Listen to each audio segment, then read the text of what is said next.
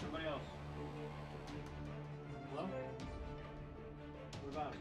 Where are they? The thing up there at the top. Good boy. Training.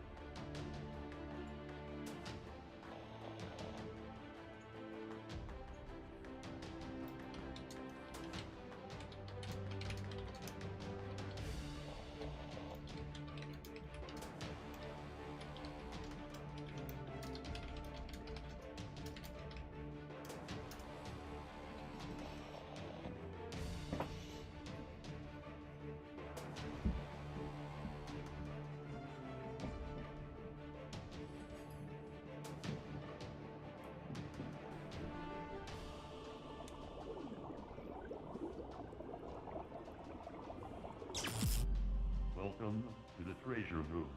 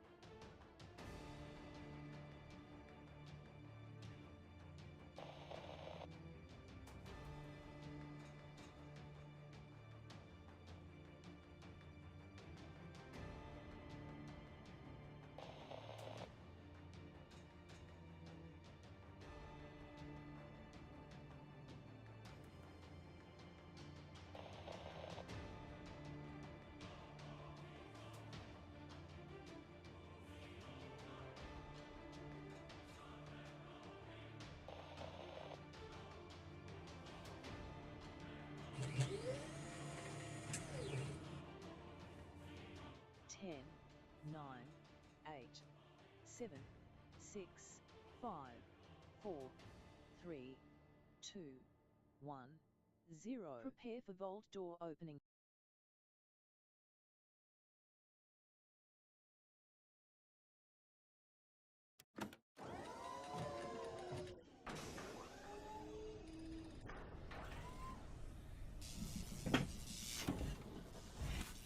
Hello and welcome everybody.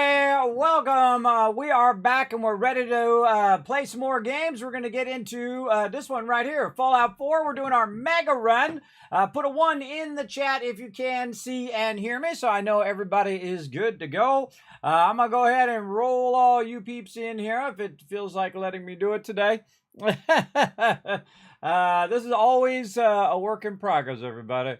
Always a work in progress. Come on, you got this. There we go. Again, always pushing the absolute limits of what can be done in streaming and all of that stuff. A very, very fun adventure here. That is for sure. But thanks for coming in, hanging out, everybody. I appreciate it. Now, of course, I am multi-streaming live to Twitch and to YouTube at the same time. Thanks to them for opening that up for people to stream. So I'm just going to do it every single time because why not? Why not make it easier for all of you, not only to watch live on whatever platform you feel like watching live on, but also for it to automatically save every single VOD on Twitch and on YouTube at the same time. So you can watch it right after the stream. Say you come in about halfway and you want to watch the rest of it, boom, it'll be right there, instantly available for you guys to watch. So thank you so much for coming in and hanging out. We're going to really get into it today. We have unlocked the Vault-Tec kit. That means we are able to go in and use it wherever we want. And I actually rolled back the game a little bit because I used my last vertibird signal grenade. I realized that and I went in and I rolled it back a little bit so I can use my vertibird grenade to go get more vertibird grenades first and then come back and then get into some more trouble. Now we're going to go ahead and roll all you guys in as well over here. This is... showing some Twitch love here. We've got it up and running. I'm standing currently. I got to press the thing. Currently going to be standing in Vault 88. And then we're going to run from Vault 88. We got to remember to go back to the airport because you can't forget your vertibird signal grenades or you're going to go on a very, very long walk in the survival mode. So we're going to go back here and go over there and take care of that as well. And hopefully we'll remember to take all this loot out of here as well. So very, very fun. So thanks for all the ones in the chat, everybody. I'm going to shower you guys with a bunch of love over there. 2,000, 3,000 caps for having my back in the chat. Let's see, who do we got in the chat right now? Let's see, first person I see is a Foggy. What up, Foggy? Thanks for coming in, hanging out. Appreciate you. Big time. We got Paul coming in. What up, Paul? This is pretty awesome, everybody. This is a technical miracle I'm pulling off right at this moment. You have no idea how tough. Oh, there it goes. How tough it is for me to do all this kind of stuff. But, you know, I do stuff that people haven't even thought of yet, everybody. I haven't even thought of how to do this at this level. There we go. No problem, Dalloway. Yeah, I have a bit of a cough there. I forgot to mute my microphone there. Sorry about that. It happens. It happens. I have a cough because I talk a lot. I talk on the stream all the time, so it happens. Wombat coming in, showing some love. What up, what up? Thanks for that one as well. Appreciate all these ones right in there. Thank you, everybody. Appreciate you guys having my back. I see Brando. What up, Brando? Appreciate you coming in. Paul coming in, show him some love. Walter Cat as well. Hello, hello. Thanks for coming in, hanging out.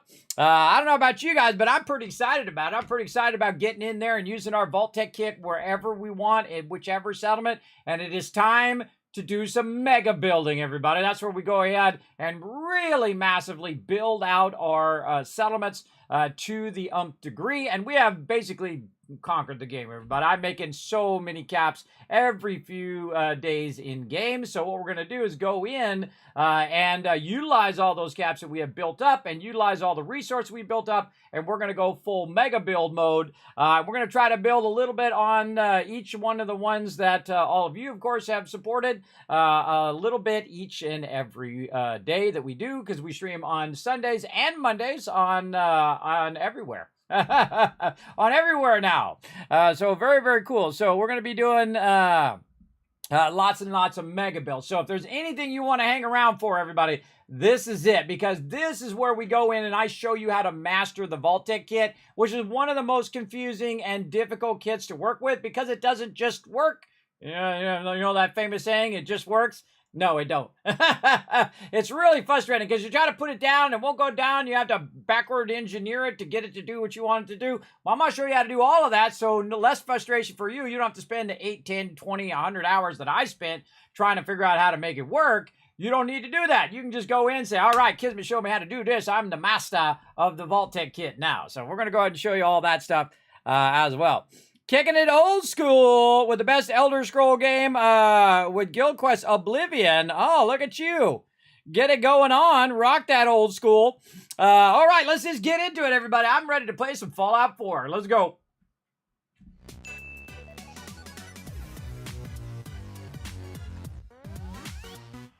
All right, here we are at Vault 88. We need to take this loot and get on out of here. I don't even remember what I was doing after this point, but that's okay. We'll get in here. Oh, we got to help 10 Pines Bluff, but we're not going to have enough time to do that. We got to get our vertebrate signal grid. See, what I did is I got distracted, and it took me to 10 Pines Bluff, and then I didn't have any of my... vertebrate signal grenades, so I got stuck there. So we're going to... Oh, we go here. Oh, wait, no, I got one on the way out. That's right.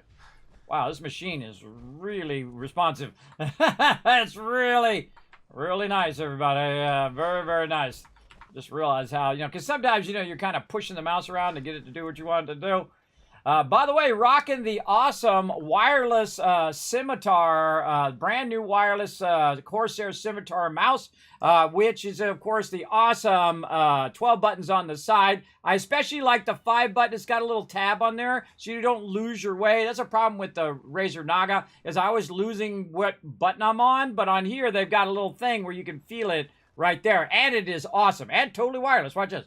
I can make the screen move just by going like this. Totally wireless. It lasts for days and days and days.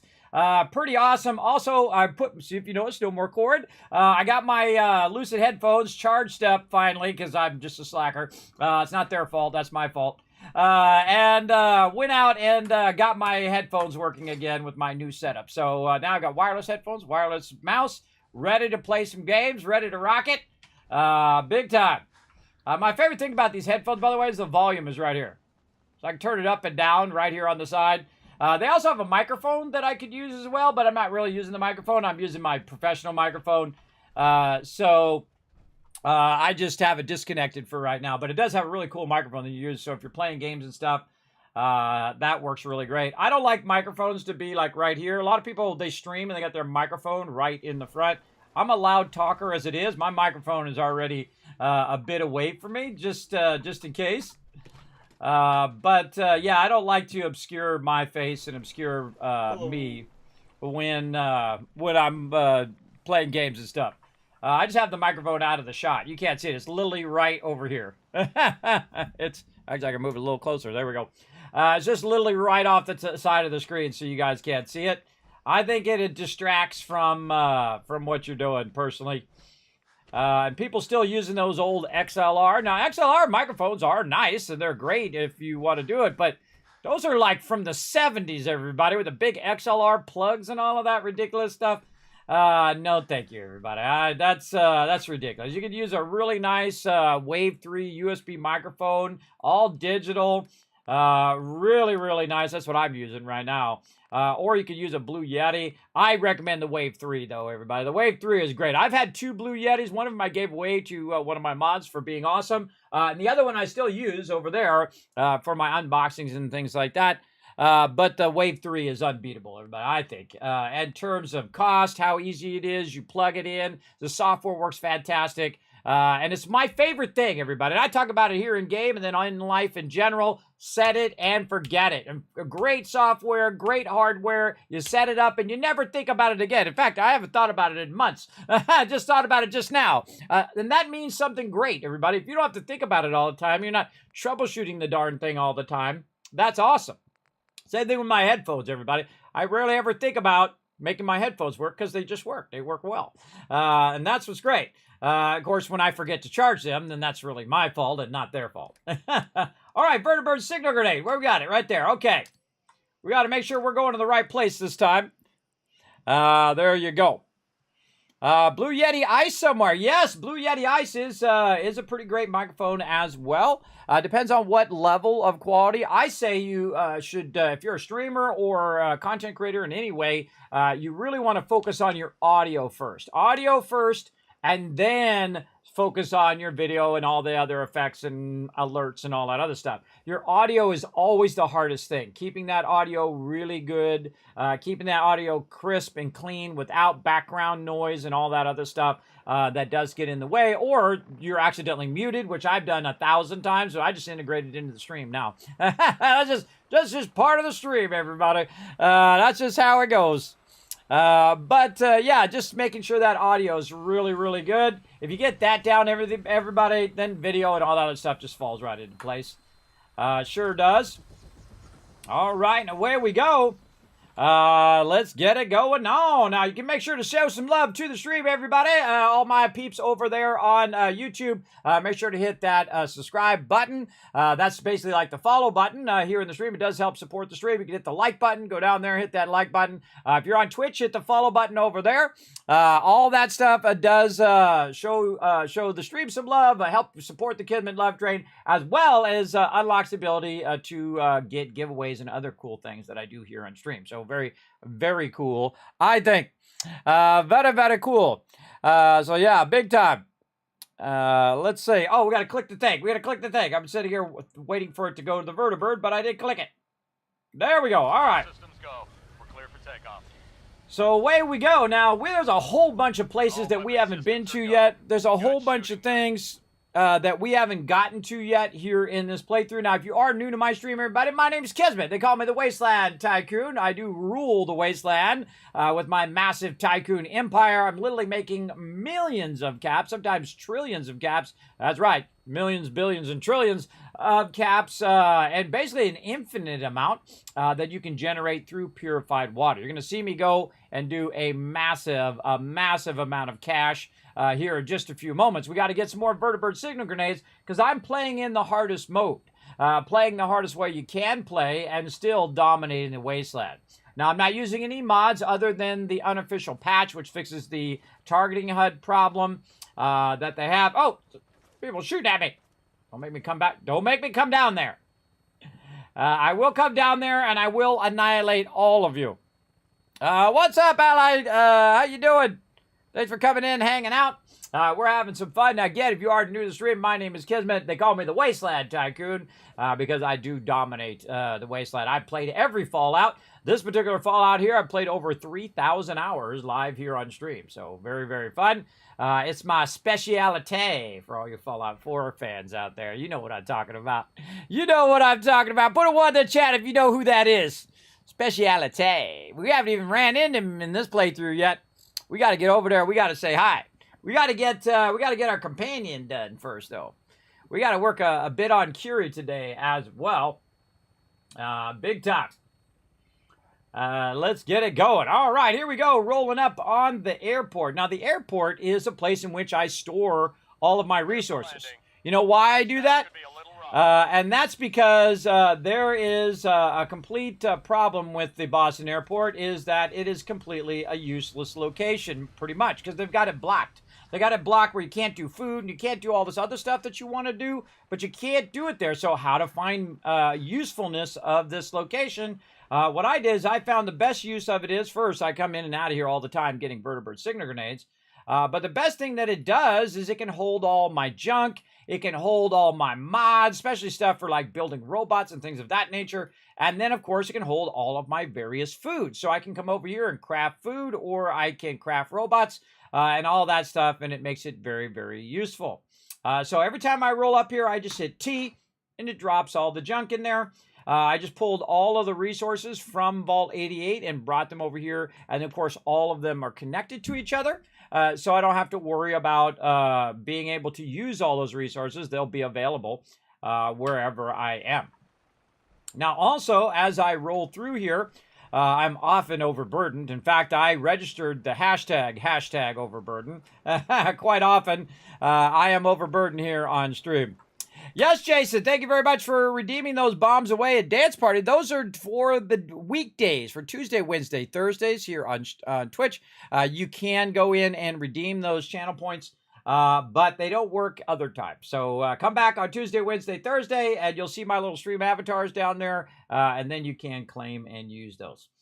All right, let's go ahead and put all this stuff right in here, like so.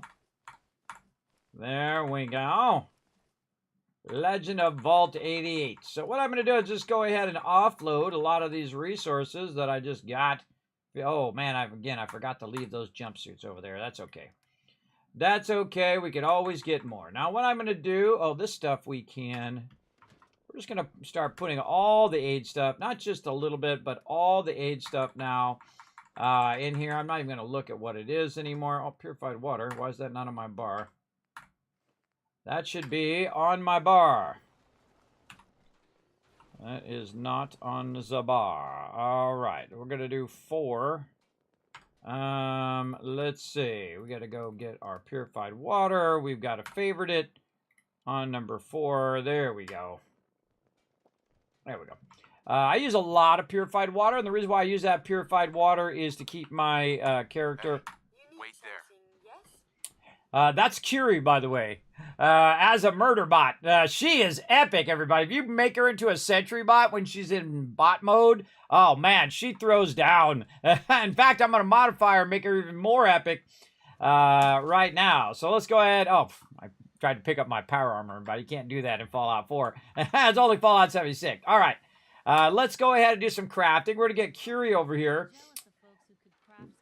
Now, one of the things that I did, everybody, is I went through and I unlocked the Mechanist line, right? So I finished the Mechanist DLC, aka the Automatron, and then now I've unlocked every single mod I can use. So I can go through and now have her as an Assaultron head laser, but I can also get even more higher end mods if I wanted to. Now, the hydraulic frame I feel is the best for right now. Let's go torso. So Sentry torso she's got. Front armor, we're going to go front hydraulic frame. So she's really defended.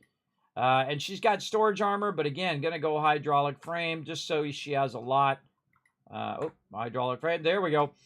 So she can take a lot of damage. Now, she's got a Fat Man launcher I could put on her shoulder now.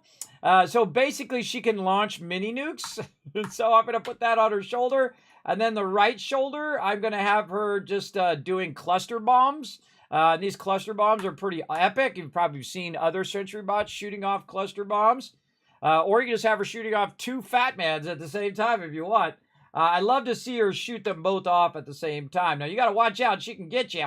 Also, she's going to heal nearby humans. That's me. While she's doing all of that as well. And that's just the torso, everybody. Let's get that left arm going. Let's go ahead again, upgrade her armor on her arm there. I like the Gatling laser. I like to put the Gatling laser along with the freeze ray.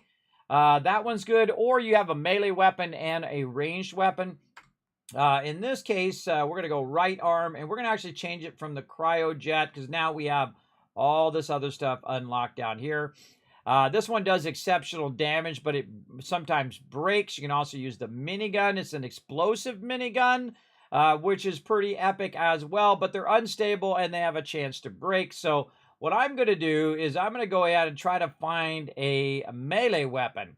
Now, one of the problems with the melee weapon is that I have to go into blacksmithing. And this I have actually played through in melee mode through the whole entire game, which is pretty fun to do as well. This is actually my 10th playthrough of Fallout 4. You're looking at the master, everybody. The master of Fallout 4 right here. And I'm going to show you all my tricks along the way. But I have no kind of melee weapons in here.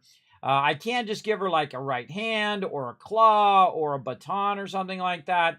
And she'll do pretty decent damage and whatnot. But again, I do like to do the freeze rifle.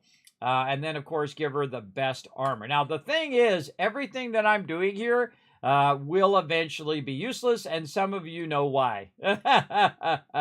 Some of you know why that is a thing. Now, again, I had her in storage armor, but I'm just going to go full on, all out now, and use my thousands and thousands of resources over here to really gear her up so she can take the most damage and just get into all sorts of trouble. We want her in the white paint there. And now, she is like a super bot, everybody. She is deadly. Look at us. Nukes in the back, cluster bombs. She's a sentry bot. She's got all sorts of heavy armor. Plus, she can also beam people with her Assaultron. The Assaultron beam is incredibly deadly in the survival mode. In fact, if I have the best gear in the game, and I have myself geared all the way up, I got all the upgrades, all the mods, everything installed, I can still be one-shot by an Assaultron at any time. Doesn't matter whether I'm in my armor or not in my armor. In my power armor or using heavy damage resistance or whatnot, she can still one-shot me no matter what. And that really adds something to the game. It really does. All right, I'm going to tell Curie to stay right there for right now. And then what we're going to do is we're going to run up the way here. And we're going to go get ourselves some more. Oh, I forgot my power armor. We're going to go get ourselves some more vertibird signal grenades, as well as a bunch of epic loot. Now, the Pridwin has tons of epic loot, everybody. It's my #1 go-to place to get loot, especially Gatling lasers and also our chain guns. And as we start to do mega building tonight, so of all the times to watch the stream, everybody, this is the night. So settle in, get yourself a drink, a snack, because you know what? You deserve it. Relax, take it easy, because we're going to get into the Vault-Tec kit. We're going to start doing some mega building. We're going to start equipping our settlers and whatnot. It's going to be super fun, so settle in. Settle in big time. And if you haven't already done so, hit that subscribe over on YouTube. Hit that follow button over here on Twitch. Let's go. Now, if you notice, I leave my companion behind. The reason why I leave my companion behind, because what happens is your companion will quite often fall off the Pridwin and take damage or be downed, and then you have to jump back off of the Pridwin and go res them. Otherwise, they reset back to where they were originally, and that sucks. That sucks big time. So what I do is I just tell them to stay. I say, stay there. I'll be back in a minute. And then I teleport up to the Pridwin here. Now, I don't know why these load times are so long. I got a really nice machine now. I was hoping those load times would be way faster, but they still feel about the same amount of time. I don't know if they're gated on time-wise or something. I don't know. Big time. Oh, you know what I forgot? I forgot to take that thing that's tracking my FPS off. How do I turn that off?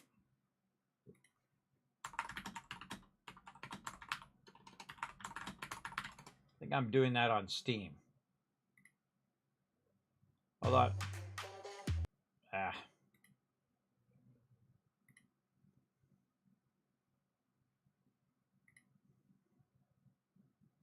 Somebody knows in the chat, let me know. Steam settings. Steam settings, and then in-game.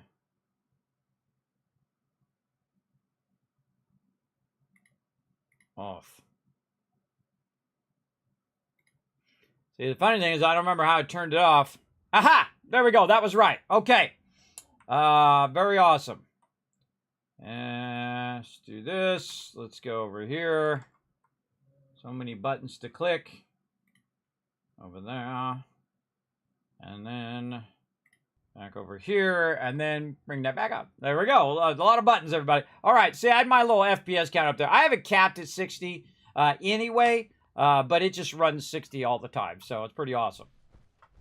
Pretty awesome, big time. So yeah, you have to go to your settings, and then it says in-game, and then there's an option to have it in the upper right, upper bottom left, or whatnot, and I just turned it to off. So it wouldn't show up there. So there we go. Yes, what are we doing on the retweets? Two more retweets. All right, follow that link right there to go show some love on the stream. And I'll go show some love over there.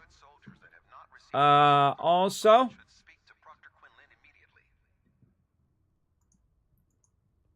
Right over there. Boom, there we go. You guys can show some love over there on Twitter. Remember, all that stuff does help show some love here in the stream. Allows that love to turn right back around and show to you guys. Because some of my sponsors are Bethesda and Bethesda Gear. And I've given away literally thousands of dollars worth of free stuff. So hit that follow/subscribe button, depending on where you're at, whether on YouTube or on Twitch. Feel free to say hi in the chat as well. I can see everybody, no matter where you are. Also, big love going out to Rise over there. Thank you very much, Rise, for hitting that follow button. Appreciate that. And big love going out to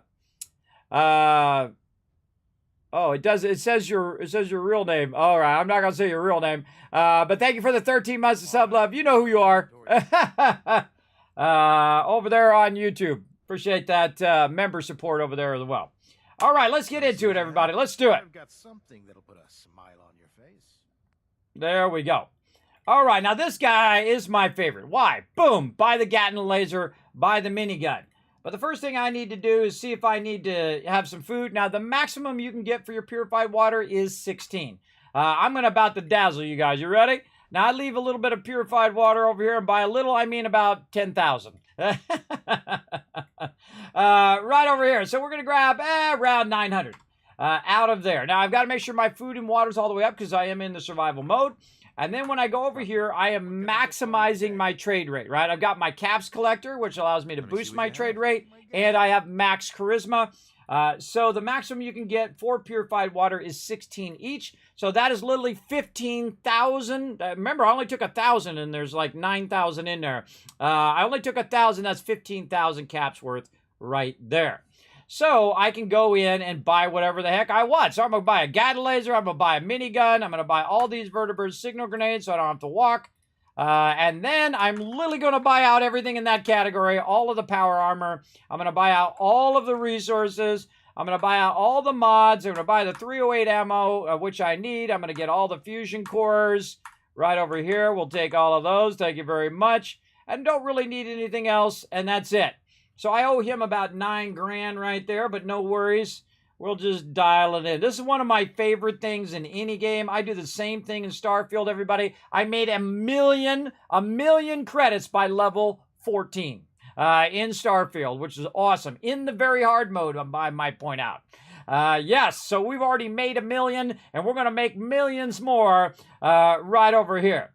So we need 9390 plus a little extra to get his caps as well, to add to our caps, which right now I am at 65,000 over here. Now, why do you need so many caps over here? Well, that's only in case you're not carrying around purified water and you run into somebody like Cricket and you wanted to get some weapons or ammo from them. That's why I keep that, as well as to gear up every single settlement with the what do you call it? The vendors. So the vendors, and so they're generating you income. So you invest income to make income. Always a good investment. All right, there we go. So we'll do the trade just to get the numbers squared away over there. And now he's got 1182 left. So let's go in and basically dial in 1180 actually is right about there. And if it goes over, that's okay, because you know what? Right now, while I'm doing this trade, it's also generating me more purified water. That's close enough. Boom, there we go. So not only did I get all those resources, I also got all of the caps from that vendor. So now styling and profiling. So we're going to go ahead and go in here. And this is something you can do from the very beginning of the game to absolutely dominate Fallout 4 right there. There we go. Good enough. Okay, so we got all that loot. Now, the other thing that I do is I keep my power armor with me. And why do I keep my power armor with me? And that's so I can quick travel back to the Boston airport and drop all this loot off that I just picked up. And you're like, well, Kismet, you are in the survival mode. You can't quick travel. You can only walk there or take a vertebrate. True, but one of the things that I mean is that I can go up and out the top part and then just jump off. And that allows me to get there without waiting for the loading screens. The loading screens in Fallout 4 are pretty extensive, and they take a little while. Sometimes, like when I'm going in the Mechanist layer, it's like probably 3 or 4 minutes, but it feels like 20 minutes just to load into the Mechanist layer. Also, I can go ahead and run using my action points over there because I have my perk, my strong back perk all the way up, so it allows me to move while overburdened until my action points are gone. And so this is how I save basically like 3 loading screens, because you'd have to load into the center part, then you'd have to load out into the top of the Pridwin, then you'd click on the vertebrate, and then you would load down below. So that's like 3 load screens right there that you really don't want to have to do. You just go outside here onto the deck here. You look down there, and then, you know, make sure you're in your power armor first. And then you're like, Geronimo! Here I come! Whee! Boom! And then you just land straight down here. Try not to land on anybody because you may AoE damage them. But there we go. So now we just walk this loot right back to our settlement and drop it off. Easy peasy. Oh, man, I'm so excited. I'm so excited to use the Vault-Tec kit tonight, everybody. We have, now I don't shortcut everybody. I play old school where I just kind of work my way through the game, collect massive tons of resources and do it that way. I don't just give myself infinite resources through mods or anything like that. I like to earn this moment, the moment in which I start to do massive mega building. Hey, come on. All right, we've got Kiri going with us. Now we're going to go in here. We're going to hit T to drop those resources that we bought. We've got Gatling lasers. We've got armor. We've got a little bit of miscellaneous in here. All of these mods we can go ahead and put in here in case we want to make some more robots out of that. And then probably a good time to save. Let's go. And we'll also forward time a little bit. Look at all my peeps changing out here. Is that Dance? Who's that? Yeah, Paladin Dance just standing there. All right, let's go ahead and forward time by 7 hours. Now, when you're playing in any mode other than survival mode, you can sleep for 6 hours, and it will give you well rested. In survival mode, it's actually 7 hours. And there we go, and I got Lover's Embrace as well. And the reason why I got Lover's Embrace is because my girl's around here somewhere. There she is, the wonderful, the awesome Piper. Folks are just looking for a hand. All we gotta do is offer. The voiceover, by the way, for Piper is just so incredibly good. One of my favorite companions. Now, I've already maxed her affection, so I just put her over here. So every time I roll through here, it gives me that Lover's Embrace. So if you're not familiar with Lover's Embrace, you can go in and look at your perks here. And you can scroll down right over here. And you can see that I'm getting +2 endurance, everybody. +2 endurance, +2 agility, and +15% XP on top of all of that other sweet stuff that you're getting there. Very, very nice. A very nice option there. All right. And so I'll keep my companions that are affection companions at some of my major places in which I'm coming through all the time. And so here we go again. Vertibird signal grenade. There we go. We're going to ride in style. And while we're at it, let's just go over here and utilize, because it's going to take a minute for the vertibird to show up. We're going to go over here and utilize our water pump. Now, feel free to say hello, everybody. If you are new to the stream, feel free to say hi in the chat. I appreciate everybody coming in and hanging out. We're going to have a good time tonight. I'm going to show you all my Vault-Tec building secrets. And that's a feisty kit right there, everybody. Very, very feisty to do the Vault-Tec kit. Okay, here we go. Oh, and we should grab all this loot while we're at it as well, while I'm thinking about it. Let's grab all this, because we're going to go do some mega sorting.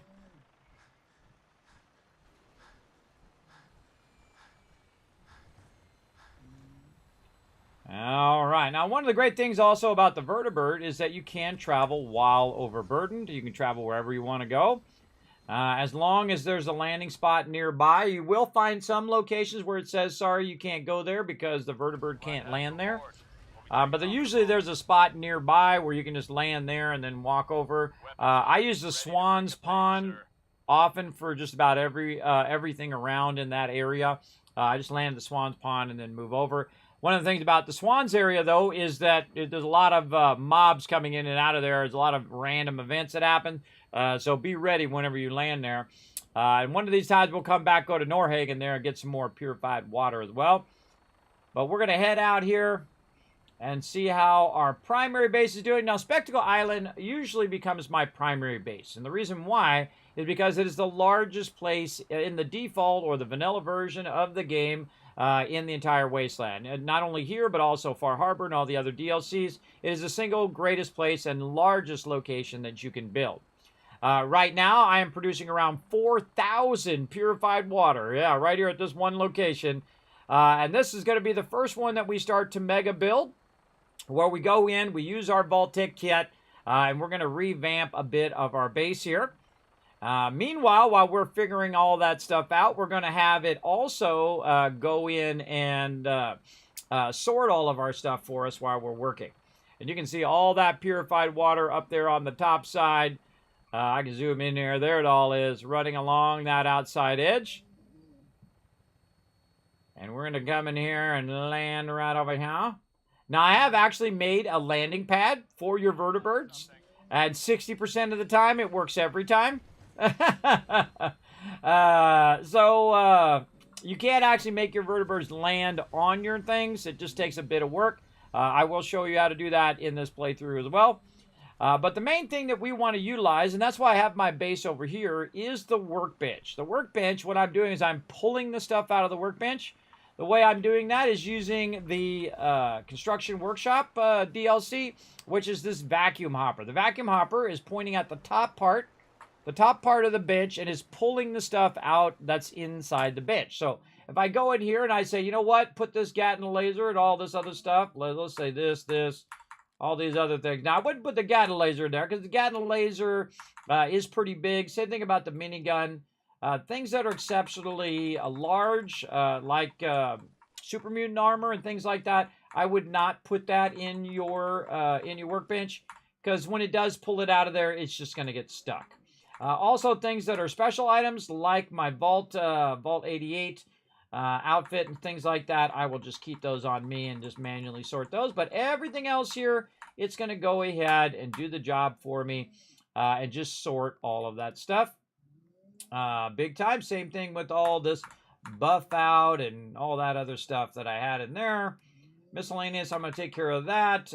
It's going to take care of all of this ammo.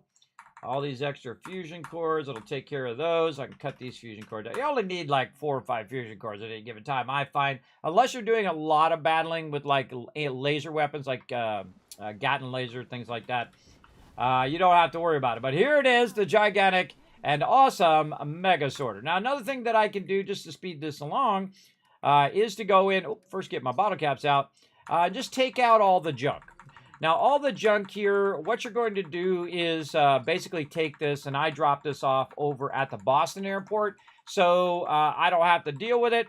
But in here, it loves to do the wood first for some reason. Like, it starts at the bottom of the junk list. Instead of doing all the other stuff first and doing that last, it loves to do that first. Now, this whole goal of the junk is to make it all the way to the end, right? So it's going to go in, sort all this stuff, make it all the way to the end, and then I'm going to take it, and I'll take it over to Boston Airport. Same with all the food and all of that stuff.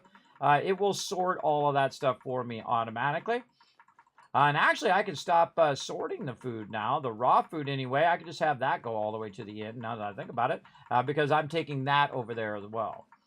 So just to save me some time, I'm going to go ahead and pull all of this out of here. And watch what happens when I pull all that out of there. It instantly changes from wood now to the armor. And as the armor goes through, if it's something that I want to sell, it'll automatically divert it into here and then be in my selling box. See, right over here. You're like, yeah, man, how do you know that's your selling box? Well, if you put a big sign on the sign that says sell, it's really easy to remember. And then keep finished food, raw food, armor, power armor, ammo, and so on down the road. So it does the sorting work for me. Stuff I want to keep, stuff I want to get rid of, right? Stuff I'm going to use later, stuff I'm going to use now. Basically, that's what it does. Now, another thing that I want to take out of here, because I am producing so much purified water here, just to save it a lot of time, is to pull about 3,000 purified water out of there. Boom, just like that. And now it won't sort the purified water as well. Because I want to sort all the little stuff and all the other big stuff. Wow, look, there goes the weapons. Watch them come out over here. Yeah, very nice. There goes a power armor helmet. That's going to go down the way. One of my favorite things is to stand over on this side and just watch it do its thing all the way down the line, right? And then you'll see when it hits a certain location down there where the armor is, it'll just start, there it goes, it'll just start diverting that armor into those particular things. Again, this is a vacuum hopper. That's how you start it. Then you use a sort thing. The way the sort function works is you just go into the sorter and you put one of that item in the sorter. You don't need to put more than one. Like in this case, an assault gas mask, right? So I put one of them in there, and any assault gas masks that come along, it'll automatically divert it out of the straight line into this separate side area here. And then I will eventually take it and sell it to my vendors. And yes, I have 2 rows of vendors. Why do I have 2 rows of vendors? Well, the first vendors in the front are named vendors, right? Like this guy right over here, my buddy, Ron, he actually has separate inventory from your actual general settler vendor, which is behind it. I'll show you that here in just a moment. So he actually, there's 2 levels of caps there. So you get his caps and then the lady behind him caps as well. Also named vendor, the mighty Sheffield. Look how good he's looking. It's like I can finally think straight. He's got a nice little suit on. He's living large. Everybody making the big money now. He's not living, curled up in a ball in Diamond City anymore.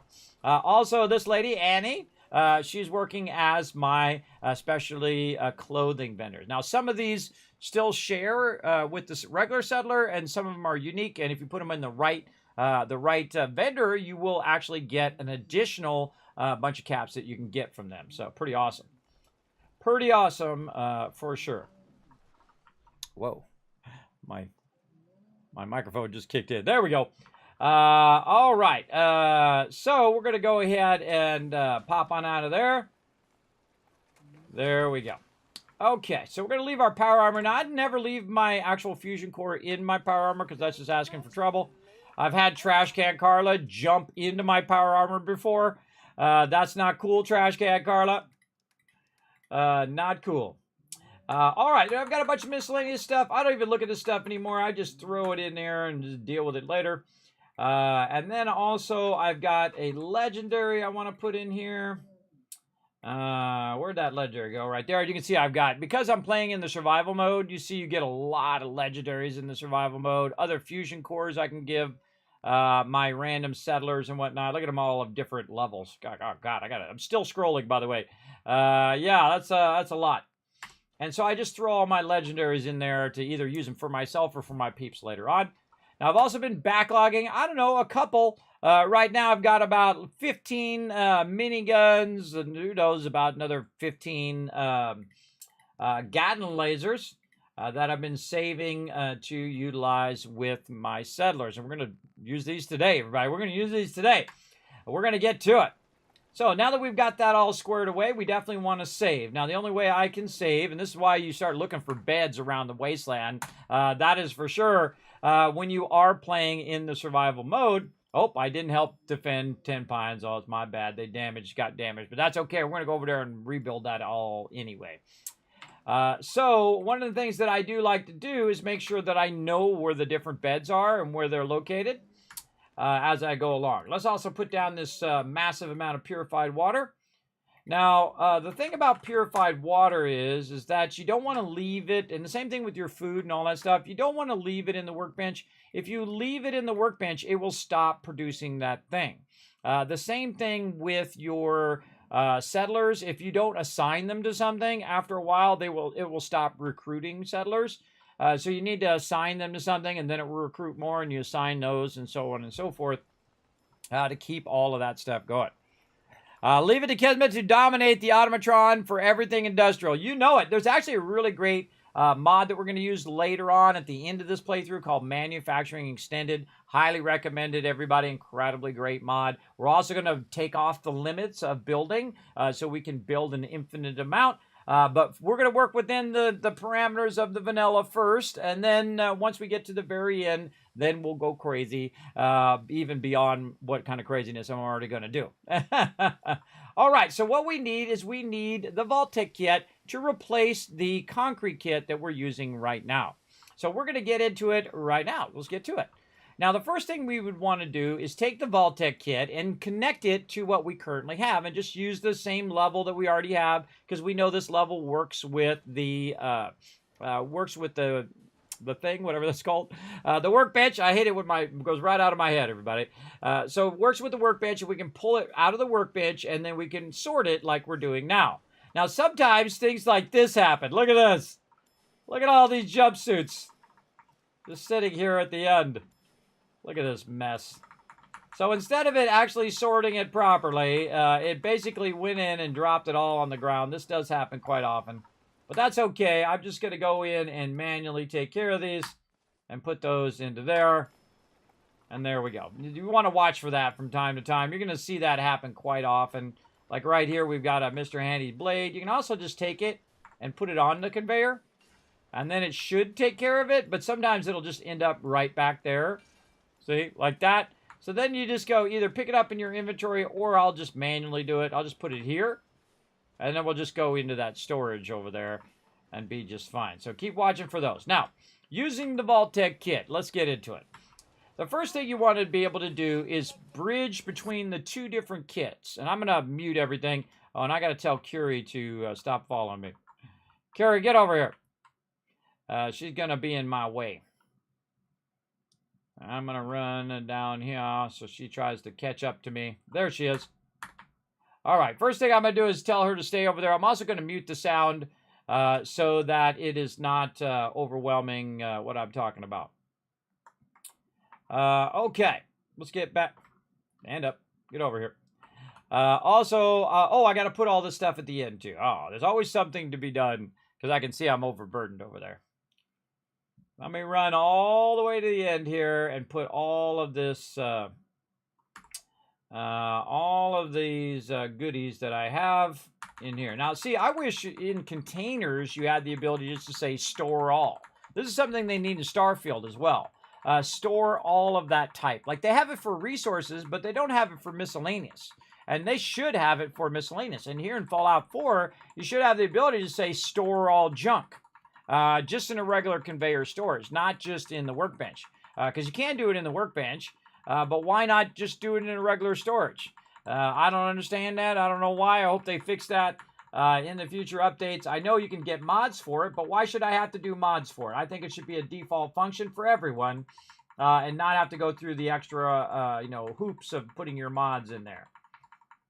I think that should definitely be a default thing. Now, this is just saving me the time of it sorting all of this junk. I'll just put it away here. There we go. Now I don't have to worry about it, and then I'll pick all this stuff up again. You want to, oh, look, those jumpsuits made it to the end. You want to go ahead and just pick up anything that's not junk or mods, and then reinsert that back into the thing. I don't think I have the armor in here. Let's go in and see. And again, this is how you work the sorter, is you take one of these for Vault 88, and we put that in there. And then we go down to where Vault 88 is. You can see I've got a lot of stuff in the sorter there.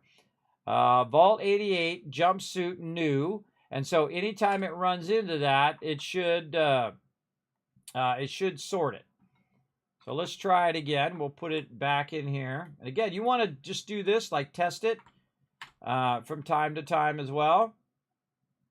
Yeah, let's do a mute fruit right now. You want to test it from time to time. If it makes it all the way to the end, then you're like, oh, wait, I didn't put that thing in the sorter. You take one of those things, put it in the sorter, then put whatever you have left back in the workbench, and then watch it go down the line to see if it actually works, or is it dropping on the ground. If it starts dropping on the ground, like sometimes I have that problem with Nuka-Cola or weapons or whatever it is, they just drop on the ground, then forget about it. You don't even put it in the workbench. Just put it manually where it goes, so you don't have to keep picking that stuff up all the time. So if I see that vault suit is having that problem over and over, then I'll just say, okay, that's not something I want to put in the bench, and it just saves me time here in my mega sorter. Okay, now we did a bunch of stuff. We should save. Let's go save real quick. Right over here. There we go. Okay, now again, using the Vault-Tec kit, let's get started. Right over here, what we want to do is we want to utilize our Vault-Tec kit, and we want to replace everything that we have, because the Vault-Tec kit is actually one of the best kits in the game. The only ones that's second best to it is the concrete kit, and the wood and the steel kits are terrible. They're absolutely terrible. I find them to be really bad. Now, let's say we wanted to add this common wall right here and connect it over here. If the first thing you'll notice is that it doesn't snap. It doesn't snap to other pieces, and it doesn't snap to other kits. Why? I don't know. I don't make the game, everybody. I don't know why they wanted to make it 10 times more difficult to use it. I don't understand. But the thing is it is. It's really difficult to use these kits because they literally don't snap to other things, right? So I'm trying to snap that in there. Maybe I want to put my atrium in right here, put a big old atrium here. Well, guess what? No moss. No, too bad, too sad. Doesn't work. You're like, hey, Kismet, what about ladders? Oh, okay, let's put a ladder right here. Let's just go ahead and snap that in. Oh, guess what? Fail-a-rooney, everybody. Big fat fail right there. Because they didn't make it snap to the other kits. Again, I have no idea why. What? Maybe I want to put a bridge here or a railing, right? It doesn't snap. Now, the few things that do snap, which is the weirdest thing, is the railings. The railings actually do snap to the edge of the thing. Why make that one thing work and not all the other things work? I don't understand. It makes my brain hurt, as a matter of fact. Now, the other thing that does snap to it is the support. So at least you got the supports that work. You got the railings that work. But all the other pieces that have to do with all the common rooms here, like great example, if you're trying to put, some quarters in, those do not snap and do not work directly on other kits. But I'm going to show you a way to work around it. What you do first is you use what I call the centerpiece. The centerpiece is the atrium floor. The atrium floor is a great transition from any kit into the Vault-Tec kit. So all I need to do is take the atrium floor and it will snap to this kit, right? And then I can go in and utilize all my other stuff to snap in there. Say I want to put in my atrium. Now my atrium is going to snap to the atrium floor. Also, if I wanted to go ahead and use my quarters room, and say I wanted to put a doorway right here, right? Well, it's not going to snap the doorway, but I can snap it this way and try to get this to snap in to the side of these, right? See, I just keep fooling around with it. You're like, Kismet, it's not working. That's right, because the doorway needs a transition. It needs a transition from this kit to the other kit. So the next tricky part of this is to use an atrium floor, but an atrium floor with a door on it. Like this. There you go. So now we're using atrium floor with a door, and then we go in, we use the quarters, we go in, we turn the quarters around, and guess what? Bingo! Bingo! It now transitions from the atrium doorway into the quarters doorway. And now you can build out your quarters and all the other pieces that go along with it. Now, by the way, once you have the quarters in there, you can use any of the other rooms. So say you wanted to then transition into a nursery wall. The nursery walls will now start snapping to your quarters walls. So those all work now. Those work together, but it doesn't work directly with the other kits. So very important to know to use the doorways to transition between different kits, right? So atrium to the rooms kit, atrium to hallways, atriums to stairs, and so on. Now another thing, speaking of stairs, we'll go back and we'll go ahead and try our stairs now. And now you can see that my stairs will snap to the atrium floor. And so they'll snap in there. You'll be able to use it. It doesn't snap to the side of it, which is what I would want it to do. But to do that, we would just use our railings to do this and then come back and then try to snap this into that railing and whatnot. Now, that works really oddly in the way that it snaps. Like I'm going to go ahead and scrap this, and I'm going to use the actual thing you have to use, which is this kind of bridge-like thing to try to get your stuff to snap in there somewhat properly. There we go. And there we go. So it snaps utilizing the bridge. Now, if I wanted to fix it, I could go ahead and take this and turn it around the other way, like this. And then maybe flip this around and fuddle with it. I do a lot of fuddling with stuff in this Vault-Tec kit, everybody. It is a painful thing, for sure, trying to get it to go the way you want it to go. But now you can see I've utilized the bridge, I've utilized the stairs, and now all of that stuff will work, and it basically looks like it snaps to this kit, but it's not. It's really snapping to the atrium floor. And now I can build multiple levels as well, and I can build out all my various levels of my future vault here as well. Now, I'm not going to use that right now, so I'm going to take all this stuff out for right now. And what I want to do is think about how high up do I want my actual vault to be? Do I want to pull this out and then run this down and then maybe make it flatter down in here? Maybe I want to run it back the other way. Maybe I want to build out over here. I don't think I've ever built on this side, by the way. I think most of the time I just build it out over this kind of chasm that's under here. But I'm kind of thinking maybe we should try something different. Maybe we should just build it in this low area here, or build it way off over here. Or build it way over there so we don't have to fly as far to get to the vault. I'm kind of tempted to do that. Again, I try to vary the builds that I do in every single playthrough. So let's run over here to the other side and just kind of scope out where we might want to do a gigantic mega build that we could go ahead and build out. Now, of course, we'd want to go into the kit to see what the absolute edge of our settlement is. In this case, that's that green line that's going along there. So if we wanted to build it out here along the shore, we could definitely build it out to this green line here. And that's about as far as we could go. Now, I'm always looking for nice flat places to build. Also, you want to think about where do the mobs spawn? Most of the time they do spawn right here. They come in from this area. They'll spawn here on the low side on this particular shore. And very rarely, but occasionally, they will spawn on that other side as well. But they mostly spawn on this low side here. So maybe we want to have all of our turrets and kill box over here defending ourselves against that. But it will save us time so we don't have to fly as far every single time if we build over here on this side. Now, the biggest problem that I find... Hello. There we go. Keeps turning my microphone back on. The biggest problem that I find is these darn bushes that are in the ground. And they fixed this in Fallout 76, by the way. But these darn bushes that come up through the bottom of your settlement. I hate those bushes, everybody. I absolutely despise them. I don't want them to be in my awesome big old vault that I want to create over here as well. So let's just say, what if we started it real low, something like this. Let's just go all the way across and try to keep the mobs from getting under the base, right? So let's jump down and see if we've got this. Yeah, see, that's a bit elevated there. But I don't think they're going to end up underneath there that much. That actually looks really good, size-wise. And then location-wise, pretty good. They're going to spawn over here. We could put our kill box on this side. And then annihilate them. If you don't know what the kill box is, everybody, that's it right there. That's the Kismet kill box, the ultimate defense in the wasteland. That's all you need. That's all you need to absolutely throw down and annihilate any mobs that think they want to come up and bring some trouble up into your location.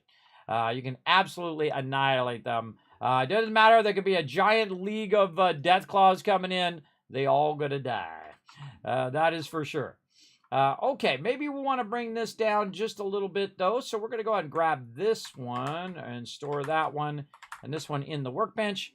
And let's go ahead and try to pull this one down. I'm going to show you a great little trick. By the way, you can hit E and it will just snap down on the ground. And then you can just pull your mouse back like this and it will sit it down a little bit further in the ground. And then we can try to line this up so it's right at that ground level. Oh, that's pretty good. Pretty good. I like that. I like that. Now, I've also got it stored, so these ones I can go ahead and put down without using more resources. Wow. Okay. All right. That's really good. That was a pretty good guess first try. Pretty good guess first try right there, everybody. We're going to run this right up next to this thing here and see how close we can get. Oh, yeah. Nice and close. I think we can still sneak by there a little bit. Oh, wild gourd there. And a barrel I didn't scrap. All right, that's pretty good. Now, one of the cool things you can do, everybody, is hold down E. And I can move the whole thing together at one time. How cool is that, right? One of my favorite features of Fallout 4, guess what, everybody? You can do the same thing with individual items by holding down E in Starfield as well. That's right, bonus tip for everybody as well. And it works really, really well. Say you got 10,000 resources and you're really overburdened. You throw it down in Starfield and you pick it up and you can just walk with it instead of taking damage for being overburdened. It's pretty awesome. Pretty awesome. So let's hold down E and we're going to fine tune this. We don't want it where it's too far in the ground, but we do want to kind of align it so it's kind of lined up to the edge of this building. That is not straight to the building. Let's go ahead and rotate it a bit more. There we go. And we want to just get this right up against this building as best we can to really utilize our space. And then look down here. Oh, very nice. I like that. It's not too much space underneath there. Can we get away with some more of this? Let's go ahead and try to put some more of these down. Okay, a little too far in the ground there. Let's bring this up just a little bit. Let's try that. Okay, yeah, we can get that going. Come on now, get in there. Man, the kid is super feisty. It's still too low to get over this stuff. Again, I'm just pushing it forward and then trying to line it up. Seeing what I can get away with. Okay, sometimes you want to grab it from this side over here. It should give me that edge. All right, there we go. I'm just kind of moving it further this way. Let's go with something like that. All right, we're getting there, holding down E again. Now I'm just doing this with my mouse. I'm just kind of turning it. In fact, I can just pick it up. I got a wireless mouse. I'm turning it like this. I'm turning it like that to straighten it out. just so you guys can see what I'm doing as well. Now I want it to be just above this stuff so I don't have to look at it. And we're going to get it right up against the side here. Now, I would suggest spending a lot of times getting your foundations down. And you're like, well, Kismet, this isn't the Vault-Tec kit. That's right. I'm not using the Vault-Tec kit yet. I'm going to figure it out with foundations first because foundations are way, way easier to utilize than using the Vault-Tec kit. The Vault-Tec kit is one of the most confusing and difficult kits in the entire game. I don't know why. I don't know why they made it so difficult. I'm also going to create myself a little helipad at the end here. It's going to be super cool. But we're going to build over on this side this time. It's going to be super fun. Now, another thing we want to do is go ahead and do one across this way. So we can kind of line it up to the edge of this building. I don't think I've ever utilized this building for anything ever. I normally just scrap everything to do with it. And I don't think that's going to change in this playthrough either. In fact, I wish I could just tear the whole thing down and get rid of it. I would like to just tear all these buildings down and rebuild them to their original glory. But one of the problems with this particular spot right here is that it's got all of these darn bushes, man. I wish that these bushes would go away like in Fallout 76. It would just remove them. But sadly, that's not a thing in Fallout 4. Now, one of the great things they could do is take some of the features they added to Fallout 76, like AoE looting and things like that, and add that back into Fallout 4. That would be awesome. Oops, that's not the one I'm looking for. I'm looking for this one. There we go. And put that in there. And this in here. And so on. And see how I like that. Again, I don't like the bushes in my settlement. So not liking that either. Not liking this. And when I don't like it, everybody, I just don't do it. It's as simple as that. If I don't like it, don't do it. Simple, simple. You can put your scrappers in there. That is true. You could definitely put the scrappers right there for the peeps to use. But I do have all of this other space, everybody. I got lots of space that I could use. Whatnot. I think out here what I'm going to do is just do something kind of like this. Now, here's the trick to your landing pad, everybody. It should be a 3x3. Basically 9 blocks like this that you can go in and set up like this. Now you can put it out here like this, or what you can do is you can put it on your base, or you can put it on a spot that would normally be on the ground, and that typically is the highest chance that it would actually land on your item as opposed to going through it and ending up on the ground. Like I'm going to do this just so you can see when I put that thing down, it's just going to end up going through it and hitting on the ground most of the time. And then we're going to move it somewhere else. But you just get the idea. We're going to do that.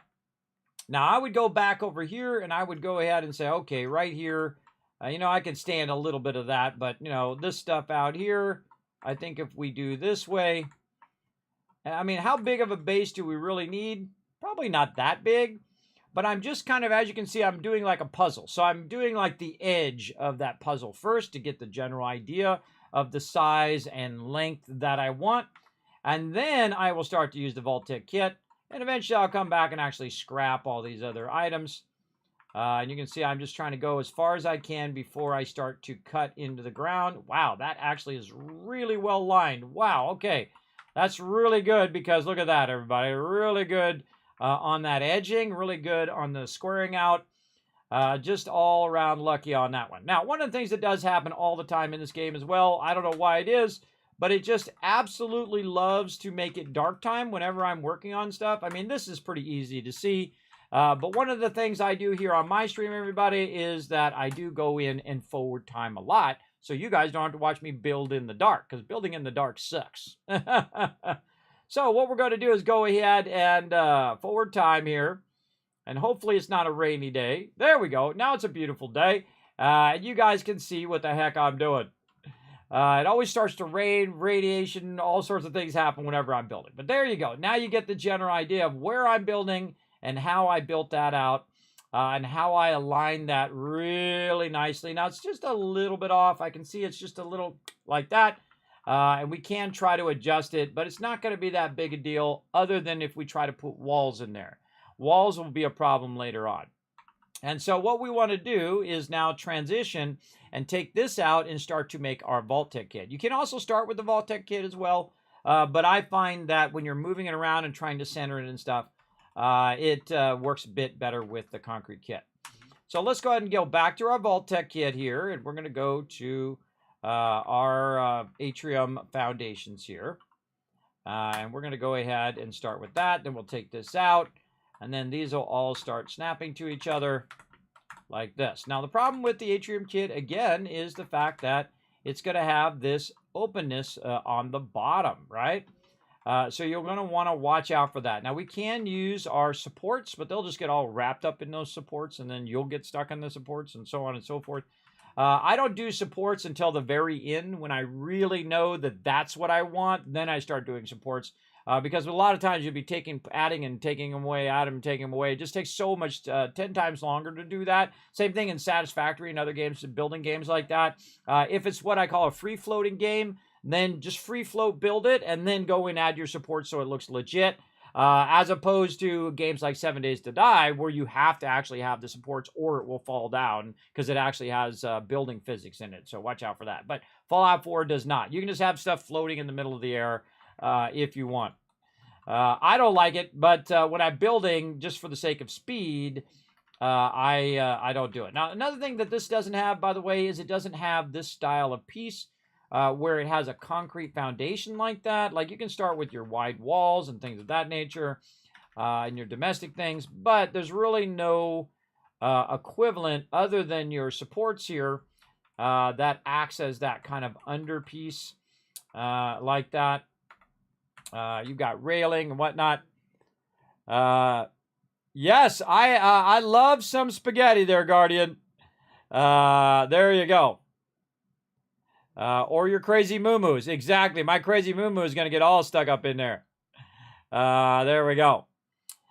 So at this point, now that we've kind of done this to try to block down there, but now we know we're going to put this down and they're still going to end up walking underneath there. And that's okay. I think it'd actually be kind of cool if they had like a little underway to walk underneath the vault in this case. The only problem is that when they are walking under the vault, they'll be able to avoid my defenses. So I'll have to put some defenses down here as well. But look at this. So now we've got ourselves a little bit of a bridge across there. If you notice I'm not scrapping these, I'm just storing them in the workbench in case I need those for some building. Or even if I just need them temporarily later on. We'll put our bed out over there and store all of these later on. And so we want to look at how that is working out. And that one right there is how that's working out underneath there. Can they walk underneath there? Can mobs get under there and whatnot? So pretty much the same as if I did it over there, but that's okay. We'll bring it over here. We'll try something different and see how it works out in the long run. And so we'll also go over here and we'll start taking all of these ones out and replace these with a Vault-Tec kit. Now I've gone and picked up thousands upon thousands of resources. So that's why I could do these giant mega builds now and not have to worry about it. Now, another thing that I want to do is I want to utilize this piece to drop it flat on the ground because this piece is going to drop differently than the other pieces. So I'm going to hold down E, which is going to give me this whole entire thing. And you can see that I can rotate it. I can try to put it down. But as you can see, it's not as easy as with the other kit, right? Because it's actually turning red right now. And not letting me put it down. So if I go back and I use one of these and I snap that to the side, basically like a template, it's going to let me here. Come on, get in there. Oh boy, here we go. So finicky. Like I said, the Vault-Tec kit is super finicky. There we go. You only got to get one of them in there. There we go. And so what we want to do is use this as our basic controller. There we go. Now it works. See how I put it down and then I moved it and then it worked, but it didn't work if you tried to put it down originally. That's a big thing. So, so now I can use this and notice the screen now because this is actually in the ground and I can go ahead and try to line this up much better. Now I wish I could, do the fly cam in this game. That would be awesome. I can even cut this in a little bit into here, but I don't want to. And then I also want it to be as low as possible and just beyond that edge. And I'll put it down, and I'll look down the edge and see if it's tilting out, which it is. So this time I'll get where I can see the edge a little better, hold down E, and I'll tilt it in. And this is, if you only learn one thing in my stream, everybody, this is the thing. This is the thing for sure. Right over here. Okay, now another thing that we want to do, again, using both kits together to optimize the way that your base is going to be. I mean, hey, of all the things, I'm telling you, that's the thing right there. For sure, for sure. Okay, now another thing that we'll want to do in our atrium here eventually is we'll want to put in a piece like this, right, that has a wall in it. So we want to look and see how that wall is lining up. That's why I kind of moved it a little bit away from the wall so I could put that down. And so we'll want to kind of flatten that out so people can't just shoot into the vault unless I want them to, because then I can put turrets there and those turrets would shoot back as well. Which would actually be kind of cool to build a kind of an outside edged kill box right there. That would be fun, but I do like my kill boxes up high.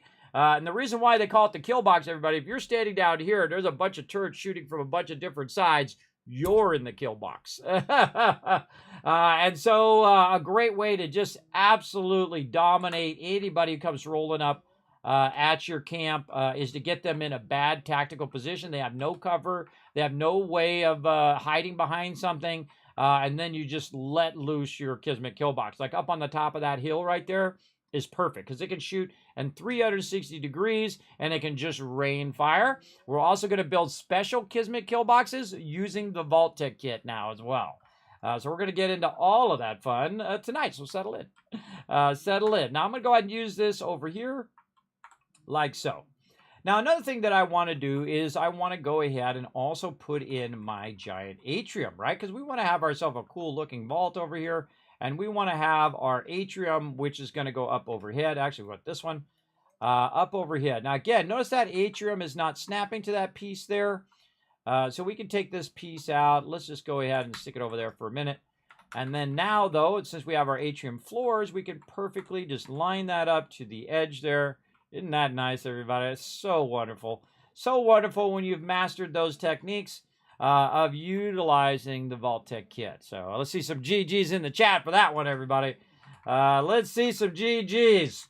Showing you guys how to do that nice and smooth. You don't have to spend the hundreds of hours that I've spent trying to figure out this darn Vault-Tec kit. Now me, I don't necessarily need a wall right here, but I'm just that kind of guy that wants a wall there so they're not shooting through that other thing and locking that in. The same thing up here. We're going to try to put a wall in there. It looks good.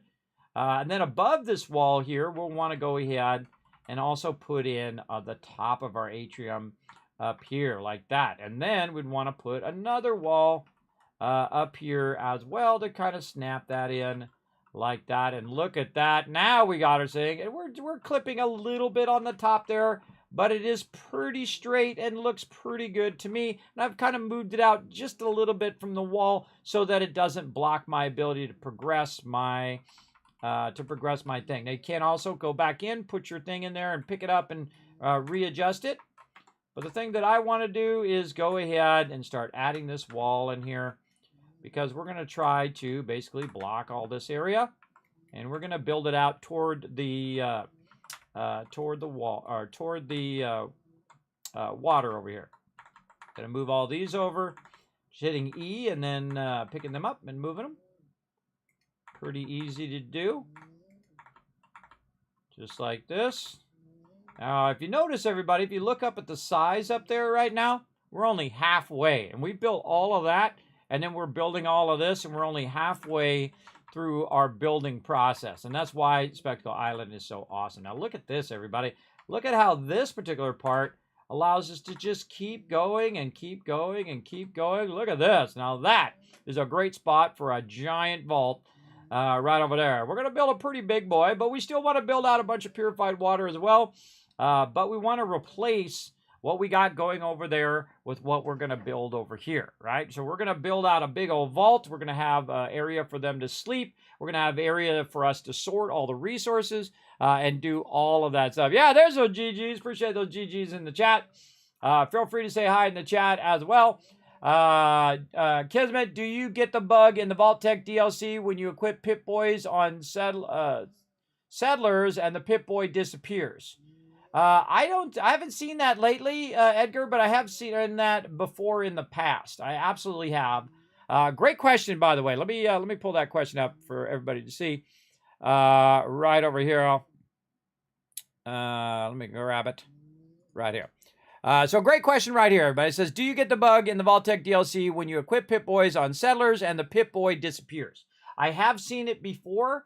But most of the time, if I'm not playing with mods or whatnot, and I have the unofficial patch, it does seem to fix that. Though it does disable all my achievements, which kind of sucks. But that's okay. I've gotten plenty of achievements in there. I'm not really worried about them anymore.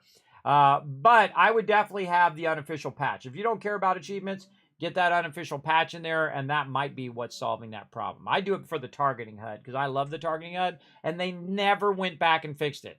Bethesda never went back and fixed those basic problems that they had. They let the modders fix it, which totally sucks, everybody. Totally sucks. I hope they don't do that with Starfield. I hope they actually go back and fix a lot of these problems that they're going to have over time and not let it go, you know, so many years and just never do anything about it, because that sucks. Okay, so now we've got this over here. And we want to go ahead and then build out this side over here first to try to get an idea. Now we're going to go ahead and just store that in the workbench. And we're going to build this over here. We're going to need one in between. And this one here, actually, I'm just going to go ahead and build a nice little doorway. Where's my doorway? There it is. Build a nice little doorway there because this is going to come up and over the top of this. And so we'll want to put our other side of our atrium in. Now, one of the things that you're going to have a problem with the Vault-Tec kit is you're going to run out of room wherever you're building it. So what you want to do is optimize the type of pieces that you're using. If you notice that this piece here has a floor and a wall, well, this is using up the same amount of size in my settlement as just a floor or a wall would take. But in this case, I've got both of them going at the same time. So it actually saves you room in your size if you're trying to work within that size limit. So that's why you'll see me use a multi-piece like that where it's a floor and a wall or floor and a door to maximize my ability to build as much as I want. And that's pretty cool, everybody. That's really cool. And then the same thing up here. We don't want people flying in or, lobbing grenades into our vault. So we'll want to go ahead and find ourselves the wall. There it is. And we'll put it up here. Now, sometimes I put my Vault-Tec office way up there. And if I feel like it, I'll come back and get it done. But let's start with the basics first. Using that atrium floor to get it going on. Now, again, just like I said, I'm going to go ahead and put this in. Now, I can put in some windows if I want so they can see outside. But most of the time in the vault, I don't want them looking outside. I want them, paying attention to what's going on inside the vault. And then here at the end, I'm going to cap these ends with these walls if it just wants to do what I want it to do. So awkward sometimes. Big time. Oh, this one doesn't have a thing. Oh, I forgot to put the other one in there. Oh, okay, hold on. Let's take that out. And let's use the other one without the thing. Yeah, like that. Oh, no, that's not it. Yeah, no, that's it. Okay. The other one doesn't have the other level in there because I don't need that level. But if I use that one, that's going to add more to my build. Oh, hold on. Yeah, let's take this out because this is going to add more to the build. It'll add 2 more additional things. And we don't want to do that. We want to use the one that already has the ground level. And just like I was saying, it's going to save us in some of our build areas. Oh, God, this thing is always so awkward. I find aiming down sometimes helps. There we go. You just aim, you pull your mouse backwards. You just do it like this. And then aiming down helps you align that. All right, there we go. Now we're looking good. That's much better. And then this way I only have to add 2 little walls over here. And you can see those walls are going to snap much better now. And at least somewhat better. Then up here using my scroll wheel, and there we go. So now we got those corners in, we got these corners in, everything looking good. And then again, you can go in and add a bunch of windows if you like. The biggest problem with this one is the fact that it's going to have the ability for stuff to walk underneath it. And we can put some turrets down there to watch out for the lower side. But we're just making a nice wide vault to get started. And there we go. And we just put the stuff in. We can put in lighting and all of that. But what you really want to think about is what are you building this for? Why are you building a big old atrium? What are you going to put in that atrium? How is all the people going to sleep? Where are they going to sleep, right? Now, at this point, we might want to think about putting in our other kits. And so maybe we want to store this edge here, and we want to put our common rooms down, right? Say we want to do a nice bedroom, right? So we'll go in here and we'll say quarters. And I want to just go ahead and snap that quarter in right there. See, super easy, right? Just snap it right in there. Just do the snapping. Do the snapping! Do the snapping! And for some reason, they didn't do it. I don't know why. Don't blame me. I don't make the games, everybody. I just play them. But I'm going to show you how to work around it right now. So we're going to take these two pieces out in the center. Then we're going to go to the atrium kit, and we're going to go ahead and put down a door. And just like I showed you earlier, you put down a doorway. Then you go into the kit that you want, the quarters kit here. And then we're going to find our door here somewhere. Let's see. Oh, quarters over here. And it doesn't really matter which one you use, but you got to have a doorway that goes into the actual rooms kit. And then once I have a doorway, now I can use the outside edge like this, and then now I can just take the doorway out and restore this back to how I had it. So I use the actual doorway as a transition between what I have and what I want to put down.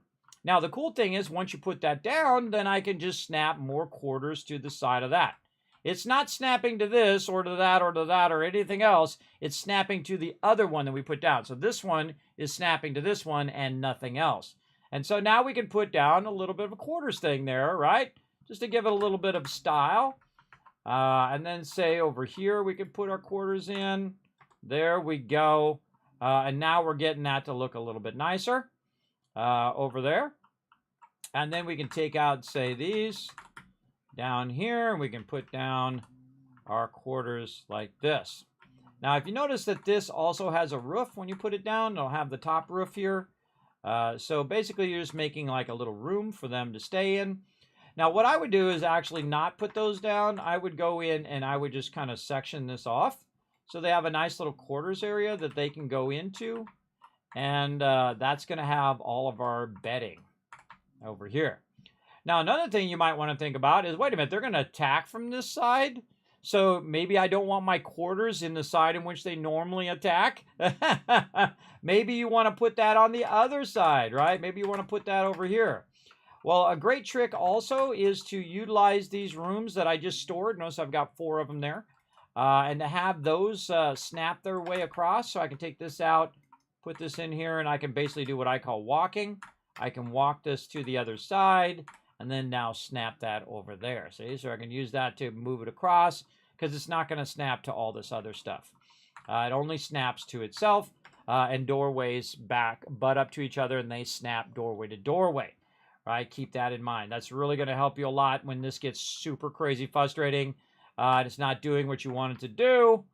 And I had that same problem when I started it.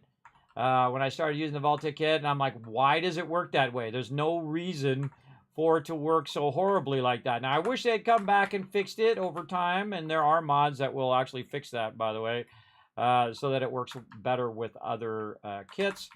But me, I just want to have a nice big room for them to have all their quarters, because what I'm going to do in this build is to build it out a bit more extensive than I would in what I call a super build, right? So there's a basic build, which I do. Then there's super builds, which are the builds I have going right now. And I'm the kind of hardcore player, everybody, that has a whole spreadsheet that tracks all of my settlements and what they're doing and how much food and water. This is live right now. This is This is what's going on with my settlements right this moment. The green ones over here that are green on this side, those are the ones that are super built. The ones in yellow, I'm still in a basic build, working my way to a super build. And then this one we're working on right now, Spectacle Island, is what I call a mega build. That's when you really get hardcore, everybody. That's when you really get it going on right over here. Now you're like, well, Kismet, how do I get that settlement overseer and how can I use it for my playthrough? Well, guess what? I provide it for free for you guys to go ahead and utilize. So I'm going to go ahead and send it to everybody right over here. Boom. Right over there. So you can follow that link. You can highlight it, copy it, paste it into your own spreadsheet, or you can save it out. Whatever you want to do, it really helps a lot. It helps for when you know, okay, did my happiness go up? Did I get more people? Do I have enough food? Do I have enough defense? It'll help you with all of that. And I have a calculation there in the yellow column that automatically calculates what the minimum defense you need to keep them from attacking your settlement. So feel free to go ahead, download that and utilize that, and you'll see me utilize it here in this playthrough as well. Okay, so we want to go ahead and build out a nice little area for them to go. Now, of course, we want to have a nice little doorway as well for them to get in and out of their bedroom over here. So I'm going to say, okay, well, they can walk around this way and go into the bedroom. I'm also going to have an exit over here. Actually, there's a big old bush right there. Maybe we should move this exit. Yeah, I don't like it. I don't like it, and when I don't like it, I change it. Let's say some way over that way. This one here, we're just going to go ahead and close this off so we don't have to look at no bushes in my way. Again, I need one of them clippers to go in there and clip those out of there. Hate them bushes. Now, I could put a doorway in here as well and block that all off and whatnot, but I'm just going to leave it open for my people to be able to progress through here. And then we'll say 3 of these long. Now, the next thing I'm going to do is start to do... Now, if you notice, I don't build the whole thing out first. I'm always testing to see what I want and see if stuff fits and builds and goes together and works together. I always do a lot of testing before you commit to any big, gigantic projects to see if that's what you want. Now, in this particular one, normally I do this, everybody. I put their beds up against the wall, and I do this right down the line, right? And I usually use the skinny beds because I can get more of those in at a location. You'll see when I go to tear down my super builds and build my mega builds, you'll see that they have the smaller beds. And I'm going to get rid of all those smaller beds now because now we're getting fancy-smancy, everybody. We're getting the fancy-smancy going on. So each one of these beds is going to have its own individual space and basically foundation for it to center on. And whoever lives here is going to be living really, really well because this is going to be our first gigantic mega build that we're going to work on for sure. And there we go. And then again, the really nice bed here. Now, this is the nicest of all the beds that I can do currently. And so I'm going to give them lots and lots of room. Now, it's also going to be in an interior location, and they're going to be covered from any rain that's going to fall on their head or anything like that. So you can see that we also, now, of course, this is going to be pretty long if you think about it, right? That's a lot of beds you're going to have to put in there. I'm going to have 24 beds down the line. Now, the other side over here, we're going to go ahead. Now, I still use a bunker style. I don't give everybody an individual room. Because that is just going to take a massive amount of space and resources. And I feel like having a really nice bed is more than enough of me being super nice. Now I'm going to go ahead and put this in here. And so now why am I putting the bunk house at this level and not up above like I sometimes do? And that's so everybody can get up and walk in and out of here.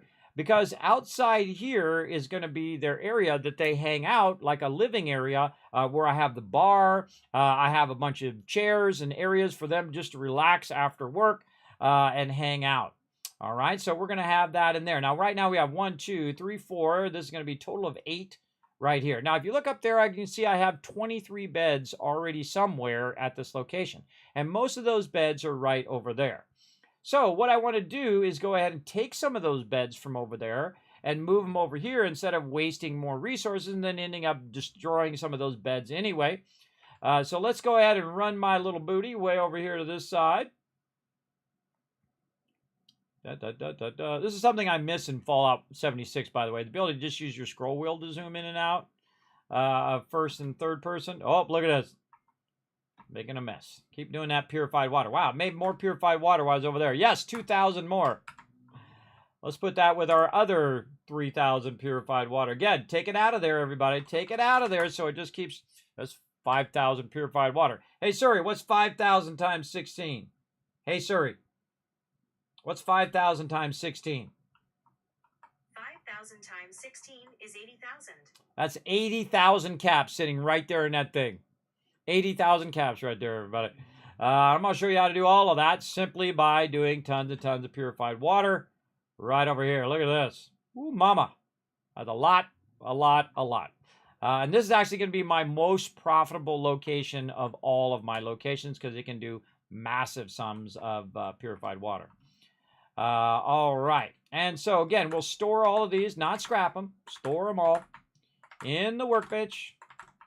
And then we'll move them to the other side. There we go. Now, you notice it turned red up there. That's saying, hey, look, you got a bunch of settlers. Oh, can I make it all the way over here? Nope. Oh, it took some damage on that one. That's telling me, hey, I don't have enough beds for my settlers, and thus I'm going to have to listen to my settlers complain about, hey, I don't have enough room in my thing, and blah, blah, blah, blah, blah, blah, blah, blah. I don't want to listen to it. Don't tell me all that stuff. I don't want to listen to you complain. I'm over here building some massive mega builds. Darn NPCs. All right, back to what we're doing. Now we're going to go in here, and we're going to use, again, our quarters. We're going to go ahead and use our doorway this time. And this doorway is going to snap from here to this piece. I don't need another doorway over here because it's already got the kit going. And this is going to be their ability to kind of walk in right here and go to bed as well. And then we just keep doing a bunch of these rooms down here. And again, this is going to start cutting into our overall size. But they're going to have a really nice area here. We're going to make this nice and long just for their... for the thing. Now, sometimes I will overbuild and then say, okay, well, that's too far. I want to go ahead and cut into that and so on. So 1, 2, 3, 4. 1, 2, 3. Let's go number 4. And then again, we'll go ahead and put another door. And then we'll go ahead 1, 2. Oop, other way. Let's pick it right back up and rotate it. And let's say maybe that far is as far as I need to go with the beds. Now, another thing that's really nice about putting them inside the vault is they're going to be protected against getting shot and damaged. They have to actually break into the vault to actually attack my settlers, which is not an easy thing for them to do because I'm going to make a vault door that they'll have to come in the vault door and make it in, which they rarely ever do. I've rarely ever seen them make it in through past the vault door. Okay, and here we go. Let's get some more beds in here. And again, this is going to be one of my largest settlements. Oh, that's the wrong bed. That is for sure. There we go. Right over here. And we want to make sure that the headboard is one way. The headboard is going to be taller. The one side is going to be taller and the other side is going to be shorter. It's more pronounced on the other ones, like these ones. You can see that that one on the far side is much higher than the one on this side. Less pronounced on this one. For sure. But there we go. So let's go ahead. Once you get it aligned, it'll stay aligned like that as you go along. And so now we're doing pretty good. And again, I'm trying to make it where they have plenty of room on both sides and they can get down in between here. If you can get between here, they can get between here. Now, if there's 15 of them trying to get in there, then they're going to have trouble. But I do try to make it where it's easy for them to go down. Now, I could make this where each individual person has their own room. Or, you know, you split it up where, you know, you have just a few people can have their own room and whatnot. I don't bother with that because otherwise I'm going to have to build a hallway down here. And that's going to take up more of my build space to put a hallway down. And that's a doorway there. And we just want to have enough of these so we have a total of even amount of beds. In this case, we're going to go for 24. And there it is, 24 beds. Now, are there any other beds laying around somewhere? Most likely there is. And the reason why that is because when I first came in here, I wanted to save the game. Speaking of saving, now's a good time to save too. I most likely just threw one down on the ground over here for me to save. And so we'll look around and see if I have any other beds just laying around. Maybe not. Oh, off this side when I was down. Yep, right there. Let's go back this way. And we'll run down here. And probably a good idea to save while we're at it. We don't have to redo that. And then take this one and store that in the workbench. And there we go. Now we have 23. Oh, there's a super sledge there too. So now we have 23 of them, which is more than enough. You really need 22. I like to have an extra one for me, usually when I'm working on stuff and whatnot. Now, I don't need to be over here by where my purified water is. I don't need to be anywhere close to that. I can be working over here and just pull it directly out of the workbench no matter where I am. I don't have to be by the workbench unless I'm doing sorting or something of that nature. I can just put a little stove over there and utilize that workbench. Look at that. It's already looking cool. Already looking cool already. Big time. Burn up one of these stem packs. I've only got hundreds of them. Okay, looking good. All right, so that's probably good enough. 23 is going to get us by. Now, I probably have some extras in here, so I'm going to just go along and see if I have any extras. I do. I have an extra one here. I'm going to put that down, and I'm just going to scrap that. And then what I'm going to do is go ahead and store these ones in case I decide to do some more of those. I'm going to store these two, store this and this, and I'm going to cap off the end of my vault here. Simply by going in domestic, we're going to go into rooms, we're going to go to quarters, and then we're going to use our kind of corners like this. And then we're just going to cap off the end of that right there very nicely. Get our beds back out that we stored, and then put those back down. These people here at the end are the safest two people in the vault because they are the furthest away from the doorway. And the safest, so no one comes up and gets up into our business. Oh, and look, here comes a rad storm. All right. Oh, there's another one out here. Oh, wait, okay, well, I can't put this one. I do need another row. Okay, let's store that one. Or actually, let's just go with 22 and see how we do. Okay, so another thing that I can do is go ahead and forward time by 12 hours so that it is 7 a.m. So again, you guys don't have to watch me in the nighttime. By the way, I forward, because I do that, my time of how long I've been in the wasteland is usually really, really long. How many years I've been in the wasteland? Because I do that all the time. Okay, and we need some food, but that's not a problem. Again, I can just go ahead, go in, access the workbench from over here on what I call a quick shop. So I'm just going to put a cooking stove and stick it over here right now. And then I can access the cooking stove over here, and I can put items in there, and I can take items out of the workbench if I wanted to. Okay, so we got all of our bedding squared away. Now, what's the other thing that we want to do here as well to add to our vault? Now, again, we could make a big atrium, but I'm really just going to have half an atrium. So this side's going to be the atrium side.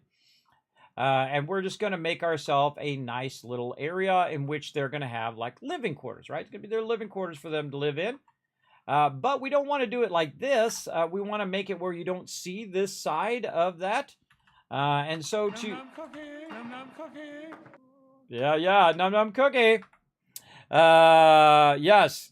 Greetings from Ecuador. Currently building your Vault 88. Awesome. Well, come on in. Relax. Take it easy. Yes, the Vault 88 kit or the Vault-Tec kit is a huge pain. But again, once you learn some great techniques on how to transition, you're good. Now, again, I'm going to do this so I don't have to look at that blue edge. And this takes just as much as if I just put a floor there, if I put the floor and the wall. So we've got a much better transition. Now, I don't mind having these edges here, but if I did want to fix that, there is a piece to do that, but then it would affect my outside wall and all of that. And I want to just have it so these guys can just go around the corner and go to bed, as well as have other areas in which they can go to bed as well. And so basically what we're going to do is just make some transitions between the atrium center And then what we've got here. And if you notice, I put stuff down and I take it out. I put it down, I take it out. That's the best way to kind of use your kits, is to experiment. And then if you have a bunch of stuff at the end, you just build all that stuff out and then you get rid of it. One of the things you can also do in Fallout 76 is you can store all that stuff, and you have an option for stored in your options of where you can build. It's usually up at the top on Fallout 76. You just go to stored, go down to it, and you can scrap all of it. You can't do that in Fallout 70 or in Fallout 4, sadly. That's a great improvement in Fallout 76. Absolutely love that particular part. So all right, so now we're just gonna again just create something super simple here. And I think we might do this on the low side. We're going to test it. We're going to go ahead and put a doorway in here, just like this. That looks pretty good. And then we're going to take our thing here, and we're going to try to snap it in there and see if it hits the ground. Oh, wow. I don't think I could have done that any better, everybody. And it does hit the ground. And the trick to it is just have your character just walk up it and see if it just walks up there perfectly. If it does, then they can do the same thing as you. If you hit a spot and you can't go forward, they can't either. So keep that in mind. But again, it was almost like I did that on purpose, right? Sometimes it's just, building in the moment, and then things just work out. And that's pretty good right there. I really like that. I'm certainly going to go with that. All right, so more of our just very simple atrium walls here that are giving us in both directions at the same time, just like this. And we'll just keep our atrium going way down here. So we're going to put a bunch of stuff here in the atrium as well. Now, every now and again, I am glancing up there at the size to make sure that I'm not overbuilding and end up with not enough room to build out my stuff. Now, I do have a bunch of stuff over there that I'm going to take down as well. That's going to give me more room, but that's looking pretty good. Now's a great time to think about, okay, well, what am I going to do with the roof up there? And the atrium kit does a really great job of giving you these big atrium ceilings, and they're actually multi-direction, by the way. You can just do this side and then rotate it around and get both sides real easy. Strangely enough, this is probably one of the better things that snap in the game. Very oddly, that actually works really, really well. I find that, again, not only the Vault-Tec kit, but other kits work. The snapping on it is really awkward.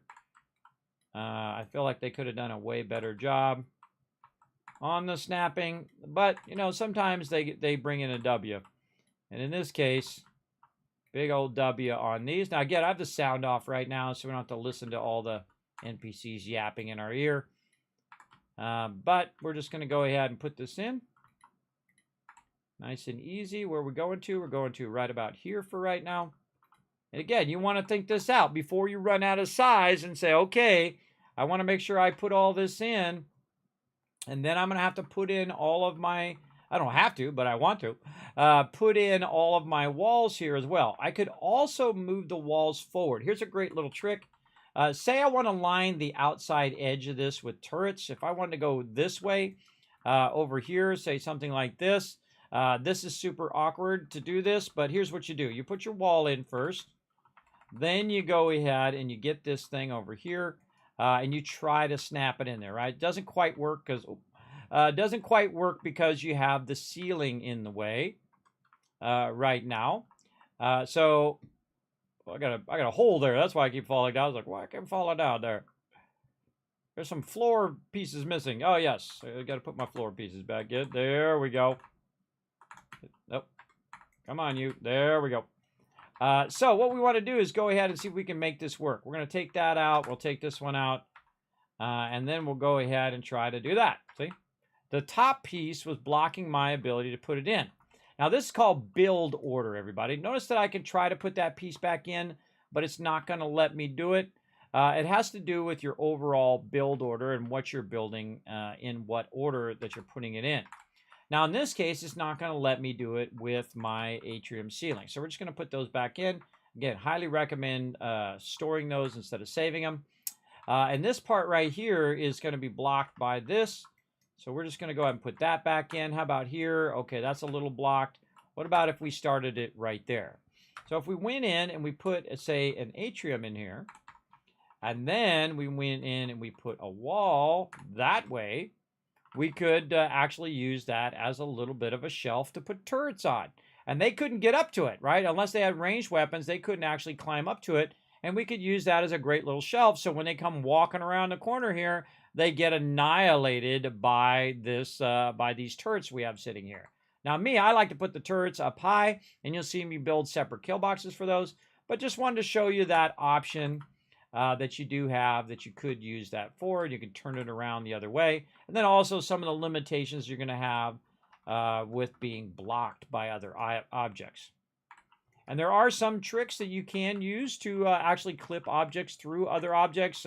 Probably the most famous is the old rug trick, where you put something on a rug and then you move the rug, and then everything that's on top of that rug will move with it, and you can clip it right into walls and all sorts of stuff, which is pretty cool.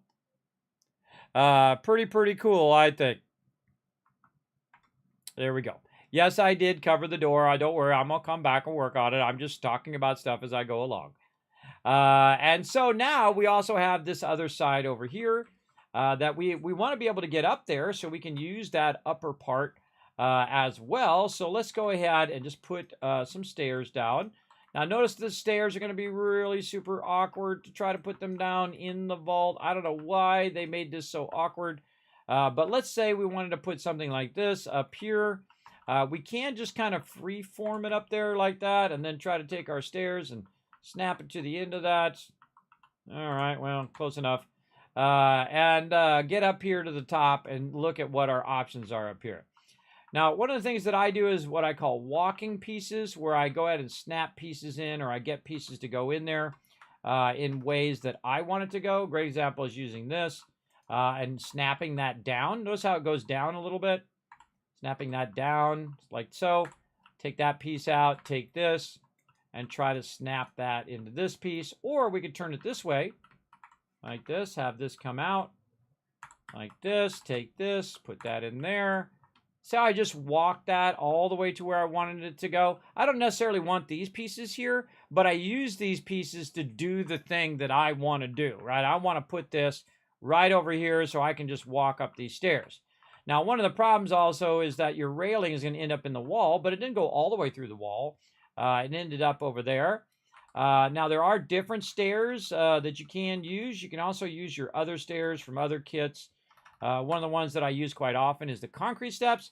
And also, if you have some of the DLC, they do, here under scaffolding, they have actual ramps that you can use.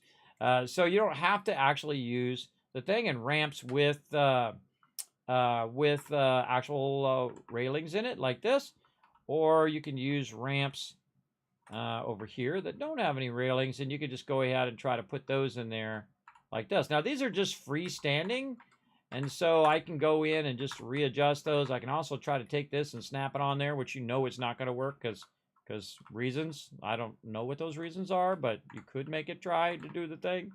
But you just got to work it yourself. See that? It's just got to be a little closer. All right, so I take this down, walk it a little closer. It actually lines up to the line of that edge there, I just noticed. And then see if it lets me do that. Okay, can I do it? Let's see if I can do it. I can do it. I can get up here. I can walk like this. And guess what? We could just use a ramp instead of using the stairwell. Now, the cool thing about the ramp is I can move it way over here and maybe straighten it out a little bit by rotating my mouse just a little bit.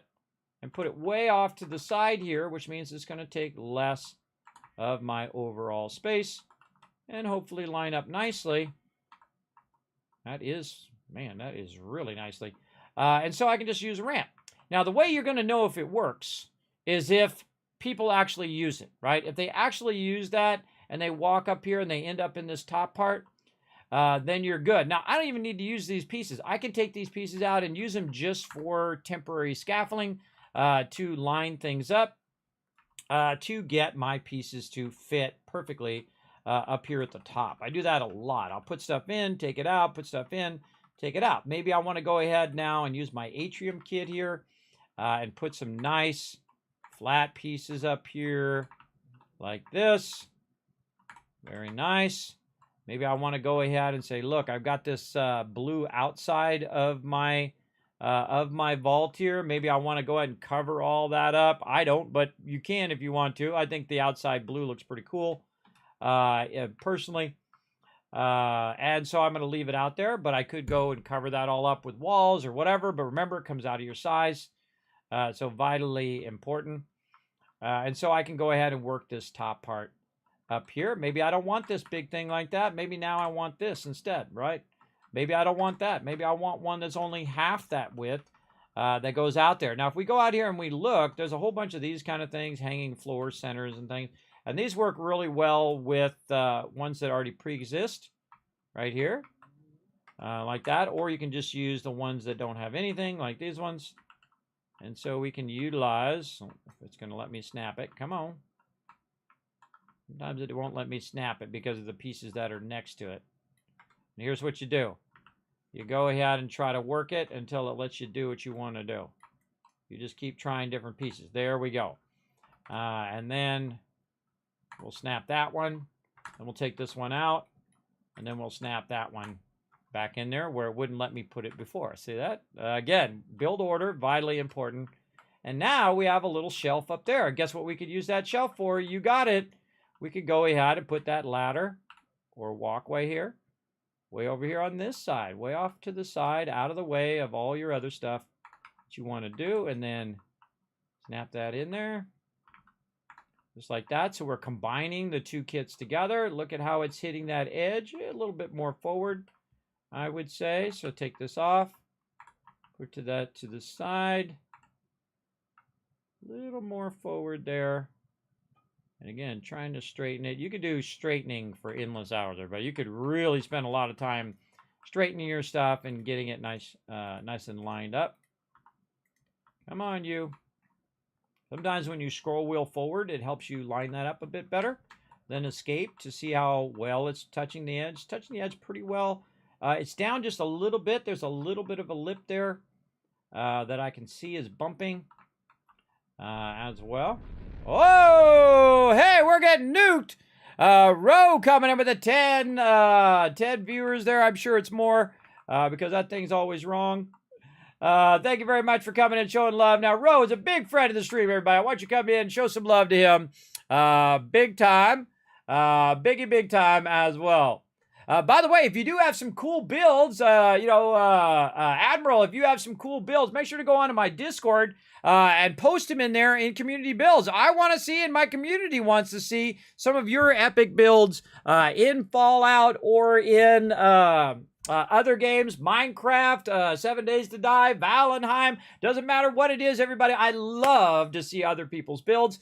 So feel free to follow that link right there. Go on the Discord. There's a rules section. Read those rules. Hit that green check mark so that you have access to those other sections. And then you can go into community builds and post all your cool screenshots of all the killer stuff that you made as well. Because we want to see them all, everybody. We want to see all your cool builds for sure. So thank you, Ro, for coming in. Now, again, if you are new to my stream, Ro's a good friend of mine here in the stream, always backing us up in the wasteland, also in the zombie apocalypse. Thanks for coming in and hanging out. Now, if you don't know who I am, my name is Kismet. They call me the Wasteland Tycoon. I'm both a Twitch and a YouTube partner. That's right. I am an artist, a gamer. I am the OG gamer, by the way. I've been gaming for 50 years. Half a century. That's right, for a very long time. I have played every type of game system you can possibly think of. Every different type of computer you can think of. I've done all that kind of cool stuff and been very, very lucky in my life to have awesome people in my life and have all those challenges that I've gotten to do, including working for some of the top companies in the world, all the Fortune 500s, even the Fortune 5, by the way. Not just the 500, but the top 5 of all time. I've worked for them as well. So very, very cool. So thanks for coming in and showing that love. Let's keep on rocking. Okay, so we showed you some killer stuff on how to mix the two kits. I love the ramp, everybody. I feel like the stairs makes it even more difficult for them to go up and down. So we're going to test it. We're going to see how well that works. If it doesn't work well, then we'll replace it with something else. But we've used this now to align this top part, and we filled this in really nicely now. And so they have the roof over their head. They got the roof over their head here, so it's not raining in the vault, which you don't want to see. because it does affect their overall happiness. Big, gigantic area for them to sleep, which is vitally important. Now, we need a place for them to just chill out and have a good time, right? Well, way over here, we've got that going on. See, look, it's raining. It's always raining in this game. I'll show you how to fix that, by the way. If you guys didn't know that, you can actually affect the weather in the game as well. And so we're going to go do that right now. This is something I build at every location because the weather is always being a pain. Get up there. All right, guys, lay off the sugar bombs because you can't even get up on the thing there. There we go. Look, more purified water, by the way. Let's go over here and grab another 2,000. Look at, you're like, Kismet, how come it keeps regenerating your purified water at this location? That's because this location is so large that when I'm on that side of the location, it keeps regenerating the water on this side because I'm really far away from it. And that's what's so cool about this location. Just in the time that we've been working a little bit here on our base, we've done 7,000 purified water. Hey, Suri, what's 7,000 times 16? 7,000 times 16 is 112,000. For those of you who just watched me work a little bit here on my base, I just made 112,000 caps in the time that you were watching me. That's why they call me the Wasteland Tycoon. And I didn't even do nothing, everybody. I was over here building while they was making me big money. Okay, let's go ahead and fix the weather. Now, what I got over here is a fireworks thing. So all I have to do is shoot this thing right here. What it does a pulse. It fires off a firework. And boom, it's now a beautiful day again. Very, very cool. I love those fireworks, everybody. You make them in the chem bench. And in this thing right here is called a pulse. It's part in your switches and stuff. It's called a firing target pulse, so it only shoots one. You don't want it to shoot off all of them, 200 of them at one time. You only need one, and it will affect the overall thing. Now, I've got my bartender guy over here. What I'm going to do is I'm going to tell him to walk over there for a minute. So I hit E, and then I hit E over there. Dude's going to walk over there. I'm going to pick this up. Oh, nope, pick it up quick. There we go. I'm going to pick it up before he can get back in there. And I'm going to walk it over this way. Now, I could store it and do all of that, but then I'd have to reassign them and do all of that as well. Also, another problem with moving it when they're assigned is they're still going to feel like they need to go over there until you leave and come back, and it recalculates your thing. Uh-oh, Starlight Drive-In needs our help. But what I'm going to do is take this particular bar, and I'm going to put it right here. Now, I'll actually probably give a little bit of room so people can walk in and out over there. But I'm going to move it back in such a way where he can just barely stand behind it like this. So he can walk along there, maybe straighten it out a little bit. Now, when I put this down, he's going to start walking over here. And see, after a while, everybody, when you're mega building, this is when you start doing this, like, it's not straight kind of thing. Maybe some of you even before. I'm that way as well. So there we go. So now it's nice and straight against the wall. And he's going to walk his way over here and be right here. Now, this area here is purely cosmetic, just for fun, and something that I feel that my settlers are going to need, and that's a place for them to just chill out at nighttime. So what I like to do is go super extreme, everybody, and build each and every person their own individual chair. Right? So everybody's going to have their own chair. Now, I like to go all the way to the end because, of course, it's Vault, and at the end, there's a clean versions of a bunch of stuff. It takes a while to get there. Now, I can't put couches down and things like that.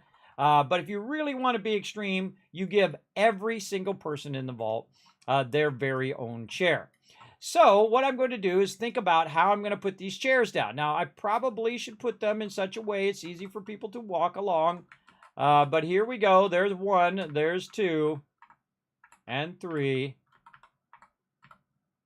And number 4. Now, just for a little bit of variety, you can go in and try to find a different color chair and do something like this. 1, 2.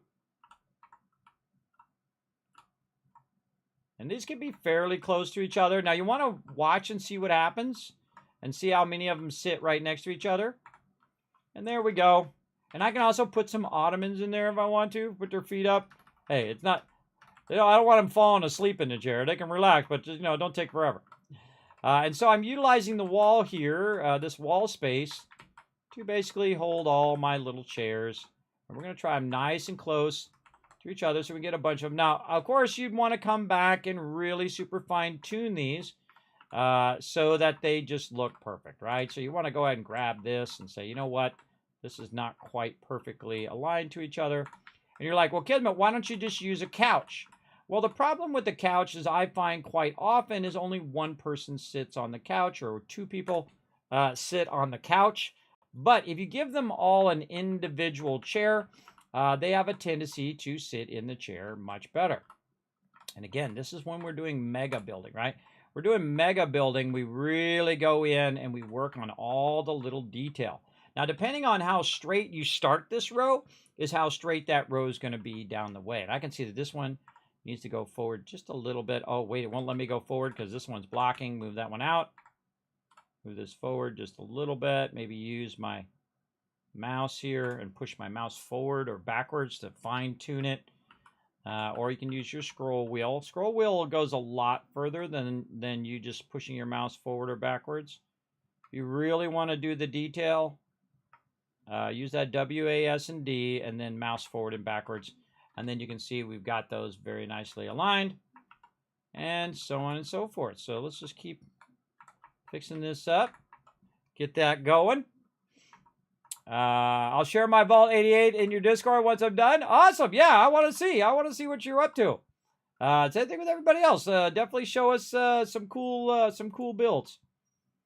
I love to see people's builds. Always great. You never know, you might inspire somebody else. And again, you'll see a lot of my builds are basics to start with, and then a little bit more elaborate, and then really elaborate at this stage. Now, we also want to get some time in on getting Curious Quest done as well. So we're going to do this for a little bit, and then we're going to get back to some questing. So settle in, everybody. Settle in. We got a lot of stuff to do. And again, while we're doing this, we might as well do it right? We might as well get it going. And then also watch and see if it's see how it's starting to teeter in toward the edge of the actual wall. So this one over here needs to be turned just a little bit. So we're going to pull this one out. I'm going to grab this one, turn this one a little bit further this way. Look at how well it's aligned and where it's headed. And then we're going to redo all of those again so that they're better aligned with each other. I know. I mean, this is mega building here, everybody. Going in and really getting crazy on your alignments and stuff. And these don't snap to each other. It would be awesome if they did, because this would be so much easier. Big time. Pull that one out so we can put this one in here. Now I could actually put, one red and one blue and, do all of that as well. All right, that looks a little better. And again, how much time you want to spend on the detail. I like to have it nice and efficient time-wise in your builds, in my builds, but also, try to make it nice while I'm at it. Move this one out of the way. This one needs to come forward just a little bit. There we go. Before you move on to the next one, get that one right. Or at least however you want it to be.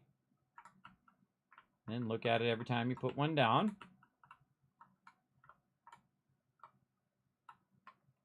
Also fascinates me based on who sits in what chair and why they sit in those chairs.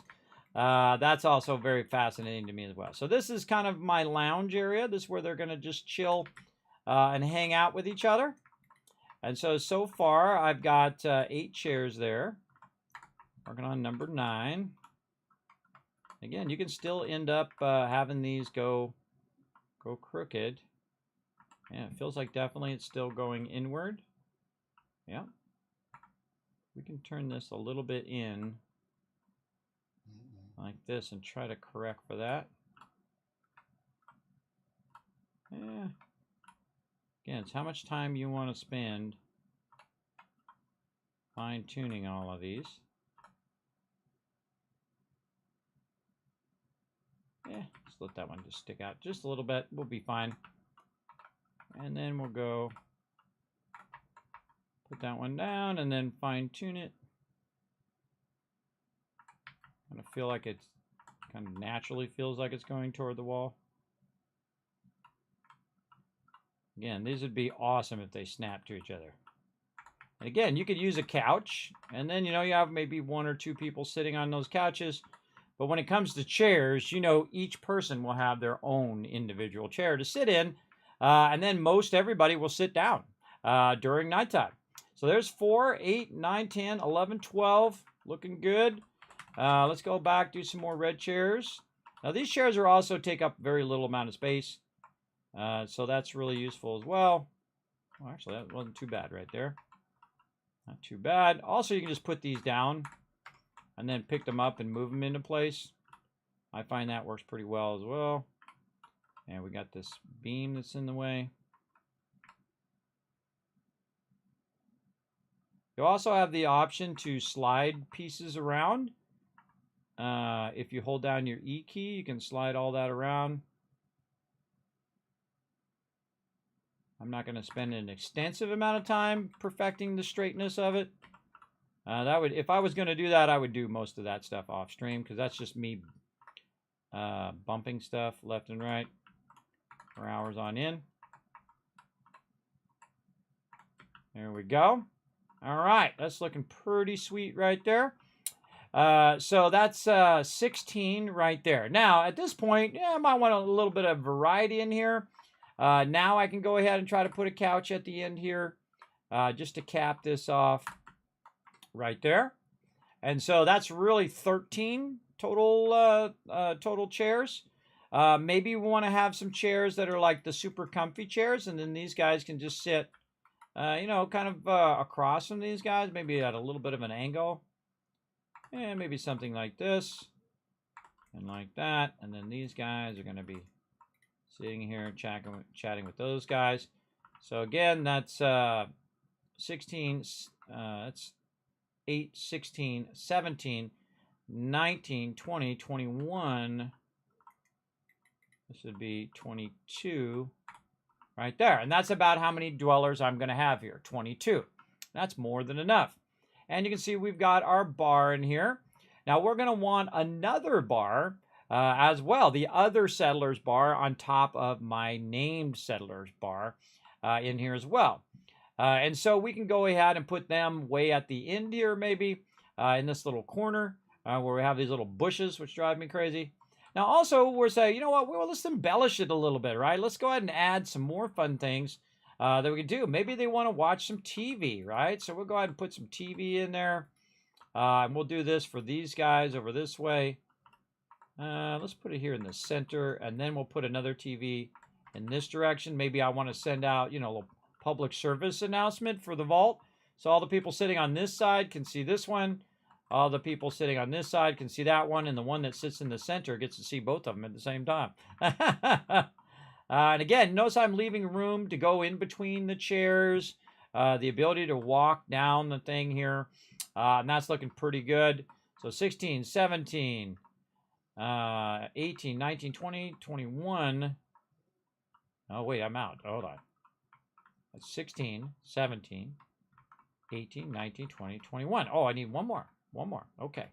What else do we want to put down here that's fancy smancy? We could use instead of these ones, let's scrap those out. Those are junky ones. We want the nice new ones. Okay, there we go. We're going to go ahead and put this one that way, and then we'll use one of these over here. And maybe even something super cool like a projector over here as well. We also have a little bar thing here that we could add. And then maybe put that right there. And then put the projector on there. Have this projector projecting this way. Where's it projecting to? Yeah, it's projecting onto the wall there. Let's go ahead and try to center that a little bit. Rotation in this is rough, man. It's so rough. Gotta like over rotate. There we go. And then I'm pulling that back and doing that, and this needs to move forward. Oh, maybe not. Yeah, I'll say something like that. Now we got a little counter so we can project it right in the face of all the people who are sitting over there. So the people sitting over here can look over there and see what the projection is and whatnot. Now, obviously, we're going to need a bunch of power, and we're going to need to run all of that stuff. But I'm going to show you how to run power throughout this whole entire vault without having to run any wires whatsoever, which is pretty awesome. And we might as well get to that right now. And I would put that up high, right up here, kind of hidden in the corner or off to the side. And that is your general power. Now, because I've unlocked the Vault-Tec kit, I can actually use this generator, which is more powerful than any other reactor in the game. Remember, this reactor here is only 100, and this reactor here is 500, right? So this is a lot of power that we can try to put in here. Now, if you notice, it doesn't quite snap very well in what you're doing, and I could run it outside the vault and have it out there and then just rock it around there. But you got to watch out for your basically the overhang up above. Also, it doesn't like to be right by other walls and whatnot, but putting it right above here would actually be a really great spot. So what we're going to do is, or actually not a great spot because then you get radiated. Now that I think about it, maybe we should move it down on this side. So what we need to do is we need to have a transition up above where we can put that down. So let's go back in here. Let's get ourselves a nice atrium floor and get that in there. There we go. And then back to our power and see if we can get our power to go in here. And I look to see if I had enough resources and to see if it's going to let me snap that in there. Let me snap it in that way. But it doesn't like these walls in the way, and it doesn't like the Vault-Tec kit in the way there either. Yeah, it does not like any of that.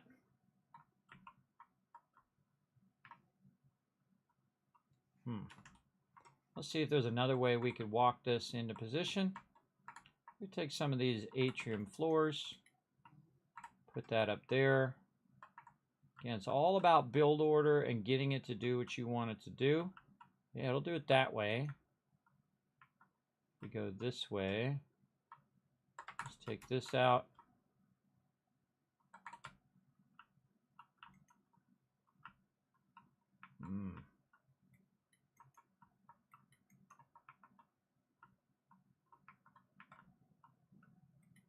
Yeah, see, I'm trying to get it to snap in the center, and it does not like that. Okay.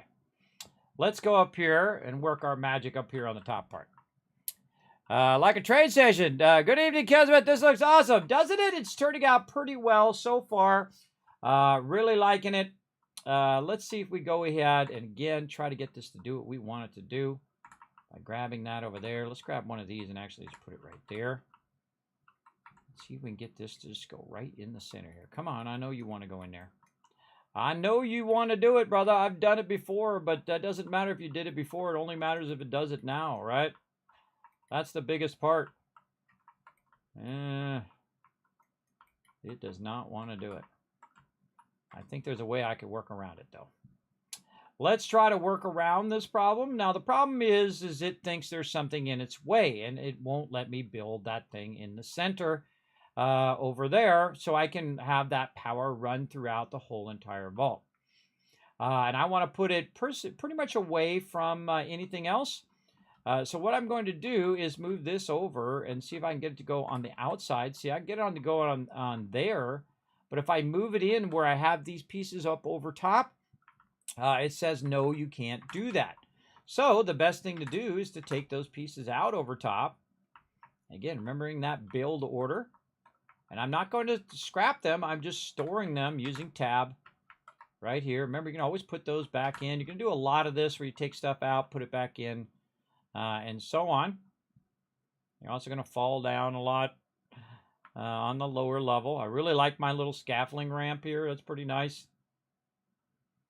Over here. And then let's try to move this in just a little bit. We're going to try to match it up to what we got. And there we go. All right, so we've moved that kind of where we want it. And I'm going to go ahead and just probably end out the vault right here. And then we'll just have the multiple levels that we're going to use. Now, one of the coolest things that just happened, you may not have seen it, is the fact that this power is now powering this entire vault. You want to see how I know? watch this. I can run over here and use these really cool switches way down here at the end called the Vault Power Conduit and put it right there. And if I want to put a lamp here, say, right at the very end, way over here, put one of these, say, these street lights in, and I run it up to this, that thing just lit up from way over there. That's where the power is. This is where it ran through the floor, actually this way, through the walls, through this floor, up through this, to this connector, and boom, all the way from over there. If you learn one thing, everybody, you learn one thing, it is the ability to manage your power through the floors and through the walls of your epic vault that you're building. I just gave you a big tip there. It took me so long to learn that, everybody. So no more running wires everywhere, no more doing all of that. You can just attach these to the wall and then run that power nearby. A great example is right down here. See our TVs? Our TVs are currently off. But if we go ahead and go into our build here, and then we use one of these little wall attachers right over here, and just put that right here on the wall. Notice that they just turn right on. Easy peasy, because guess what? This is also a wireless conduit. So it's sending that wireless power right down here, and now you can send messages to your vault dwellers. I wish there was like a TV station that you could create and put it in there. That'd be a great mod, everybody. I don't know. Maybe it's already out there. I'm sure somebody has thought of it. And then you can send stuff to the TV in your vault, which would be pretty cool. Now, also over here, this projector, same thing. I'm going to go ahead and turn this on. And see if it lets me turn this projector on. Well, guess what? The projector doesn't do anything. And it would be cool if you could project it up over to that other side. That would be awesome. But maybe what I want to do is put some lighting in for my vendors here, right? So maybe I want to put this lighting right in between them here. Oh, come on. I know you go in there. There we go. Run that there, and there we go. Now they've got some lighting, right? Maybe I want some other type of lighting, right? I wanted to go ahead and use maybe one of these little wall things over here and over there. And then I don't even need this wire in here anymore. I can just take that out, and that's going to be wireless lighting, right? There's so many options you can do, especially with wireless lighting. I absolutely love all the wireless lighting. One of my favorites, by the way, is the hanging one. Where is that one? It's in here somewhere. There's one also in Fallout 76 that I really like. That is a hanging light. I think it's in here. Yes, this is it right here. Is this hanging light? The reason why I like it so much is that, say you put it right here, boom, it gives you a lot of light, right? It gives you a lot of light just from that one thing. And so I'll go ahead and put those in there. And now we've got a lot of light there. Maybe we want a little light as they're going into their bedroom here. Maybe we want to put some lighting down the middle of the bedroom here, right? And let's say here. And then definitely when they come in the door here, maybe centered off the front door. Right here in the center. Like this. And let's say here. There. Centered off the doorway. And then way here at the thing. There we go. Now you're like, well, Kismet, it doesn't show the rest of that. The rest of that's not lit up. Well, all we have to do is, now remember, it's like a bubble, everybody. Whenever you're doing wireless power, it's like a big bubble from the centerpiece. It goes up, it goes down, it goes left, right, in a gigantic sphere that you're going to send that wireless power to. So what you want to do is look, okay, we've got 1, 2, 3, and 4. So where's the center of all of those lights? It's right about here. So if I put that there, guess what? I just lit all the rest of those up. And I didn't have to run one wire. I didn't have to do any of that stuff. Just put the power generator down, and boom, you've got all the lighting for all of your stuff. Pretty cool, I think. Pretty cool. Pretty awesome technique there for sure. Now, around here in these kind of more open areas, those I prefer to have lighting and whatnot with, but that is definitely looking good there. Really like that, that we got our power in there. All right, and we've got our living area. We've got our bedrooms. Now, what are some of the other things that we'd want to bring over here? Well, obviously, all of our vendors we'd want to bring over. But also, we're going to need to fill back in our roof here because we don't want, rain coming in the top of our thing. As well as we do want to finish out the far side here to where it's going to basically be the end of our atrium. So let's pull this out, and we're just going to run it to the edge of where we have our things here for now. Now, of course, we can come back and make it even bigger if we want to. You can also remove the limits of building, which we will do toward the end of this particular playthrough. But I'm just going to use that atrium floor to snap that in nice there to finish out the other end of our atrium here. Oops, wrong one. Not that one. This one. There we go. This one. There we go. Now you see a problem here? Oh, wait a minute. This one's way out that way, and this one's too far in this way. Okay, well, we need to offset this. So we're going to put that over there. We're going to put that there. We're going to take this one. We're going to move it over there. We're going to take this one, move it back here, and then now we can align these ones a bit better.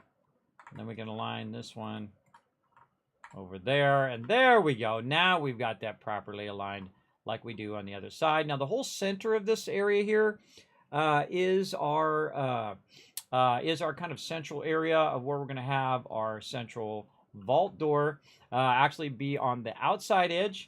Now there is a vault door in here, and honestly I forget where the heck it is.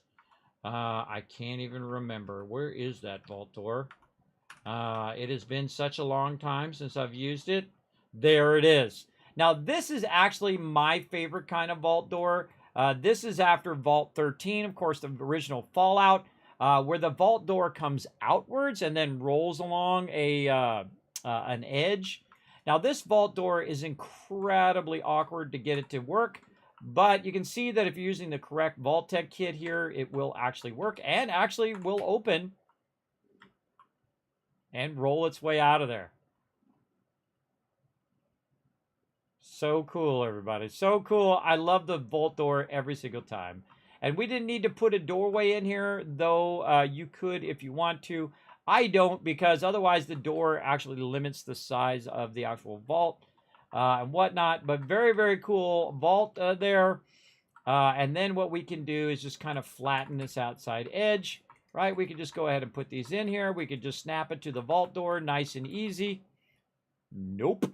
That's a big fat nope, everybody. But here's what we can do. We can walk this back based on the pieces we already have, and we can align it that way, like this.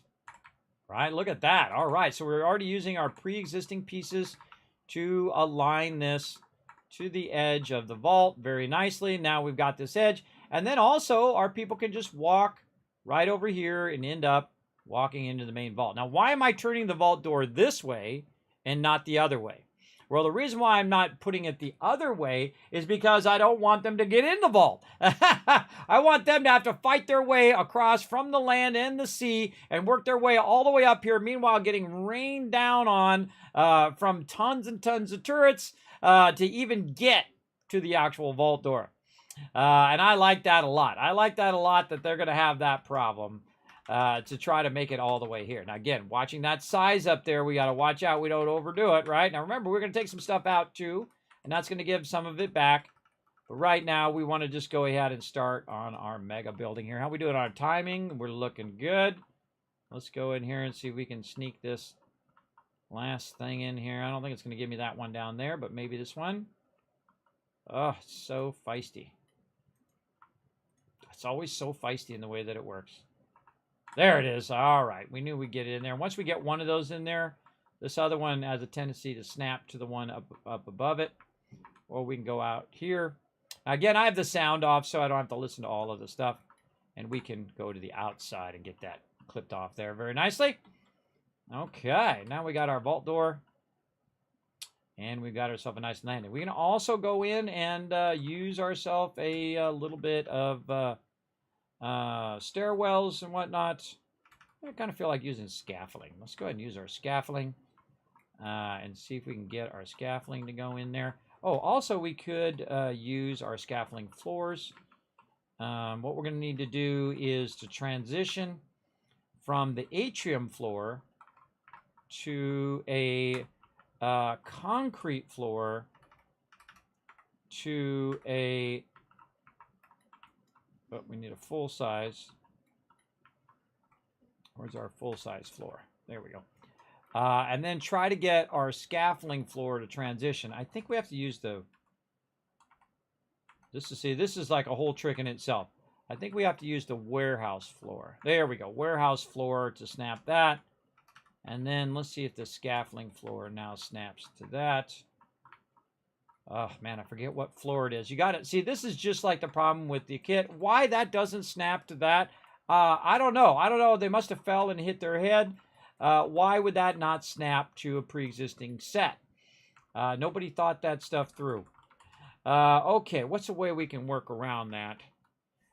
We can utilize our scaffolding frames. Is that what it is? One of these things snap in here, and I honestly forget what it is.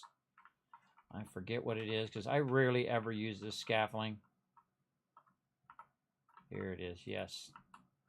It's the scaffolding frame. Okay, scaffolding frame is going to get us here. Then we can go ahead. I know this is a lot of workarounds. And then we can use the scaffolding frame to get the scaffolding in, there. Then we take the frame out. We then have that somewhat aligned. Then we're going to take another scaffolding floor and snap that to this scaffolding floor. We're going to take this one out. We're going to put this scaffolding floor hopefully in here. It lets us get that in there. Doesn't look good. All right, let's pull this out. You're going to do a lot of this, everybody. Take it out, put it back in, take it out, put it back in. And let's see if that's going to let me do that in front of that vault door. Does not look like it's going to let me do it. So let's see if we can get the framework to go in there. Yeah, no, it's too close to the thing here. Let's see if we can get one. All right, let's see if we can get one of these to go under like we just had it. Oh, God, it's so awkward. All right, let's take that out. Take that out. Put this in. Oh, God. Come on. There we go. And then see if we can snap another one to that one. Nope. It does not like that vault door. Now, if we took the vault door and moved the vault door, it's very important that you leave your pieces in such a way that you can rerun them and realign them. That's why I left this piece right here so I can realign that to the vault door. And all I'm trying to do, everybody, is to get this ramp to perfectly align to the edge. That's all I'm trying to do, is to get this sucker to line up and snap like this. That's all I'm trying to get it to do. Then, once I have it doing that, now, vault door back, snappy, snappy. Get in there, big vault door. Oh, we're going to try to get it to snap. Oh, we're going to have to walk it. Hold on, we're going to have to get this, to move this, get this. We put that in. Then we put these back. We run these across here. Oh, it doesn't still align. All right, hold on right here. This, that, this, and come on, put it down and stop. Yeah, put it down. There we go. And there we go. You see how much work that is, everybody? You see how much work that was? Scaffolding, put the thing on the top, walked it over there, put the ramp so it snapped, then took all that stuff back out again and then realigned it like that. That is some serious amount of work, but it did work and it is awesome. And now we have this really cool ramp that goes into our vault. And then we can re-put all of our other pieces back over here. And again, I use pieces like their scaffolding big time. Big time all the way across. Now, the cool thing is we can also use this scaffolding to snap to the other scaffolding that we already have. If it's going to let me. Oh, no, it won't let me snap it. Oh, yeah. No, it's not snapping in there. But that's okay. All I wanted was a ramp that was right here. So if any of my peeps want to walk in and out of the vault, they can very easily go in there. I would love to put this over here, too. I feel like I don't really need that one. And there we go. So we just kind of worked around the shortcomings of the snapping of all of those things. And again, if you learn one thing, everybody, if you learn one thing in my stream, that's another good one to learn right there, is how to walk it one way and then walk it back, walk it one way, walk it back. And you will see me do a massive amount of that. Let's make this so people can just walk right across there as well. You'll see me do a massive amount of that big time. Maybe don't even need that in piece there. Just this front part here. I feel like that's probably good enough. And then there we go. So now we have our vault entrance looking awesome, very nicely aligned. It doesn't go beyond the edge, which I really like. And it snaps very nicely underneath the atrium thing. Now, you know what would be even cooler right here, everybody? A Vault-Tec window. That's right. A nice, cool... what's up? Look at that. Piper's all about it. She's over here going to go to the bar. Right here, we're going to go ahead and put ourselves a nice little overseer's window. Because guess what? Kismet going to have his office right up here on the top side, everybody. I'm going to be up on the top level, living large up there. Look, here comes the people. We know it's working. Look, we know it's working. Oh, let me get around the other side. We know that our ramp is working beautifully. I was going to do that later, but they're going to do it for me now. You can see that all the people are taking a break and they're going over to the bar and they're going to hang out. So that ramp is working as intended and they're able to walk around and get over here, which is super cool. All right. I haven't even put in all the lighting and all of that fun stuff yet. We'll get to all of that. Let's go ahead and get the rest of the floor in here so they're not walking around. All of this right there. Over here, and I'll just kind of get out of their way so they can go do their thing here. All right. And we'll want to double check all of our doors. So we'll go and walk through here. Yes, this door is good. Down there is good. And this door over here is good. And it's all lit up nicely in here. Look at them all going to sleep. Isn't that cool, everybody? I think that's awesome, everybody. I like that. That's a lot. That's a lot of fun. All right, probably best if I went to sleep as well, because we want to go ahead and forward time by about 7 hours, so I get my well rested, as well as it's going to save, because I just did a lot of stuff there, including a lot of manipulation of the different kits to work together, so I can get it going. Oh, I didn't help Starlight Drive-In, but it is able to defend itself. Oh, no, Starlight Drive-In did take damage, and I got Lover's Embrace because Piper's nearby. Now, another thing I can do is I can take Piper and I can assign... Oh, that's Kate. Sorry, not Piper. I can assign Kate to a certain bed. I'm going to assign her to that bed so that when I'm rolling in and I sleep on this bed, I know that's me and her. Also, real fun thing to do is to leave yourself something that will remind you that is your bed. Let's see. What do we got way down here that we can use? Oh, I don't have any love signs in this game. Yeah, it'd be great to have a little love thing like you do in Fallout 76. Any love? No, not on the marquees. Yeah, I don't think there's any shapes. There's a really cool, heart with an arrow through it in Fallout 76. But there's nothing in here. Let's see. Let's put P for Piper. How about that? And there we go. So now we know which bed is the one that we sleep in. So we know that, or sorry, that's not, oh wait, that's not Piper. That's Kate. All right, hold on. We got to change it now. We got to change it. One of the cool things about the neon letters, by the way, is you can store those and then actually put a different letter down in Fallout 76. But in Fallout 4, it doesn't do that. In Fallout 4, you have to actually put the same exact letter down, which kind of sucks. But that's probably why they changed that too. So let's put C for Kate. Wait, is her name Kate with... Yeah, her name's Kate with a C. Right? Instead of Kate with a K. I can't even remember, but I can't remember. Let's have some food or some water there and whatnot. All right, and then everybody else wandered off because we forwarded time. And now we're going to get back to it here. Let's get our floor in here. And again, you're going to use a lot of resources that you don't necessarily need in the long run, but you're going on the journey of building out your location. All right, let's get this ceiling in here. And get that going as well. Okay, we probably want to put in some more walls and doors. Let's store these temporarily. And let's get the rest of our vault in nicely. Come on. Oh, okay, we're going to take these out.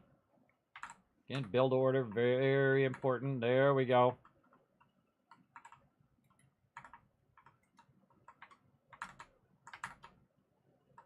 Take all these ones out.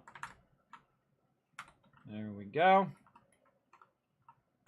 And then before you get too far, you want to come back and say, okay, wait, can I put these back in? I just happen to know that you can, but you won't know until you try. But once you know, knowing is a powerful thing, right? Now look at that. It wouldn't let me put it down after I had the top there. But if I put that down first, then put the top there, then it does work. Again, we're utilizing that build order, utilizing the pieces that have 2 pieces in one, allows you to build bigger and more awesome stuff. So we're just going to go down and run this all the way down.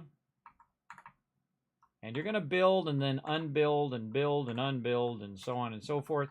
Now, if we have this problem on this side, guess what problem we're going to have on the other side? You guessed it, the same exact problem. So if we do want to have say a whole area that goes along here like this, then we'll want to go ahead and take all these out, and probably the ceiling is the thing you take out the most and redo of all the stuff. We'll take out all these walls. There we go. We can take this out, and again, just come down here and fix up this second floor. And the cool thing is we have both a floor and a wall. We're definitely going to utilize all of this because I'm going to have me a nice little vault office up there eventually. Okay, so we got that going. Wish they had a cool skylight. That would be neat. Cool skylight for your vault. Okay, back to our pieces here. And remember, we stored these and not scrapped them, so we don't have to use more resources for them. And then just run along the edge here. Try to put those back in. Come on. See, the second you know that works, then you have incredible power because you know that's a thing. You know you could make it work. It just takes time for you to work at it until it actually does work.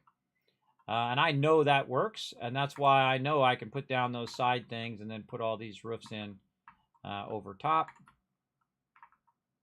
Again, watching that size up there, and we haven't used too much of the size so far.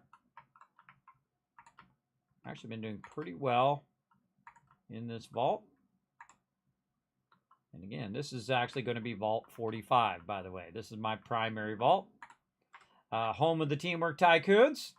And there we go. I kind of feel like we could even move our power even further down over here, though we'll probably end up with a nice walkway over here as well. So probably want to end up having that walkway across there. Let's go in and get our pieces like, where did our pieces go? Way down here. These pieces. Now again, sometimes these pieces will not go down on their own. So you got to use one of these little funky pieces first. Then you put one of these down and try to get it to snap in there, which is not always an easy thing. It does not want to do that. All right, let's move this over here. Oh, it don't want to go. Oh, there it goes. There we go. And then get this one to go in the center, maybe.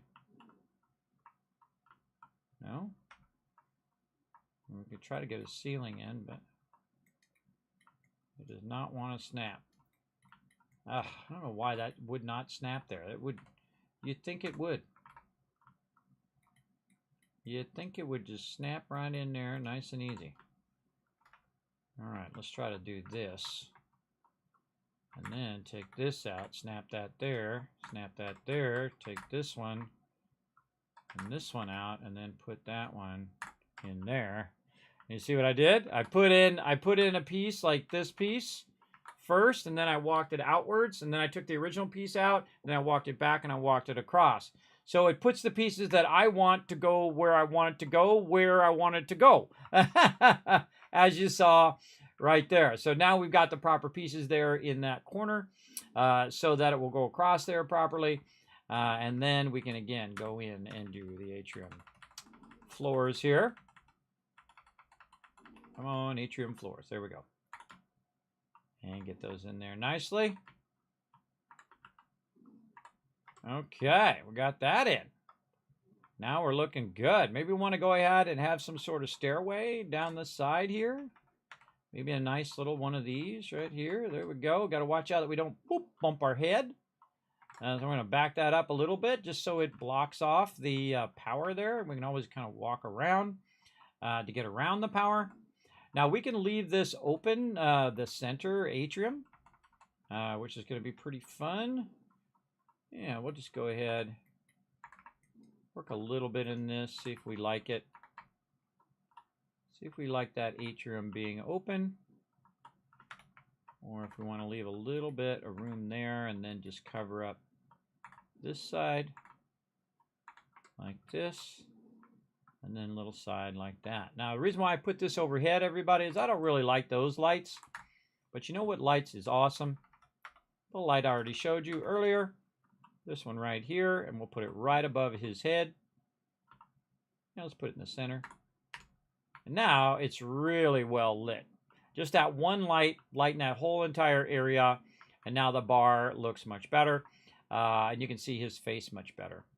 And the same thing over here. Again, I would definitely, of all the lights I would use, is just the simple light like this, so that your whole entire thing does not look so dingy and dark.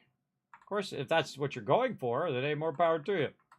Sometimes maybe you're making some cool Halloween thing that you want it to be really dark. Me, I like it to be nice and bright, because when I close up this vault, you're not going to be able to see any of that stuff for sure.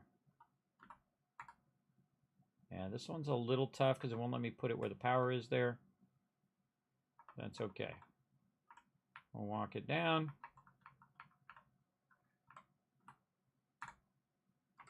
And there we go, looking good. Probably want to flip the side that this is on. Want to flip it over to here. The reason flip it over to there is so I can get that light on this side as well. Remember, it's a big, gigantic bubble, so it's going to go this way as well. So not only hitting all of these ones in here, but then because it's in the center, it's also going to push its way and be able to go out here. So I can go in and put lighting on the other side. And let's say back just a little bit. Right here. Now here's a great little trick. If you're not sure how far away you are, you can move this forward and move it toward it until it turns on, which also is pretty cool, I think. Very, very cool. Now we might be able to get away with taking this one and moving it over here. Let's just put it on, take a look. Oh, that one not quite as far. So let's go to this side and see where we have this one. Let's move this one forward and see, we're still getting those lights there. We still got all these lights. Not quite getting this light. Let's nudge it back maybe just a little bit. There we go. And now we've got that transition on both sides, and we're able to light everything all the way down. This light's got an issue. We can move it this way a little bit, or we can try to move it this way. Yeah, we could probably get away with it here in the center, but it's not going to let us put it up there. Now what we could do is put one of these down, move it to the center, then take our power and put our power back. But the problem is now we now have our ceilings over there, and if we do all of that, then we're going to have an issue. So best probably just to store that light, a little bit of darkness there in the center. But we could definitely go back and redo all of that if we chose to. Let's put another one there. There we go. We definitely want it to be nice and bright coming in the front door here. So we're going to actually put the triple light over here to really light up that front door. Looking good. All right. This is all looking good in here. Now, this side over here is pretty easy to finish up. Oh, whoa. You know what we should do? We should save. Speaking of finishing it up. Let's go ahead and save again because we just did a ton of stuff. There we go. And I need me some antibiotics. And eventually some food. Now, if you notice, I'm massively neglecting my food. Now, the only time you really need to worry about your food. What's up, Big Easy? Thanks for coming in, hanging out. We're having a good time. Getting into some trouble over here. Big time. Big time up here. We'll get that Polypop reward here in a minute. Try to stay focused. And so we can finish this off pretty easy. We know what to do now. We just do that, and then we go ahead and we finish this little corner here. There we go. And now the vault is secured. Now we do have a vault door right here, so we're going to go ahead and put our little door in there. And then this is going to be like that. Now, one of the things I could do, by the way, is actually lock down the interior of the vault by making it where I can just go in and have the auto door, the powered doors, and put a powered door there to block their ability to get into the vault itself. I could even put that powered door down here where they couldn't go up the ladder. So I could go back to our other doors here, go to a powered door, say something like this, and you can just put it on the ground. Or snap it to a grid. It just block their ability to actually get to the thing. They're not going to jump over, everybody. They're not that smart. They're not going to jump over. So you could just as easily just put this down right over here and just back that up as much as you can. Yeah, and just basically have the door closed. they won't go up there. It's actually quite hilarious. I think that they don't do it, but that's okay. They come rolling up in here, everybody. We're going to have the Kismet kill box on high there. Kismet kill box over there. Kismet kill box is on the other side. We'll get to that. And I feel like leaving this top part open for right now. Kind of like that. I like the fact that they were able to go up those ramps. They're able to make it into the vault. Now, we have this little corner over here. This little corner over here might be something good for me, or we may just, leave it as is and whatnot.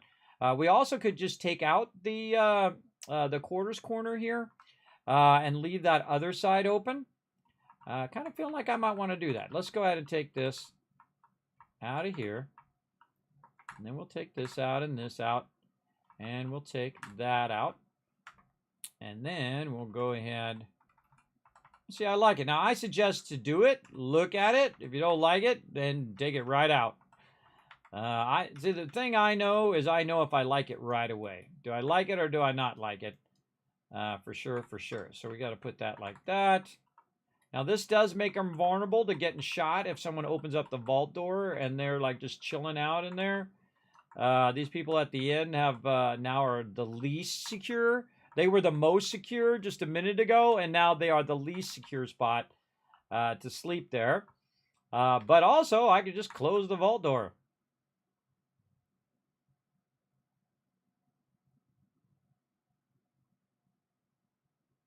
So cool. If you've never watched the vault door from the inside on this one. This is like Vault 13, everybody. I love this vault door. One of my favorite vault doors. If I got really rich, everybody, if I suddenly hit the lotto, you know how everybody has those lotto dreams? Kismet's lotto dreams is to make one of these go into my gaming room. Make it where you had to, you go up and you have the panel and you had to have like a little Pip-Boy. You had to do the thing and press the button and then it opened the thing. Big dreams, everybody. Big dreams. But there we go. All right, let's keep rocking here. Let's put another atrium floor in here. Just like that. All right, there we go. And again, we're not even close to finishing. We have this big old giant area in here. Now, what is all of this going to be? Well, these are going to be the rest of my vendors. So I need to go over here and actually open the vault door. I just love watching the vault door open. I'm going to turn it on.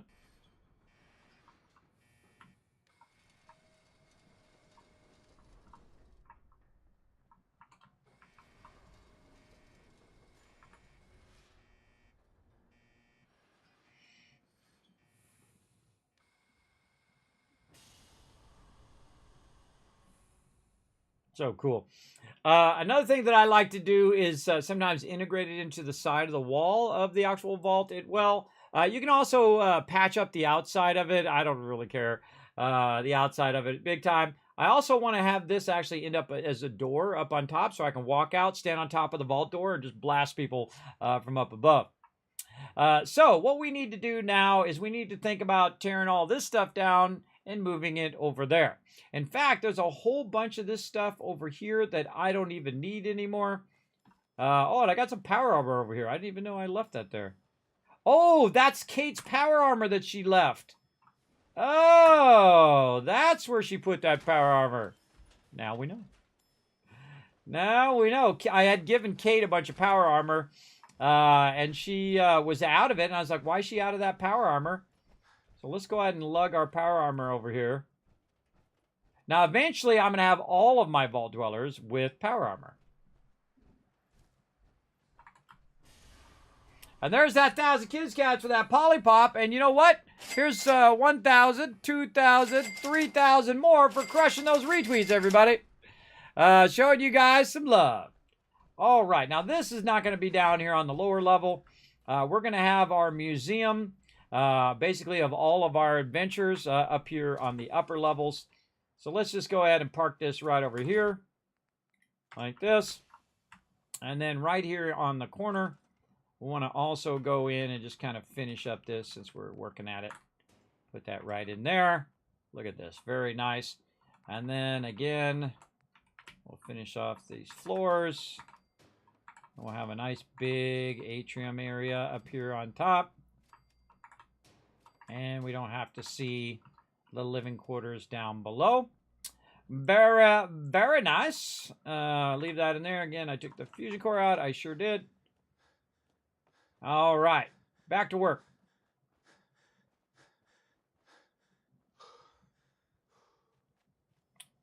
Now, if you are starving to death and you start taking damage, you can see I've taken no damage whatsoever from having no food.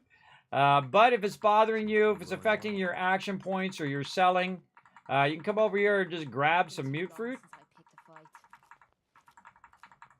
Like this. So we grabbed a bunch of mute fruit and we can just literally just eat the mute fruit. Right there. And then once you eat the mute fruit, you're going to be radiated, but it's going to be healing your character. So you go through a radiation arch and there you go. GG's all done. Now there's a lot of things that are over here that need to be moved to the other side. But one of those things that I no longer need is this kind of overhang area that I had the bed. So this I'm going to actually start scrapping. You'll see me say scrap roof.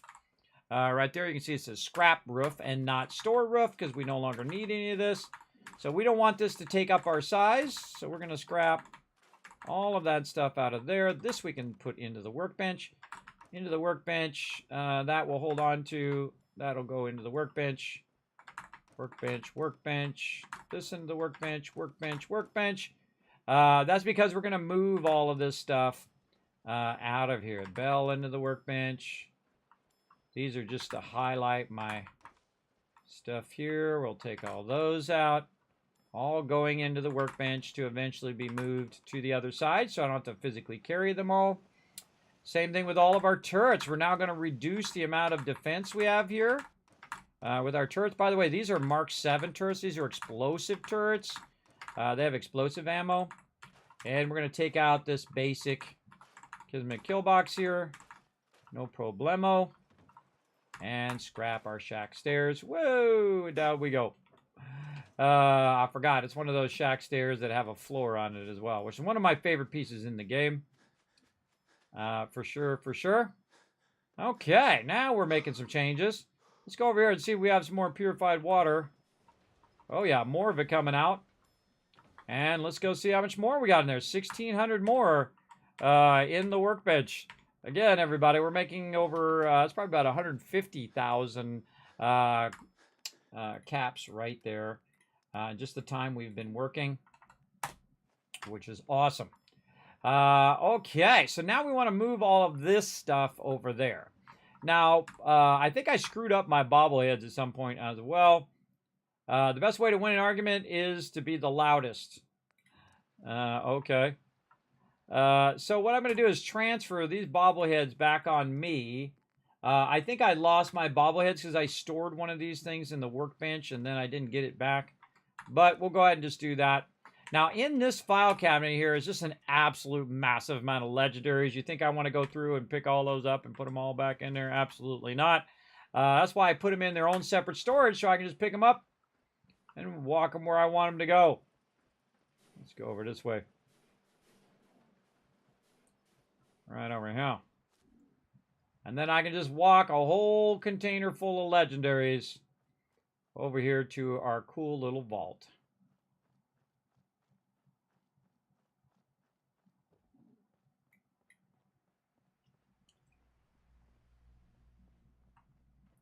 Put this in the upstairs, right over here by our power armor. And then just rinse and repeat that same thing. Now you can see I have it way up there, so it's kind of annoying to have to get up there. But I probably have some stairwells saved somewhere. Let's just save ourselves a little bit of time and see if we have some of these laying around. We don't, but that's okay. We'll just snap that up there just to save us some time. Running back and forth. We'll just put ourselves a temporary thing there. And now we're going to grab all of our miscellaneous stuff and run that back.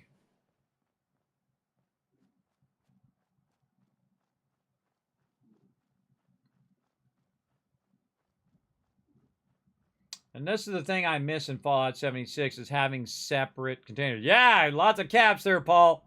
Lots of caps, for sure. And then miscellaneous over there. All right, now we're cooking. Now we are doing good. Now another thing is I don't need this power that I have over here. In fact, I probably want to add more power, which means I'm probably going to have to take the roof off again. But I probably want to add more power, so I have 1,000 power over there. But you're like, well, Kismet, that's over there, and you got to run the power over here. Well, that's super easy. That doesn't take too much. But you can see we've got some power right up here, so I'm actually going to scrap the fusion generator. And then this right here, radio beacon, I am going to store it. And then this, I'm going to go ahead and leave. I'm going to leave these because these I'm all going to redo. But you know what I can do is I can just store those in the workbench for now and redo them. You can see I have a lot of power down here. No longer need these fusion generators. In fact, I don't need these fusion generators at any location because the smart thing to do is to create the larger generators at every single location so you have 500 power right from the very beginning. Now, I want to go ahead and think about where I want to run my power and how my power is going to work. So all I need to do is run this power to one of these and it should chain it to all the rest of them. So if I go ahead and say chain this one to here and take this and start walking this way, it's going to turn red at some point. Now that red is because it is too far away from the other object. So I put that down and then I just go ahead and rinse and repeat that same product or process. And I'm just going to kind of run it on the low side here. And the reason why I'm going to run it on the low side is just make it a little easier. That, you know, this will act as a barrier so this doesn't get destroyed as easy. Now, I'm not a big fan of having these on the ground, but when you need to, you need to. And so we'll see how it goes. Again, just using all of these ones I had from before and just kind of rerunning them along this edge in their maximum distance.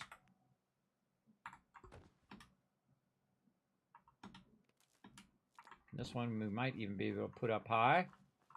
Utilize this useless thing that I can't get rid of, which kind of sucks. But such is the way it goes. Great use of that is Kismet Killbox on the top of that, by the way. Oh, some action coming in.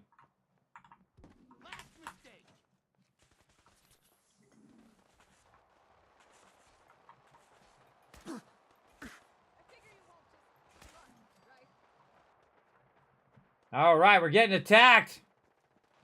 Let's get over here and lend a hand. Now, one of the things is Kate over here, who's doing the food, has a Gatling laser. And just smoked all of them. I don't even know where they went.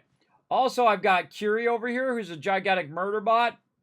And so she's got a Gatling laser. We're gonna gear everyone up with Gatling lasers here in a bit. But somewhere around here is a bunch of dead gunners who decided to roll up on my base. Now I have 0 defenses right now, so it's a high chance that they're gonna attack my base while I'm working on this stuff.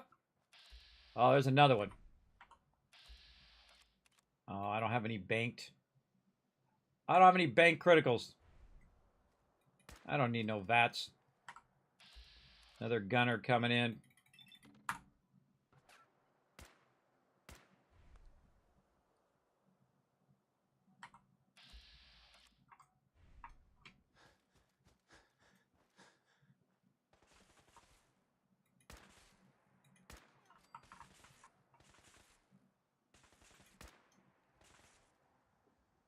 Never reload when Kismet's on you. All right, lots of gear there. I'm just going to leave it there for now. And as you can see, the gunners came in from this side. So again, this is where we want our kill box up here on high. So all of these baddies who are going to roll up in our business, I guess I better grab it before I forget, is going to come in from this side. So you always want to watch what side they're attacking from. They're also attacking from that side over there. Want to watch where they're attacking from and wipe them out. Another problem in Fallout 4 is the fact that if you killed a bunch of mobs, you don't necessarily know where you killed them. So they're hard to find, right? They might be in some bushes somewhere. You might have shot a bunch of people on that side and this side, and now you don't know where they are, or your NPCs might have shot them, and now we don't know where they are either. So all of that stuff does play a huge factor.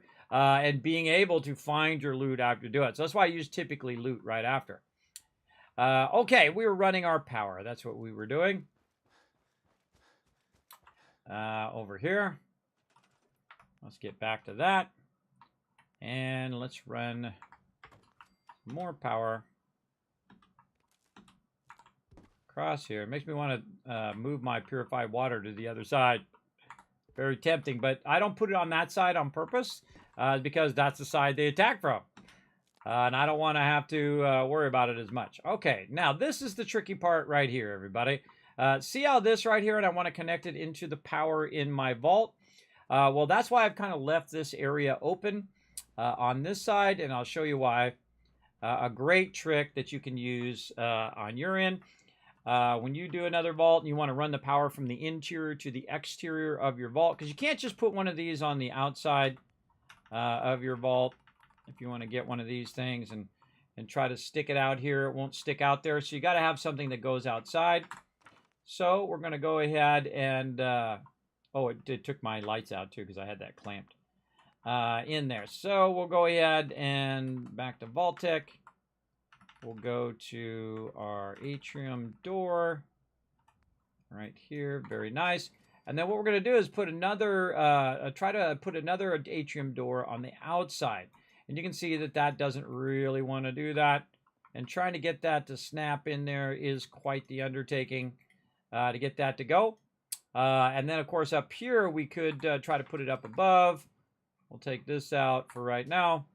And then also take a doorway up above and try to snap that in there.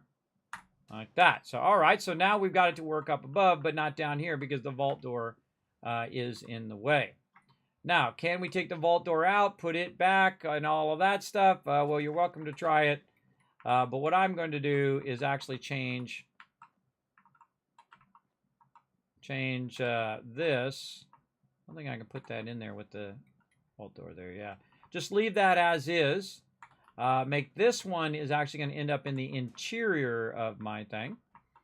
And then we'll go up above, which we need eventually a nice ladder that goes right there.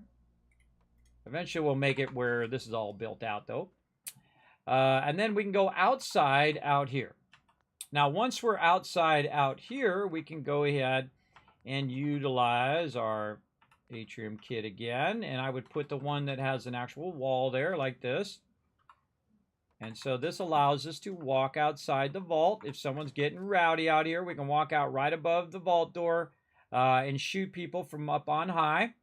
But also what it does is allows you to take your power from the internal to the external. And you gotta have something that's connected to the other things inside here for it to bring that power from down there and then to run it outside. So really important to try it and test it. We'll know the second we look up at our water there. Right now my water says 3. If we run this thing and all of a sudden we have a lot of water going, then we good. We get this up here. Oh, that would have been awesome, but no. We tried. We might have to put another one in just to get it over here, but we'll try again. Whoa, there we go.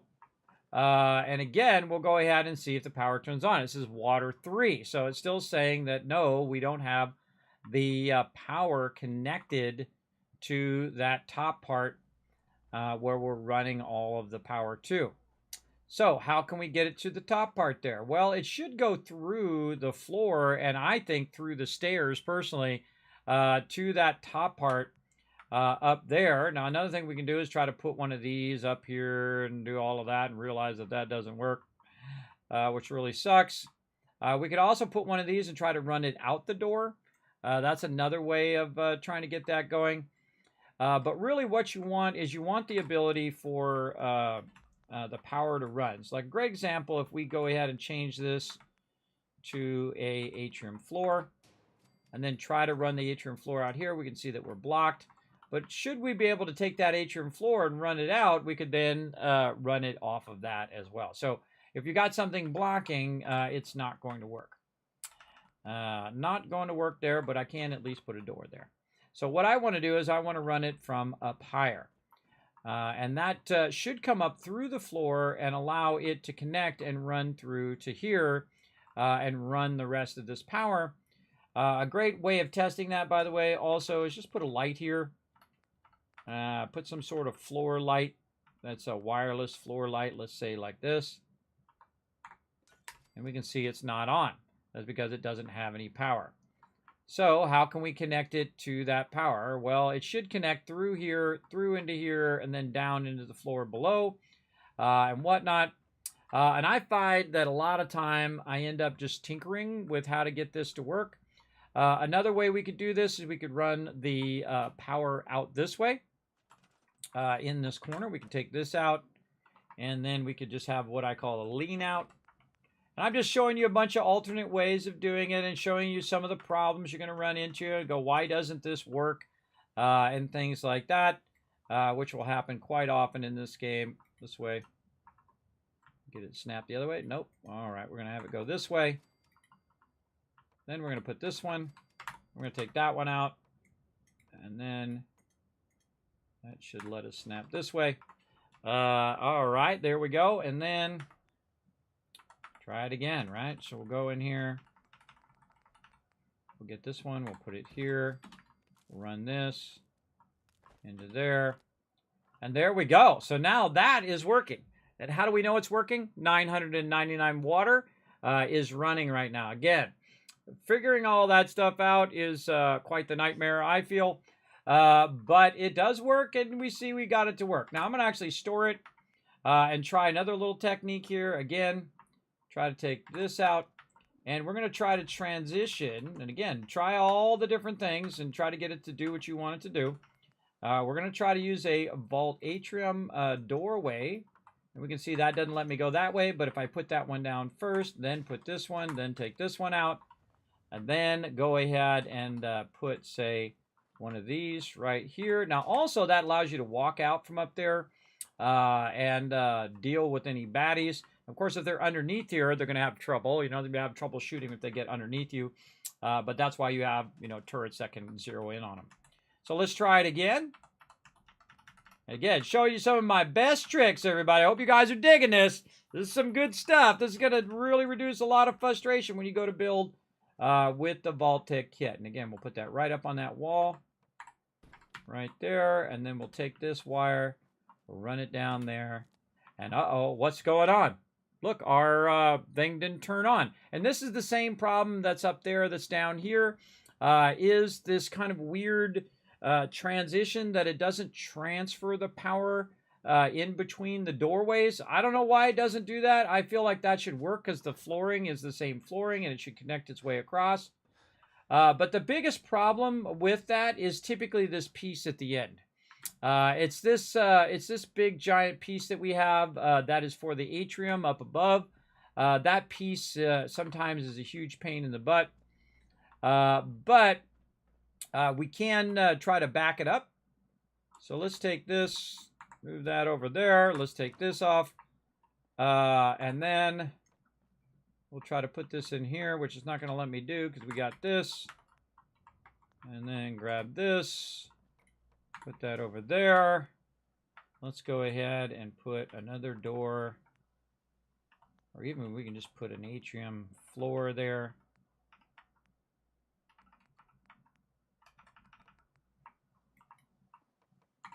An atrium floor here. Now see, we'll know it's working the second you see that that water kick in. So still not working. What if we take this and we run it around the corner? Well, it won't let me do that because it's got a wire connected to it. What if I go in and say, you know what? We've got this connected. This is connected into here. Why was that not working? Now, sometimes you want to take it out, move it, then put it back in again, then test it. Also, we can test it with our wireless power. And this is a lot of testing that I've done in the past, and these are the issues you run into. You can see that that is currently not working. So again, to bring that to the outside is really, really tough. So we're going to take this one out. We're going to use actually a really fun piece here. Let's go back and into our vault atrium here. And we can actually corner this piece like this. So this one actually puts in the corner like so. But notice it's not running to this, which is running across the floor, which is going to the power. And so what if we take the doorway out and we put an actual atrium floor here? Right there. So that should definitely work, right? So that's running through the floor, across here, over here, and should connect into this. And we can see it's definitely not working. So take it out, put that over there. We'll put this over here. Oh, wait, that's working over here, right? That works here because that's connected to the floor. And again, just trying to get those kind of workarounds to work, right? So this definitely is connected and definitely is working. So let's go ahead and say move it over here to this side. And that's definitely still working. Even if we move it out there, it's good. So again, we need some sort of a wall connection that's going to help us out. Now, what if we take this wall connection and we turn it around and put it on this side and then take this wall connector and move it over here? Ah, now we got something going on. Do you see it turn on? Watch, if I take it away, it works. And this over here. So we're back to backing the walls. Not the doorways, but the walls backing to back. And then that is helping us do our thing there. All right, so now we can take all of this stuff out of here. We can take this out of here. We're going to back to back all of these walls here. And what I'm showing you is the inherent issue with using these pieces at the end, right? Don't rely on those pieces to run the power. You want to rely on all your other pieces here to run that power properly. Let's see if we can get these walls in here. I think we're going to take this out first and then put our wall in. And then, again, we stored that. And then have to go down here to the bottom because it's a little awkward. Let's see if we can get that to snap in there. Don't want to snap in there now. That's a bummer. That's a bummer. Wish I had the real skinny railings like they do in Fallout 76, or skinny stairs. All right, what kind of stairs I want to use over here? I think I want to use some more ramps anyway. So scaffolding.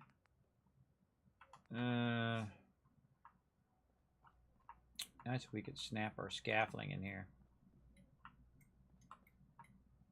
We can put it down, but it's not snapping. Yeah, we'd have to walk our floors back. Or no, we'd have to walk our... We have to go to our concrete floors. I don't think they're going to snap there because the thing's in the way. Concrete floor there. And then... I'm showing you some advanced stuff now, everybody. Oh, and then scaffolding. Here. And then snap the scaffolding. No, there's too much stuff next to it. Take all that out. Oh, wrong frame, by the way. This one.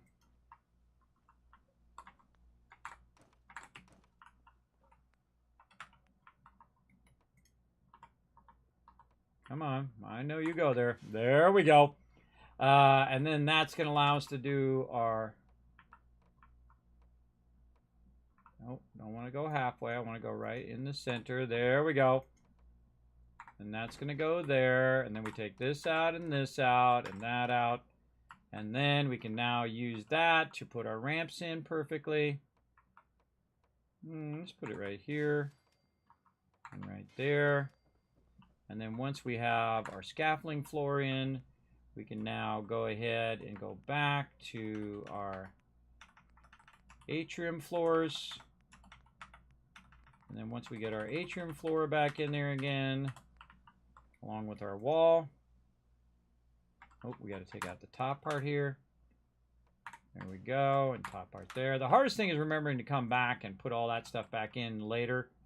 Because, you know, all of a sudden you run up and go, oh, I forgot to put that wall in, and I forgot to put that thing in, and I forgot to do that. That happens quite often.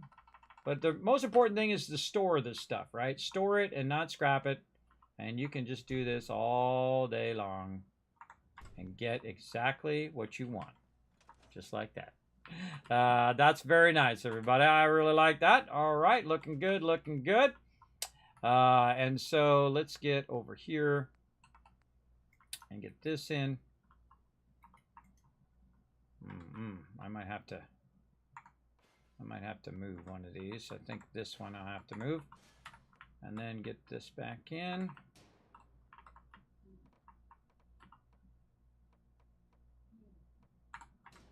And snap that back up there. Again, sometimes you got to move stuff to do other stuff, and then the thing and the stuff and the thing. All right, now we need our ones back over here.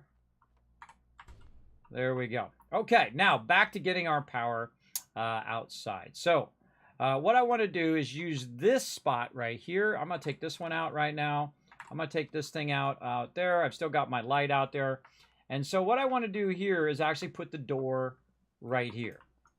And the reason why I want to put the door right there, I'm going to take this back out again, is so that I can just go outside. And so I'm going to put this out here. And then on the back side of this, I'm going to go ahead and put one of these backside atrium walls. And remember that the power is being transferred between these two walls. Let me turn my light back on. Stupid nighttime. Stop it. There we go. So it's being transferred from there through these ones and this way, not through the doorway. And that's going to transfer back there. And then we're going to go like this. And again, this makes a nice little pedestal for me. So we did all of this correctly, and we used the two walls to transfer the power through the walls and through the floors. We're able to go ahead and put our switch right here, and then run that switch right down into here, and bada bing, bada boom, we all good, everybody. We all good.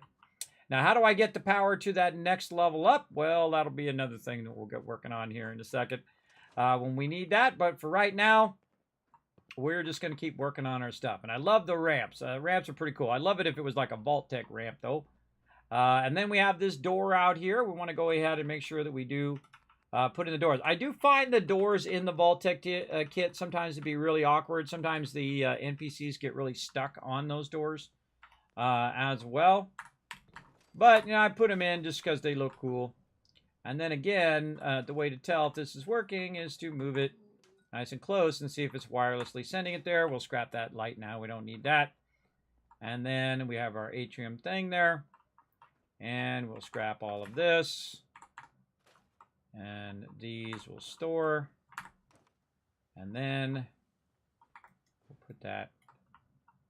Oh, I'm going to take this back out. Put our nice overseer window right there so we can see outside if we want to. Someone comes knocking to the door. We can see who it is.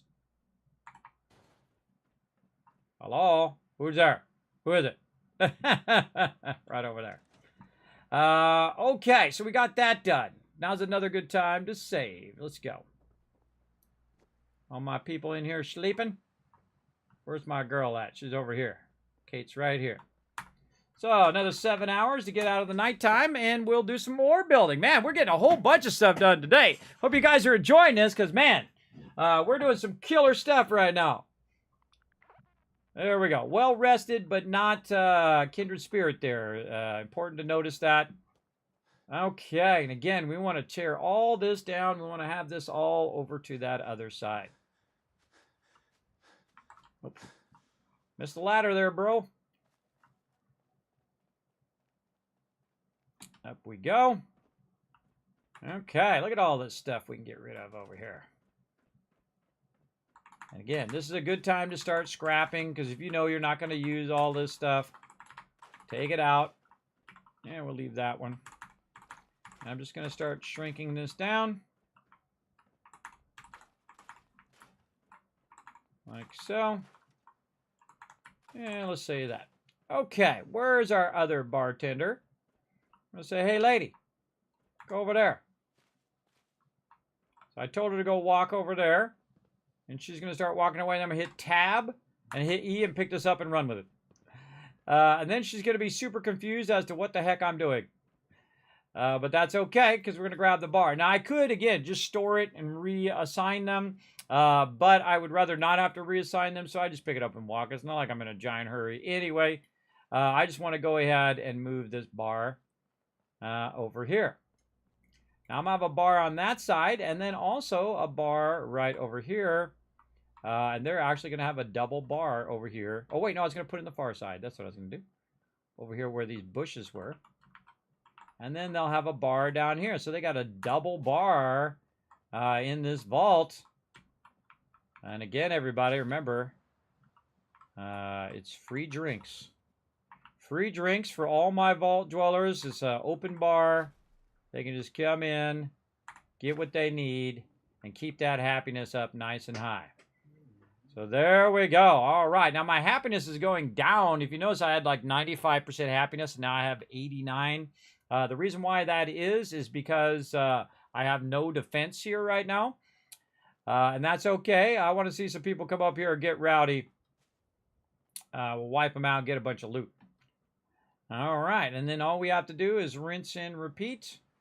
Get Chef Phil to walk over that way. Second he gets his hands off of there, I'm just going to pick that up and start walking all of this stuff.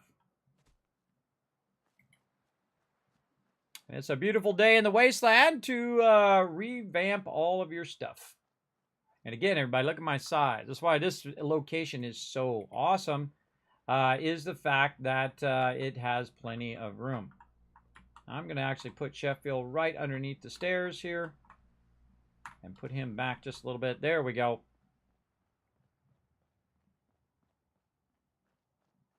And notice the vendors are going to start walking over there because I moved the vendors. I'm also going to gear up the vendors. I'm going to make the vendors look a lot better and all of that. And again, this is when the mega building begins.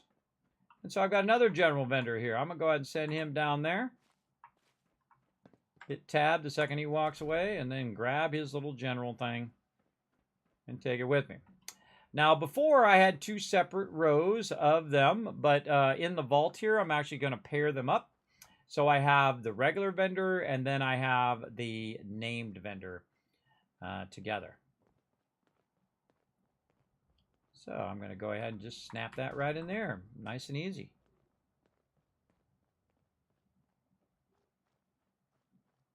And again, this just allows it so I don't have to reassign everybody. It does take a little bit of extra time, but it would also take the same amount of time for me to go and track them down and reassign them and do all of that. I like what they're doing. Okay, run over there, lady. I went into mode and then grabbing the clothing.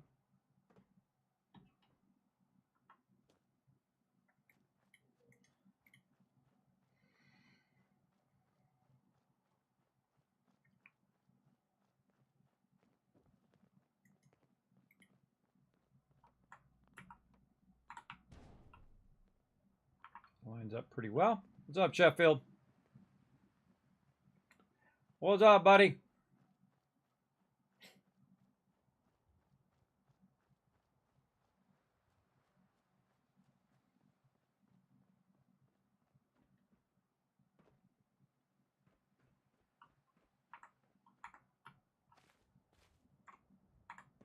I clicked on him with E. I then hit E on the ground to make him move. Second he moves away, I then hit E on the thing and pick it up, walk where I want it to go. Happy Casket was a Kismet. Hope you're doing great. I'm at work, so I'm going to have to be lurking, but I wanted to say hi. Well, hey, lurk away. Don't want you to get in trouble at work, but I appreciate you coming in, showing the love. We're building out the gigantic mega build, our first mega build in this particular playthrough.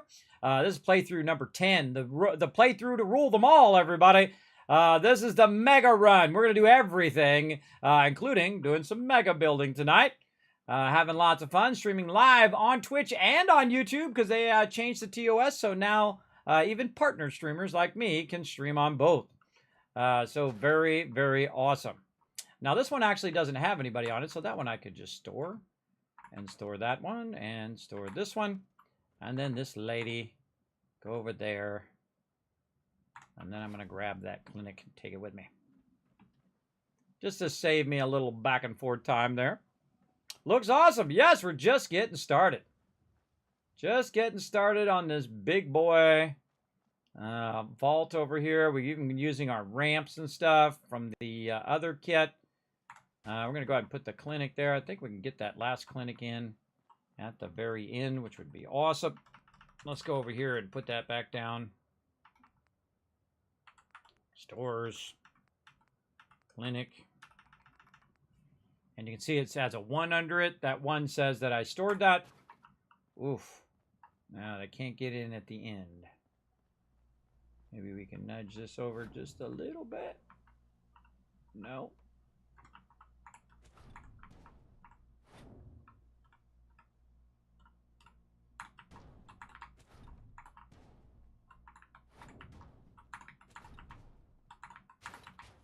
A little harder for them to get back there, but I want to be able to go through both ends. Yeah, there we go.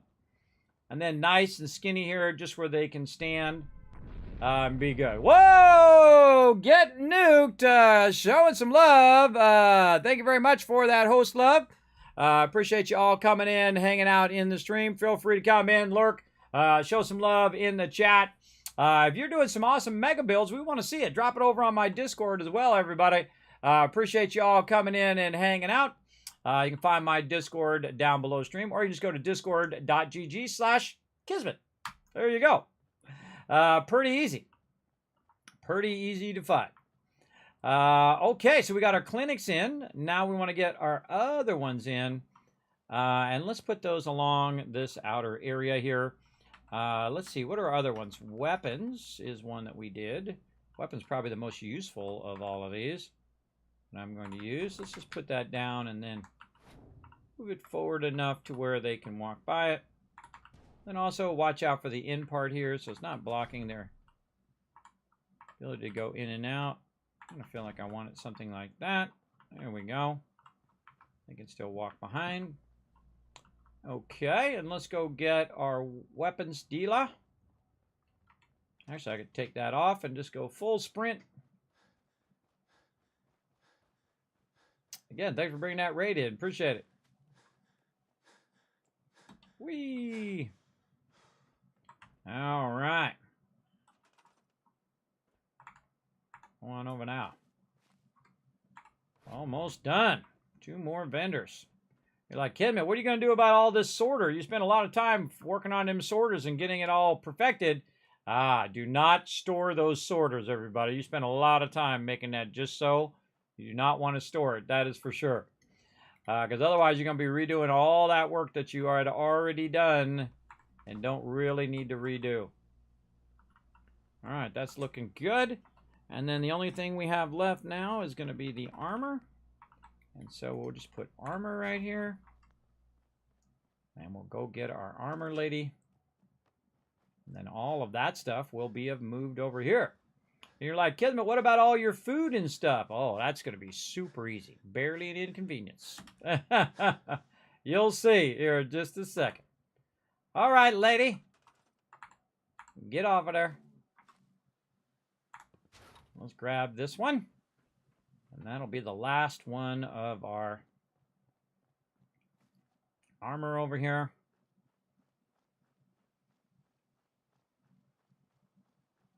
Last of our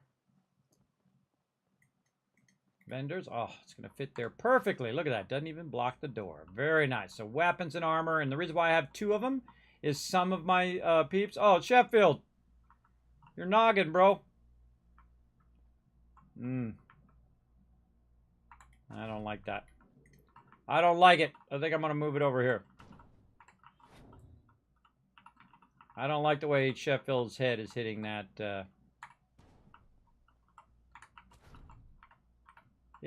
thing there.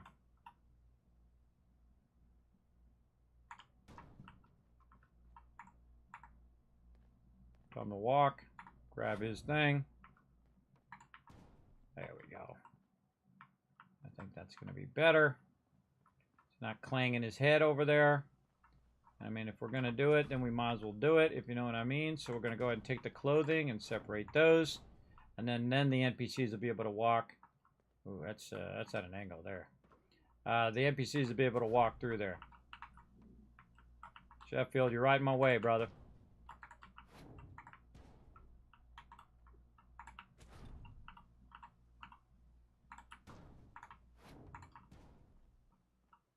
Wow, okay.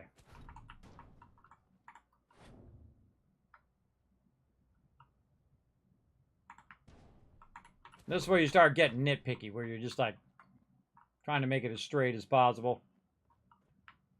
All right, that doesn't have to be as jammed in there. She went back to her thing. They'll go right back to it if you don't wait long enough. And so you got to kind of wait for them to, and then you hit E and grab it real quick. There we go. Kind of get that more in the center. There we go. And then she'll go right back there. And Sheffield will make his way over here eventually to the trading emporiums. And some of these don't have anybody on them. Yeah, here comes this guy. He'll make his way in there, hopefully. Can we run back there? Yeah, we can make it back there. They'll all make their way over there. All right, that was a lot of work. Let's go over here. Sleep. There we go. Get a little bit of water.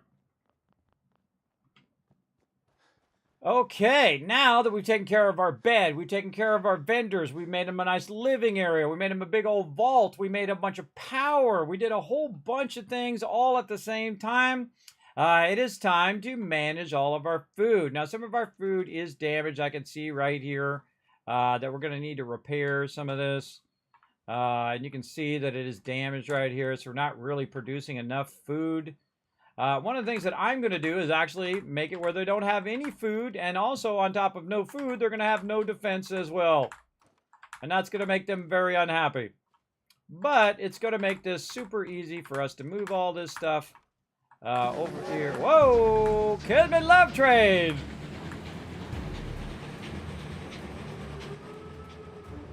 That's a little loud there. Thank you very much for coming in, bringing that love. Zachary with the 15 months of sub love right there. Greatly appreciate you coming in, showing the love here to the stream. Big time. So what we did right there is we just stored all of our food in the workbench. And right now they have no more food. Also, we're going to take this one right here because we know the crazy Moo Moo likes that one. That seems to be his favorite. We're going to take Mr. Crazy Moo Moo, and we're going to move him way over here as well and let him chill out in the vault. Now, one of my favorite things to do is to take the Crazy Moo Moos and put them up on top and put them very far away from where I'm at. So what I'm going to do is take his little trough here, and I'm going to run him way up here, and he's going to chill out right up here in that little corner right over there. Now, I have a bunch of other ones over there as well that I can do. Now, don't forget to use those thank you emotes in the chat, everybody, for Zachary, for that awesome support. There goes the Crazy Moo Moo. He's going to walk over to the vault. So you want to find the one that they have a tendency to go to. You can have up to 3 Crazy Moo Moos at your location. Now, these ones over here, I can see that he's not using, so I'm just going to store those. And then I can just plop those back down on the other side. Looking good. Same thing here with the water pump. I can just go ahead and store that and bring that to the other side. And then all of this stuff, we can go ahead and move over here. And then we can remove all of this. All right. Take all this stuff out. Make sure you don't accidentally hit like your stuff in the background behind it. I have actually done that many times, especially in Satisfactory is where it happens the most, but also happens in this game. Okay. These are, I'm all scrapping all of those. I need to take and move my power armor.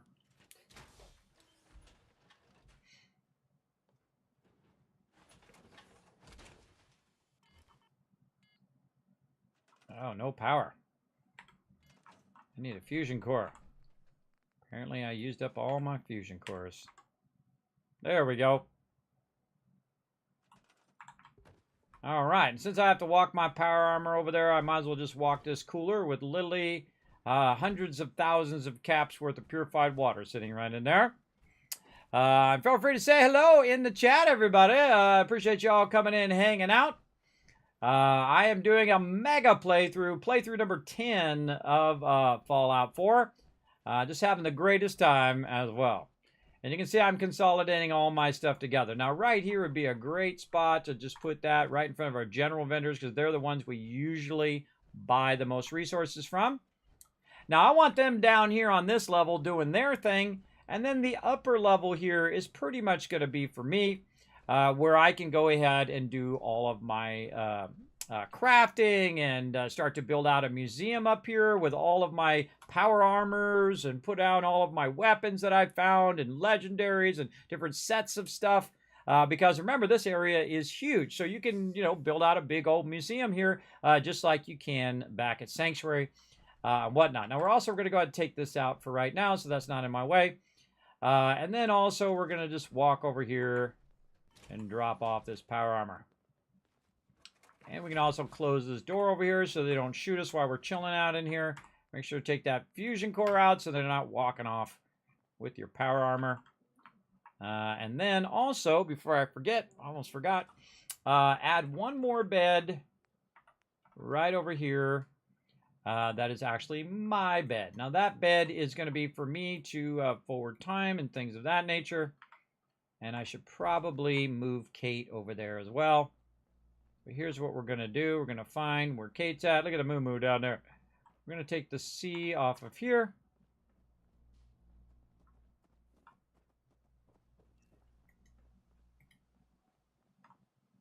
Put that right there. There we go. And we'll reassign her there in a bit. Okay. Now we're going to walk over here. We're going to do some more fun things. Now, this is going to be super tricky to get all of our sorter to line up. But I think we could go ahead and take out the rest of this stuff for now. Scrap all of that. Okay, that's looking good. We don't need our Vault-Tec computer over here. We can store that. This currently doesn't have any power, so it's not really drawing from the workbench right now. Okay, and then we want to look around and see if we have any resources that we need to pick up. There we go. Definitely need to get some purified water right in here. Some bottle caps while we're at it. Some mute fruit maybe. Oh, mute fruit.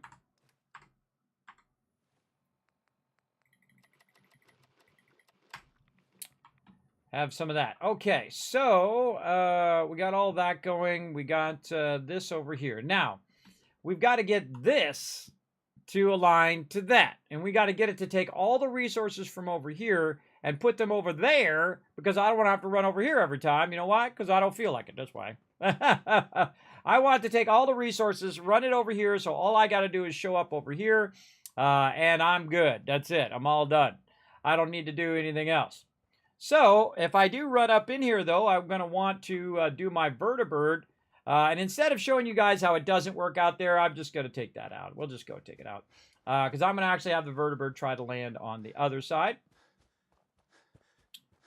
But over here, I was going to show how if you try to do this, the vertibird will end up in the water. And that is definitely a thing that can happen. Also, while we're at it, we could go look at some of our basic structures like our concrete floors. And okay, how many of these do we have? We have a couple of these. All right, let's put those down and scrap those out. There we go. Very nice. We got 24 of these. We got a whole bunch of those. We can just run that back like that. And let's start to take a bunch of these out.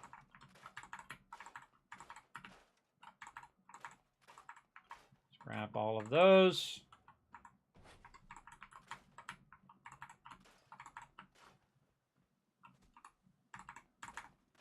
All right, looking good. And see, this will act as a natural barrier, this building as well. It'll act as a natural barrier for them to make them have to run around this way. And again, we'll get to those Kismet kill boxes eventually. See, I'd like to take all this out, take this house out, redo the house, take all that down and whatnot. We'll get into supports and all that stuff too after we get the basic vault built out. There we go. We got Sheffield back over there doing his job. Everybody doing their job. Wow, this is looking really nice in here. I like the bar down there and the bar over here. Oh, we don't need this anymore. We can take that out. We're going to put a projector there, but our projector doesn't work. Oh, I took this piece out here, but that's okay. Our atrium door up there is working fine. Let's see. Now we need to decide where we're going to put our sorter. And that's going to be tricky. And I kind of feel like we want it up at this top area here. Maybe put the bottom one as the window and the top one as the thing.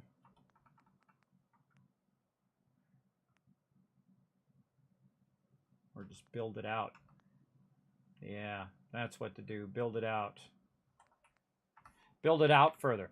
Okay, so what I want is I want to level where I have my museum stuff.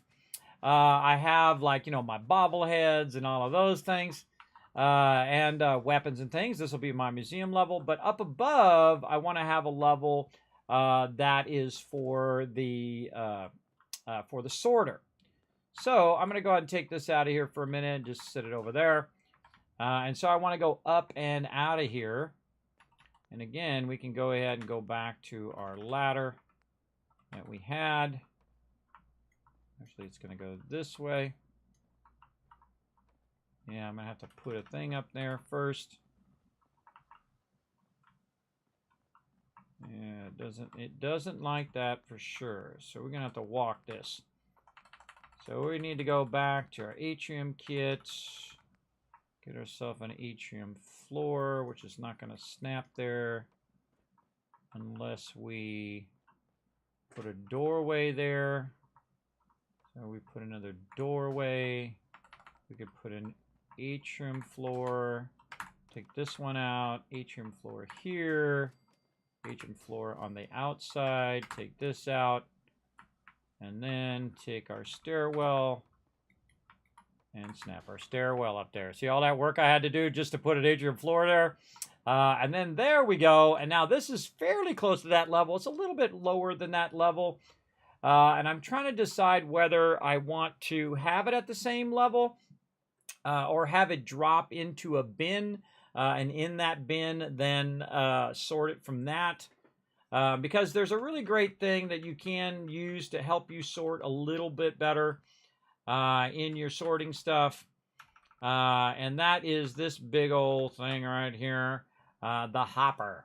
The hopper is really great as you drop a bunch of resources in there, and then it will, very perfectly put it on the belt as it goes. Sometimes it also gets stuck. A whole bunch of stuff will get stuck in there, like your power armor and all of that stuff. So it's really kind of a hit and miss sometimes. But it does snap right to this. And so I could snap it in the upper part, have it just flow into there as well. Or have it drop down into one and then end up down below. Let's go see what we can do about that. So this out, then back to our thing here, stairwell this way. Nope. Don't do it. Don't want to do it. Okay, let's use some walls. Down here. Go up. And then we could do this. And then a ladder. Oh, take this out. That does not want to do that. Huh. Let's go try our other piece.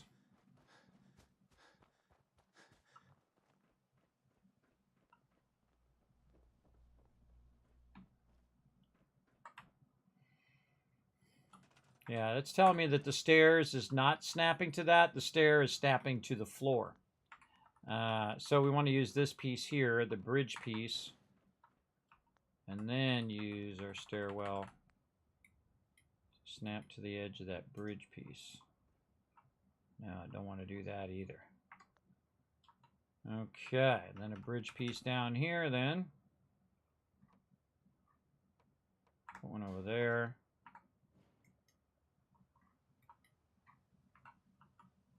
Ugh. All right, fine.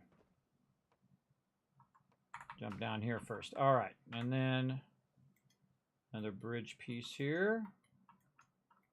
No, because this thing's in the way. All right, then we'll walk. Bridge piece there. There's a lot of work to work around this. It should work much better than this, but we do what we can do, right? Workarounds, workarounds. Yeah, it's not going to go there because of the other piece that's there, which is the door piece. Let's just take the door piece out, make our life a lot less miserable. There we go. Okay, so it was the door piece that was blocking us. And no worries, because now, once we take that out, we can just go back to our door piece that we blocked. We had in there and just put our door piece back in. All right, there we go. So maybe what I want to do is have this at the lower level. Out here. I just have it open into the open world here and have it run up and end up right here. So I don't necessarily have to go to the top here. I could just have that window up there and then just run out this way. I don't even need that anymore. I could just do this. I don't think it's going to let me have that other piece because the vault door is in the way. And if I take the vault door out, I don't think it's going to let me put it back. But normally you put the piece you're going to clip through down first, and then you put the other piece down. But that's okay. I don't necessarily have to be able to walk to the thing. I can jump over that. I can also just put down a piece if I wanted to. Just a board.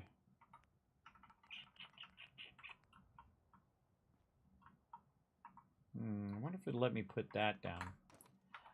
Let's go ahead and use the upper floor. Yeah. There we go. Use the upper floor of the concrete kit so I can put those two little pieces down. And then back to the atrium kit. Come on, that was pretty cool, everybody. That was pretty cool. That was a pretty awesome move there. All right, let's keep walking this back now.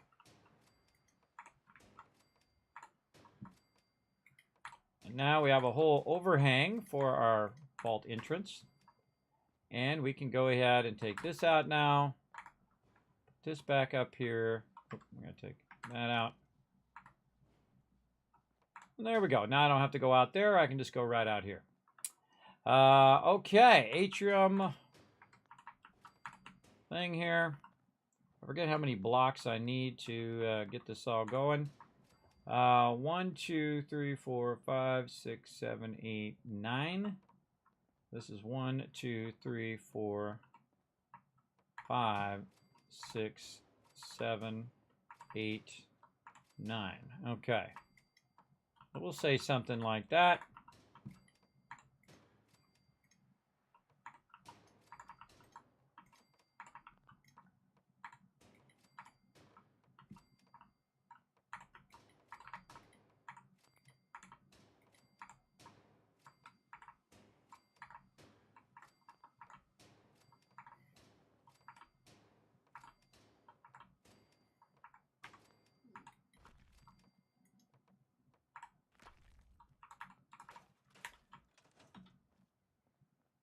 Okay, now, first thing we want to do is grab this one.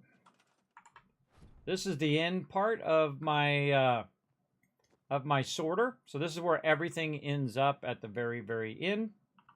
And so I'm going to go ahead and run that all the way to the end, right there. And now all I need to do is go back and forth and move all of these pieces back over here on this side. Now, of course, lining them up is going to be the tough part to the extractor, but we'll work on that later. Right now, we just want to work on aligning all of these.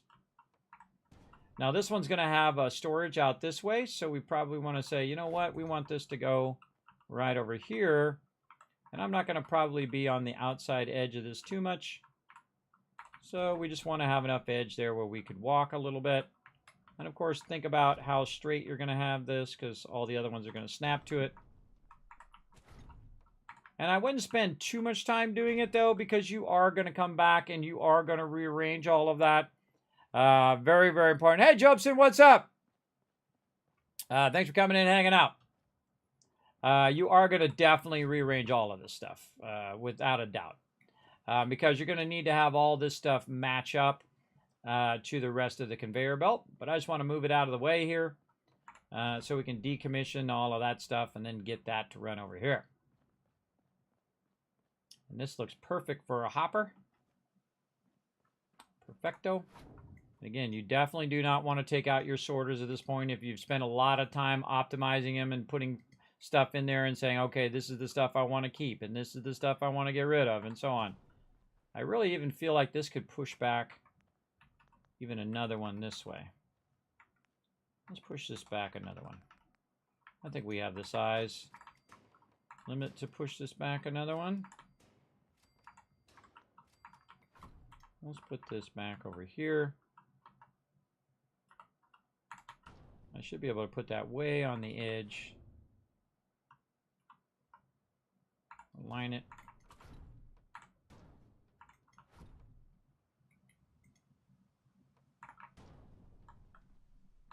Yeah, this way when I come out, I can just go straight down the thing. Yes, very nice. Okay. Glad I thought of that. And then this one over here, I can store all of these. These are unnecessary. We've got that nice and straight. And I can also blast anybody who tries to roll up to the vault door. Down in there. And then some of these we can just move to the other side.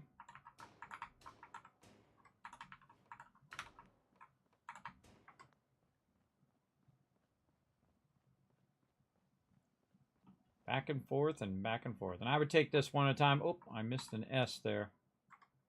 Now, whatever that S goes to, I'm going to store that. Ammo.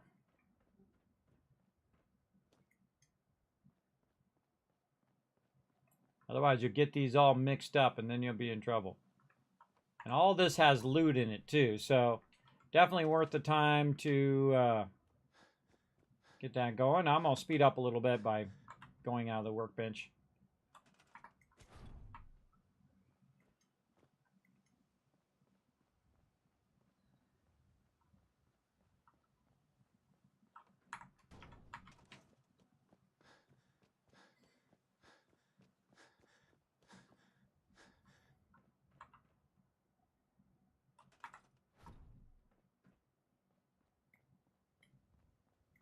Power armor.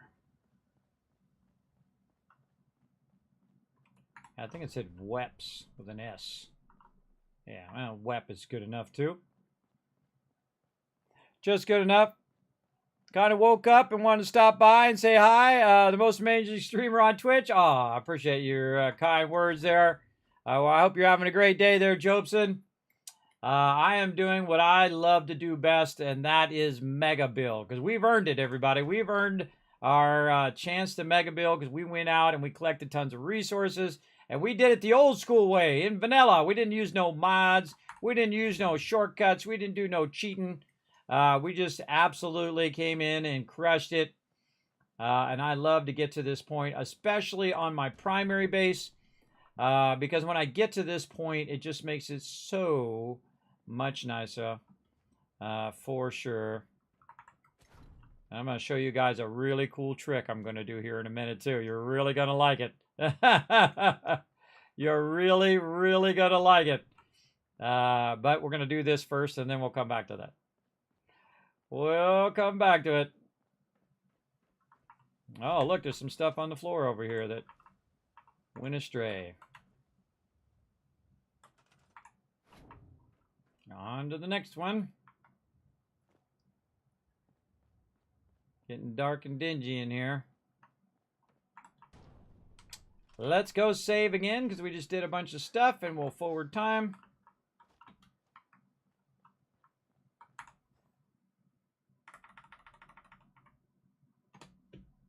To the daytime. Fun detected. Yeah.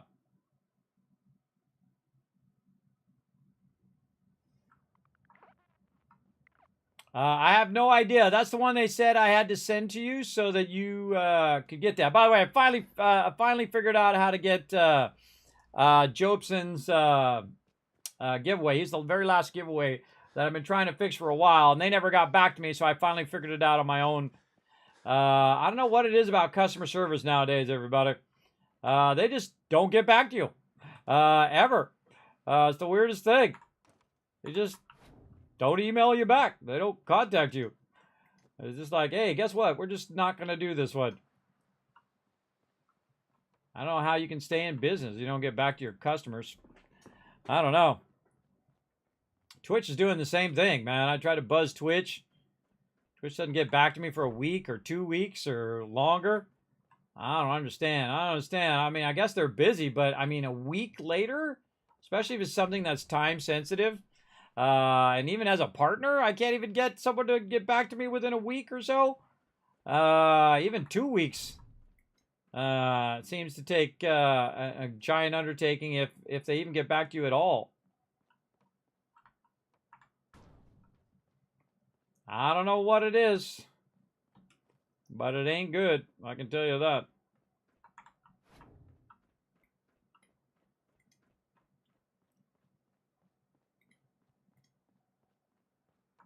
Okay, we definitely going to need more of these over here. We're going to need more atrium floors.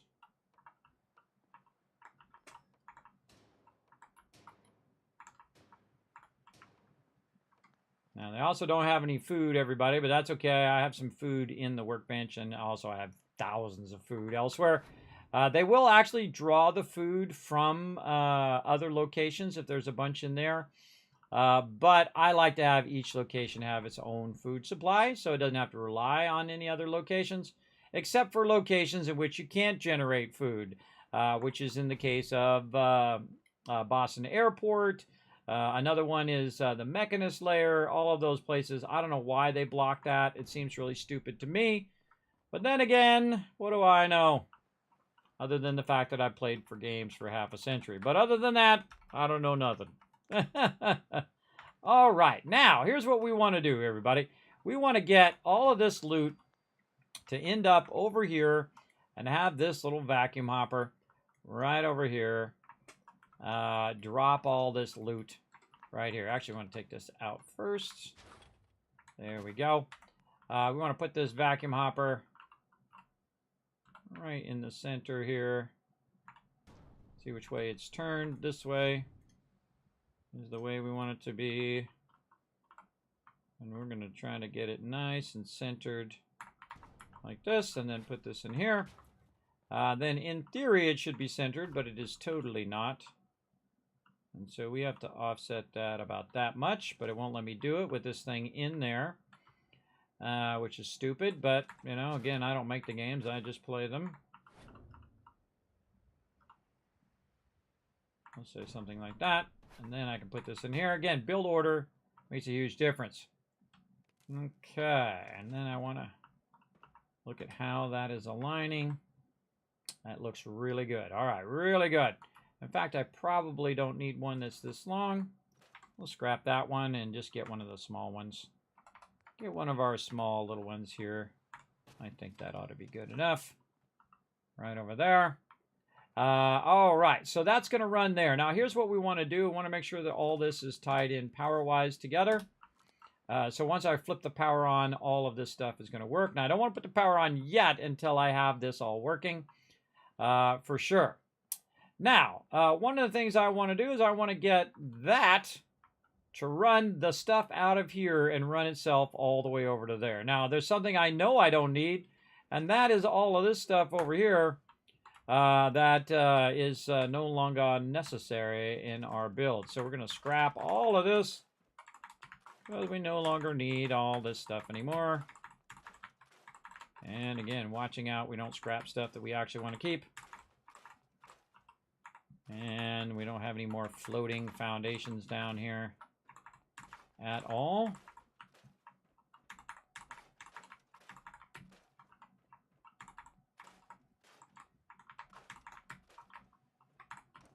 That one I stored. These ones are all scrap.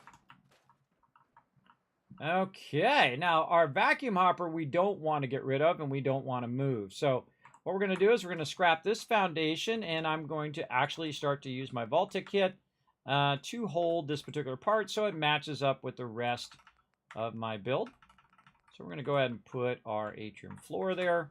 We're going to store this, put that there. We're going to go ahead and take this out, store this one. We're going to take a look at where that's at and then just kind of move it over temporarily. And the funny thing is a whole bunch of loot's going to drop out of there. Look at all that stuff that got stuck in there. All that stuff that got stuck on our vacuum hopper. And then you can probably guess what the rest of them I'm going to do. I'm just going to walk the rest of this back. And yeah, we'll take that one out. Move this over here. Take this, put it back where it was, roughly. And then we're going to want to take this and align our ability to drop this down below. And so we'll go right here, let's say there, and then straight across that way. I don't know if I can make it, but we're going to try. Go for it! Oh, you're not running. Oh, we made it anyway. Wasn't running very fast there. All right, now what we're going to do is we're going to move this over here. Well, we're going to try anyway. Move this over to this side. And do we need these outside ones? Yeah, we'll leave those outside ones, but we're going to take this one. Move it to here. We don't need this one. Again, trying to use the minimum amount of stuff for the biggest return is going to be awesome. And so we're actually running this out here for multiple reasons, but the first reason is to get this stuff aligned with what we already have. So we're going to go ahead and see if this works out. Now again, beyond this point, this is all trying to work your magic into getting this to actually do what you want it to do. So we're going to go ahead and get ourselves another vacuum hopper here. Second my brain decides to work. There we go. And then we're going to go to, how are we doing on time? Oh my gosh, time flying by, everybody. Flying by. So we're going to use our vacuum hopper here, and we want this to align perfectly center. So we'll want to do something like this. And then we'll go back to our Vault-Tec kit. And then we'll build, say, 2 of these. Kind of up on top of each other. We need to probably put a wall there first. Like this. And then floor there. Take this out. Floor back down there. And then take that out, floor up there. Yeah, I'm taking stuff out and putting stuff in and so on and so forth. And then take that out. And then what we can do is use our atrium floor there to try to align our hopper exactly perfectly straight, which we should have done on the other side too, now that I thought of it. I wish I'd thought of it earlier, but at least I did think about it. That's the important part. Now, we got to get that stuff to come out of there and go into this vacuum hopper nice and easy. So we're going to try to get that going on, but it ain't going to be that easy. All right, so we're going to go ahead and take this and just have this have a nice straight conveyor belt. Like so. And then like so. And then we want one that's just going to go up over the top of this. Maybe a small one. And then look and see how that falls in there. Ooh, that falls in there really good. Oh, wow. It was almost like I did that on purpose, everybody. Really like that. That's looking really good. Little problem with this little edge here. When I feel like that lines up pretty well. You want it to just fall into the edge so that it has enough room for the bigger pieces and bigger items like your gigantic rifles and things like that. That's pretty awesome in the way that that lines up. And then it goes in the vacuum hopper, and the vacuum hopper can keep it nice and straight. And then actually on this side, I definitely want to... oh, actually, I could have just took this vacuum hopper out and just realigned all of this. Yeah, that's what I'm going to do. I'm just going to realign all of that in the long run. And that's why I said not to get that too worried about that stuff on that side. Because what you want to do is get this aligned in here. Like this. Huh. Had a thought. I just had an idea. I don't think I've ever tried that before. Vacuum hopper here. Snap this to the side of the vacuum hopper. Take the vacuum hopper out. And then just snap this stuff right down the center perfectly, everybody. I just thought of that for the first time. I don't know why I didn't think of that before. I kind of feel like maybe I've done it before. But I didn't think of it this time until just now. And then in theory, you would have this lined perfectly up underneath there, and you could snap that underneath there for sure. Oh, that's awesome. All right, even hey, I either remembered or learned something new there. Or a combination of both. There we go. Use the small one just to keep it from back chaining. We got to make sure this is actually going in the right direction, too. Oh, man, that's really important. Let's go check by using some power. Got some power over there.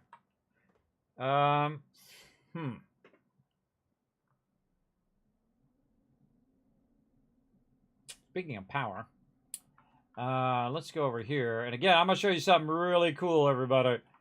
I love it when this happens, because I have to run this out here anyway, just to run the stuff on top of it so it looks legit. I'm going to go ahead and put a wall here and see if it lets me snap that to the end. Let me snap it there, but not where my little vacuum hopper is. Take the vacuum hopper out first. Oh, why don't you let me put the vacuum hopper down? Okay, let me store the vacuum hopper.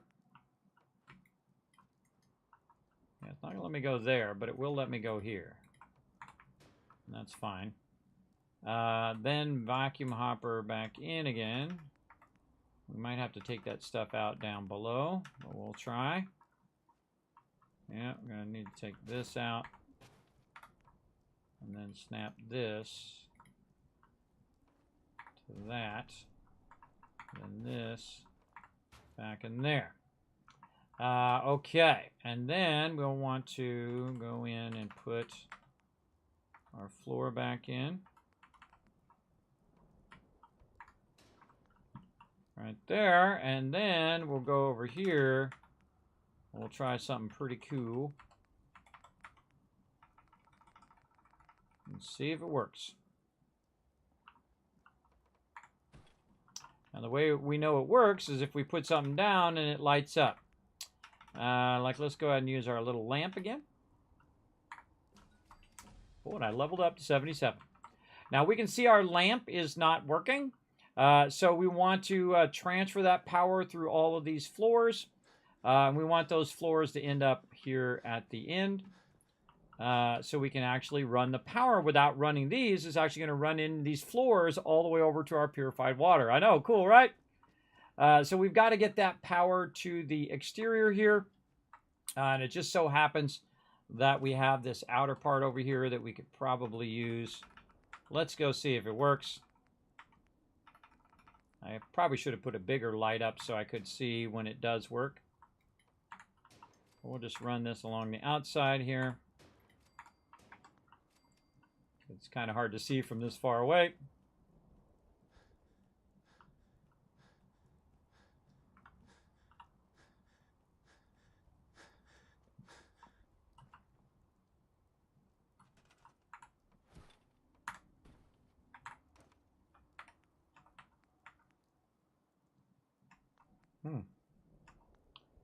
That should work.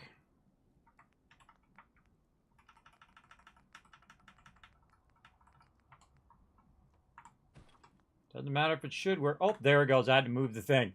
Doesn't matter if it should work. It only matters if it does work. There we go. Now it's working. Very nice. Now, if we go over here and we take away some of this power, it'll probably no longer work if we take away this edge here. So very nice. And now we no longer need any of this. We can store all these back in the bench in case we need those somewhere else. We got a nice temporary bench there.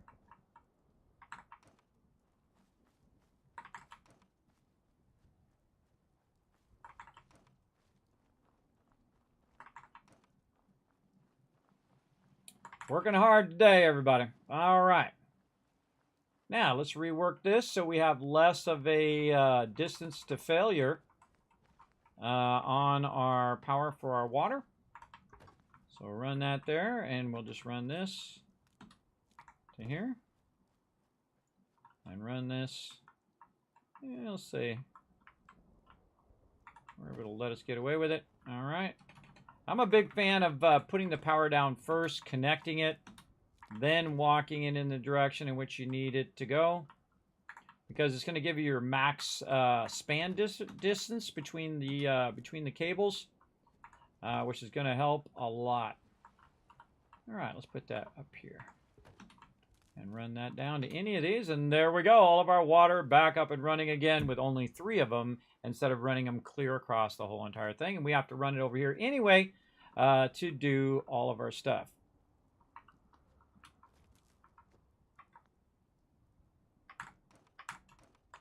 Okay. Looking good. Looking good, looking good. Now we need to get back in here. Oh, that's not where I'm going. I'm going this one.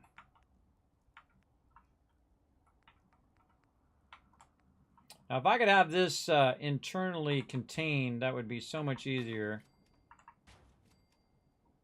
You know what I should do is try to connect this to this. Ah, no, it's got to go the other way. So it's turned, it's reversed. It's reversed in the way that it needs to go. So it's got to go the other way. All right, that's okay. We'll store all these back like this. We'll turn this one this way. How would you know?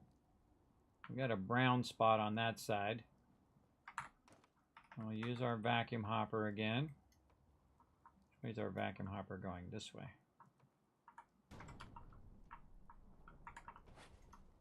Oh.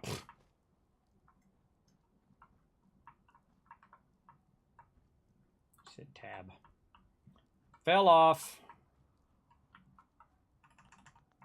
That's okay. I have the power to build.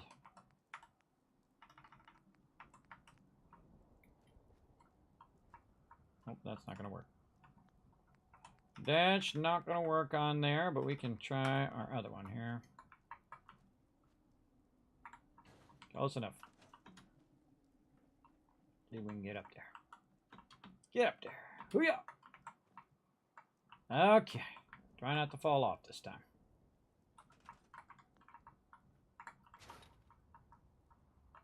That does not want to go on there. Okay.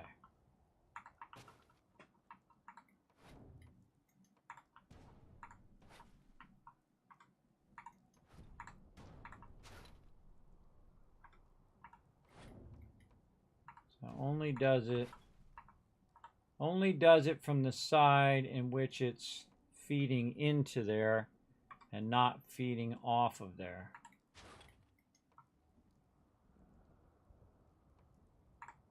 Oh wait, no, that worked.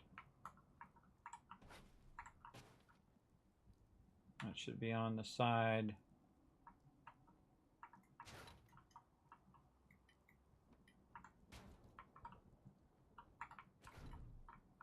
Nope. It flipped it around. Yeah, it flipped it around the other way. So yeah, because that's going to be feeding in and dropping in there.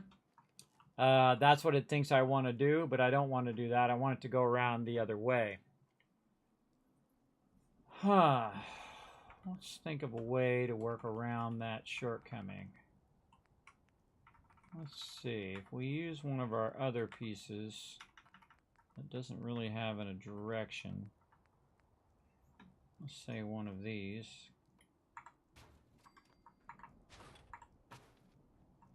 Then we go like that. Take this out, spin it around the other way.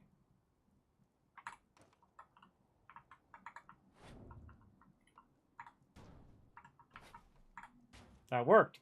That little piece in between, that rolling piece, doesn't have a direction as to which it's running. It only uses the actual direction of the other pieces that are next to it. So if you put that piece there, you can change the direction, and thus it let me change the direction of the way that this is coming out, and I used it to align down the center. And now all this stuff is perfectly aligned center-wise, like that. Of course, I want this to actually be back further. Back here, so we'll add another one, because this one's already aligned. All right, so that's where we want our thing to start, right there. And all the rest of this here can just snap down the line, and we'll come back to all of that. Let's go ahead and then run this. Now that we know this is matched up on this side, we need to get our floor back down in here. It's also running that power. See the light come on? Way down there, so we know that power is being run. What else are we doing? We are running more of these. Power. We definitely need to save. That is for sure.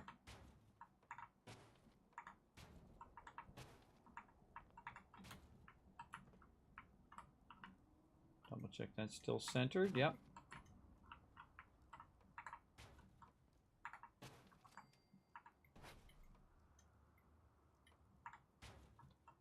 Okay, now what we want to do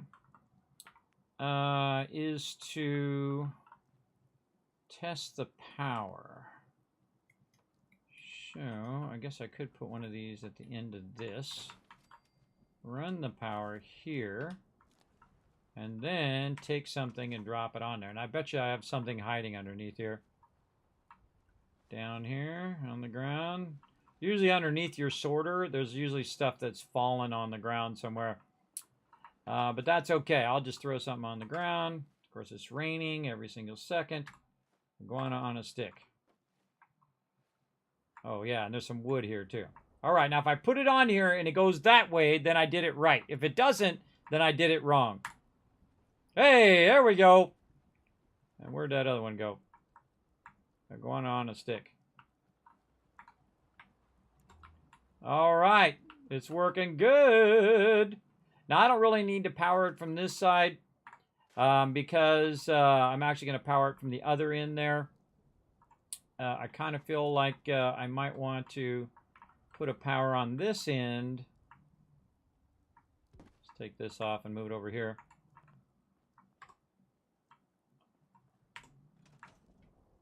Pick it up without the workbench, put it over there. So that I can actually power the hopper too. So this one we'll take out and we'll go in and we'll want to put this conveyor in so we can power the hopper without having to necessarily power from here. Because we want to have the ability to turn this on and off from way over there in our main base and not have to run over here every single time. And we definitely want this to be powered from the other end where we can turn it on and off. Vitally important. All right, let's realign all of our hoppers here and all of our sorters.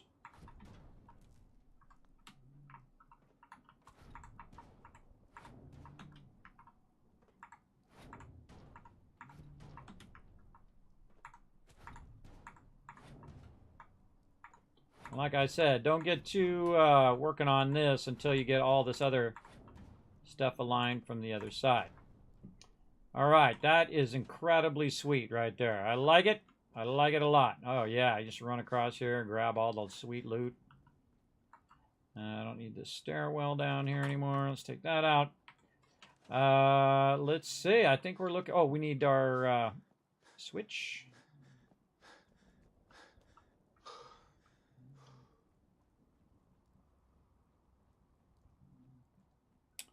And we should be able to reduce the amount of this we got over here. We should be able to take this and move that. Let's just put it up here for right now. Oh, we could use a conduit. Wow, I very rarely use conduits, but I just had an idea. Let's use a wall penetrating conduit right over here, which would work really good for this. Like this. And we could try to just to put the conduit through there. Like that. And then something super simple like this. And then connect that into there. And then on this side, we have our switchy switch.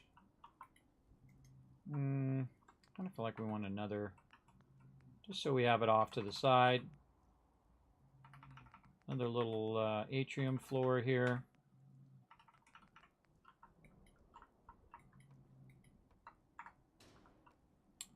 Right there, and then we want to turn it off. It'll be out of the way, so when we want to pick up our resources, it won't be right in the way. But we can just set it over here. And then run this power out through the wall into here. And then this one will run, or not. Not enough distance. Maybe right there and then to there. There we go. And that is now running. That's doing its thing. Yeah, see, I can run out here and shoot these guys down here too and getting rowdy in front of my vault door. Okay, so now we have the power to turn that on and off. We should see the stuff coming down the line and eventually sorting to where it should go. Here it comes. And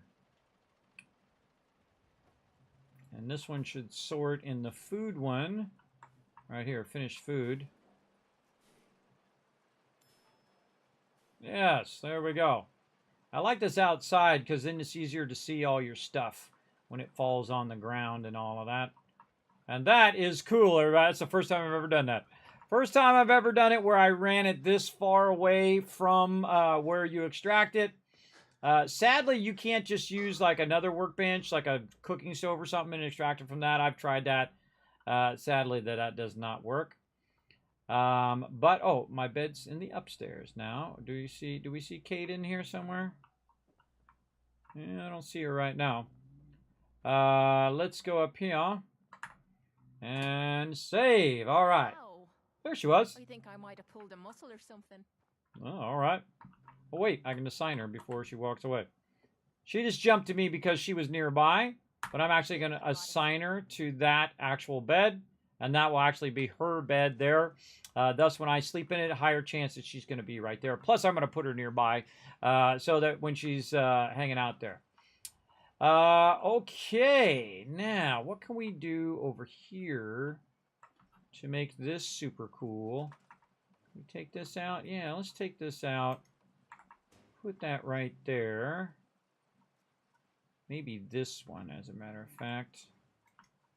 Let's put this over here. And we're going to do something else that's really cool. Doing a lot of cool stuff, working with the Vault-Tec kit and using it for its best purposes. And then again, we can put one of these potentially in there if it's going to let us. Let's take this and move this over here. Not going to let us put it there because of the thing right now. We'll take this and put that off to the side. We'll put this here.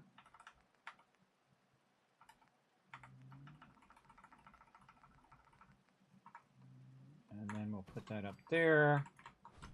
And then we'll put this back here. This back over there. Does it go all the way to the end? Oh, so close. We missed it by this much.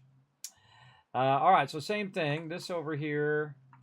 This we'll take out of there for a minute. We'll move this forward. And then this back here. And what it's doing is lighting up all the neon on the side. And that's why I have that there, just to light up that neon. And you might as well, because it's the same as putting a floor in. You're getting the same benefit in the long run. And then this over here, same thing. Kind of feel like I want that to be open all the way down. And then also if I need some external power, that'll be out here. Kind of feel like I just want to put it here in the corner as opposed to taking this out. But then it would be one less item to have in my thing here. And again, the reason why you want to use those together is because this way you can put the thing on the wall there and get that neon going, and it would use less pieces here, which means it's not as much out of your build. By the way, stuff that you've stored in the workbench is not part of your size. Important to know that as well. So if you just don't feel like tracking down all the things that you stored, it's pretty awesome that it doesn't come out of there. It is part of your size in Fallout 76, by the way. A very important difference to know. All right, and then there's our weps right there, all lit up. Our ammo, our power armor, all that stuff lit up, super easy peasy. And then we also have our cooking stove here, which is going to be basically our quick bench. Very nice. We have our power, water going. Let's get our food going because our happiness is way down by 10% right over here. Okay. Now, my girl over here, she's been doing a good job of working with our food. Now, I'm actually going to take this out over here on the corner just to kind of get it out of the way. It's very easy, much easier to do this stuff outside and then bring it inside. So I'm going to go ahead and get my food here, some mute fruit. Put it right onto this thing here. Like this. And we're going to put 6 mute fruit in there, and then we're going to pick this up and put this right by Kate's bed right here.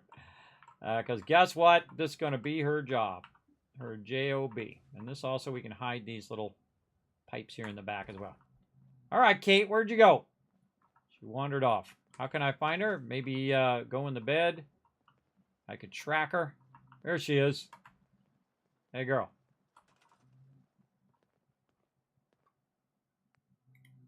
Oh, see, it's acting like there's mute fruit there. Because it still thinks it's over there because I moved it. But if I leave and come back, then it will count. I'm on it, Captain. All right, so she's on the food. Right over there. Who else we got on the food? Someone else went on food. We have 7 food.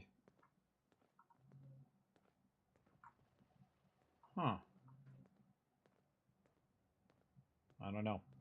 I don't know, but we'll have to look into that. All right, we're going to get whoever else is on food, we're going to put them on scavenging. We're going to put our scavenging things right along this back wall. Way over here, out of the way. And we're going to put 5 of those down for now. Just like this. Very nice. And then we're going to put our Vault-Tec computer in up here where I'm working. It's under miscellaneous. And I can put it right here by the bed and connect it right up there. Very nice. Actually, I don't kind of like it across my bed here. Maybe something like this. Yeah, there we go. All right, who else is on food? Vocational overview. Yeah, so 2 farmers. Assigned to scavenging. 1. I bet you it assigns Kate to it because it's just going to troll me.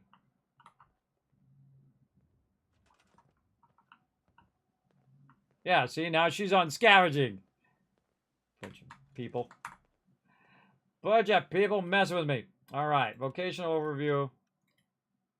Farmer, scavenging, 1. See, it auto-assigned somebody to the food when I was putting it down. When I just wanted Kate on it. All right, Kate. It's all you, girl. No problem. Now, it should just go to 6 and not 7. There we go.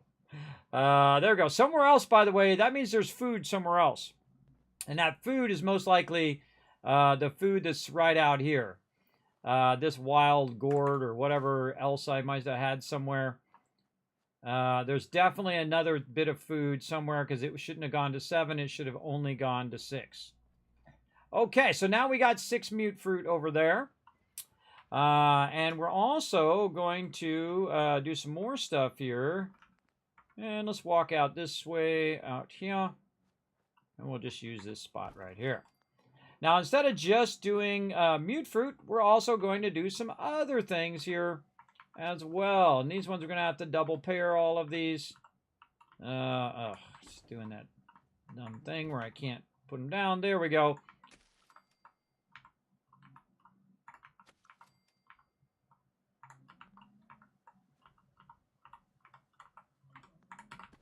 Just keep moving it around until it lets you do what you want to do.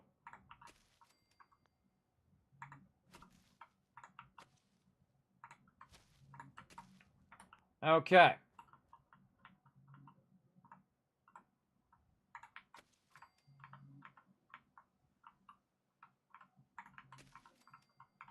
Nope. Let's move it after the fact sometimes.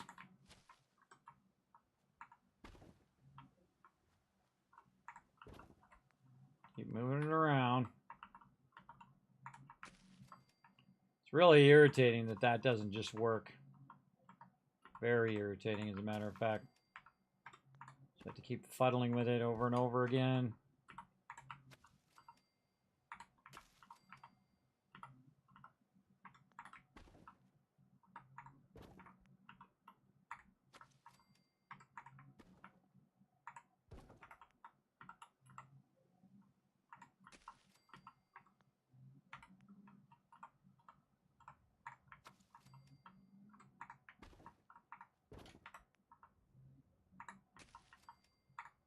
Okay, so that's 8, and this is so 1, 2. Well, those, yes. So this is 1, 2, 3, 4, 5, and 6 worth of food. Looks like I have too much, as a matter of fact. Let me take some of these out. I think it's supposed to be 3 rows of 2. There we go. 2, 4, 6, 8, 9. What the heck is going on here? Spread these out a little bit. Ugh, God, that's terrible. There we go. Now we're getting somewhere. 1, 2. This is going to be 3. This is 4. Oh, I had it right.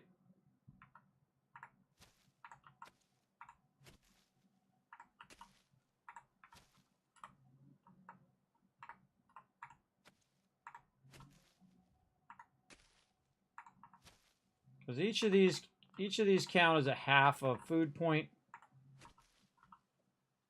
So what I'm doing is I'm counting them in pairs. There we go. So that's 1, 2, 3, 4, 5, 6 right there. But to make this work, we actually need a total of 6. So that was right. So we can go ahead and move these back. Because each person can only do a total of 6 food. Well, basically what you want to do is just double 6, so it's going to actually end up 12. So 3 rows of 4. I did 1 extra row. So 1, 2, 3, 4. This is 8, 9, 10, 11, 12. And if you take that and half it, it'd be 6 because it's half a food unit. Now we got our, finally, we've got our carrots going. Now we want to have a little bit of variety in food. I do like to have a good variety of stuff in my mega vaults. Oh, we're going upstairs. And we're going to put this right over by this one. So that's going to be 12 food there. And then I shall find someone who is doing diddly squat. Those ladies are all doing something.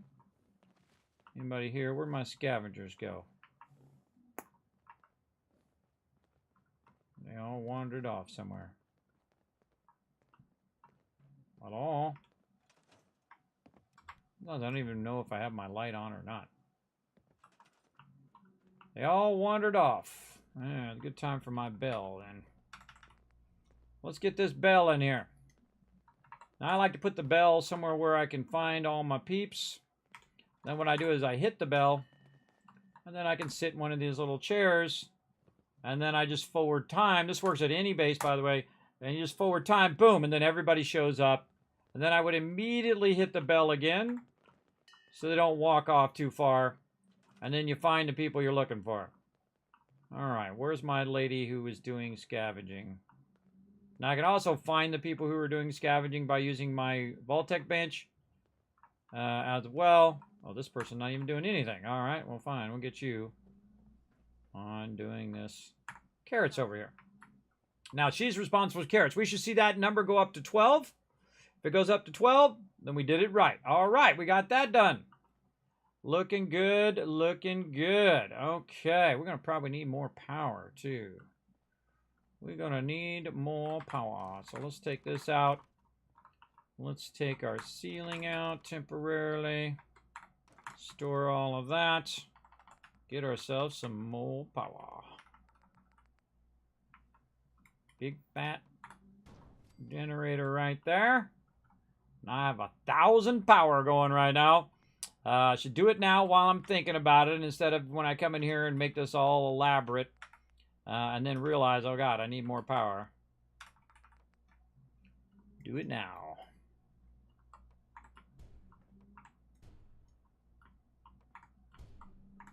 So awesome. All right, there's 1,000 power, but I just doubled my power right there. Big time. Okay, now we got all that stuff going. Now it's showing red of my power, not because I didn't have enough power, but I'm going to need more power because I'm going to put more purified water down. That's for later, but it says no power because there's no power going to this right here. And that needs to connect into the rest of the system here.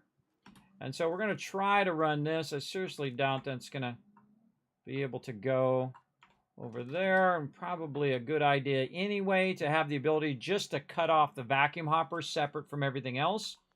So I can leave the rest of it on. Really, the vacuum hopper is where you go wrong. And it starts pulling a bunch of stuff out of there, and it's not doing what you want it to do. I also want this to connect to here, and then this to connect to this. Or maybe I just want to bypass this. What am I really using this for anymore? I don't even think that's going to that anymore. What's going in here? That is running from up there into this switch. Into this switch box.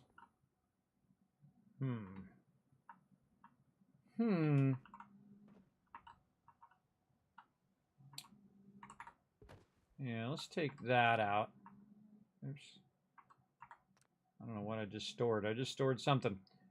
I wanted to take this. Take out the box inside. Stop it with the running the lines. No, box still there. Okay. Yeah. It's hard to run around because it just, every time you jump, it thinks you want to run a line. I want to run the line from up here.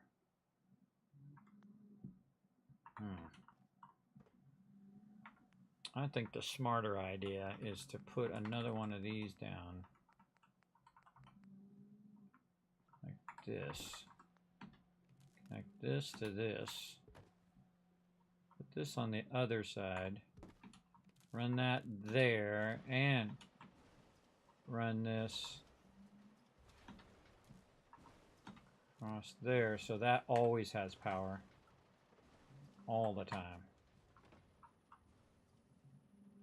And that's the thing that keeps the enemies away. The Mirelurks and all that other stuff.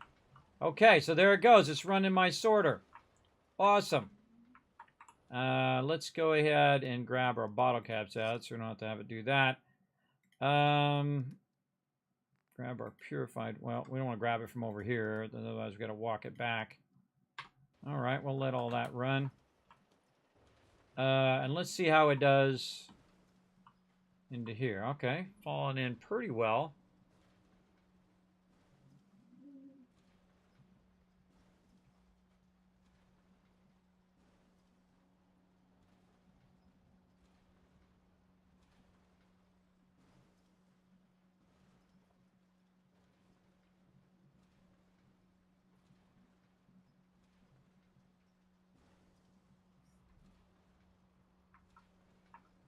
Yeah, nice and centered right down the line there.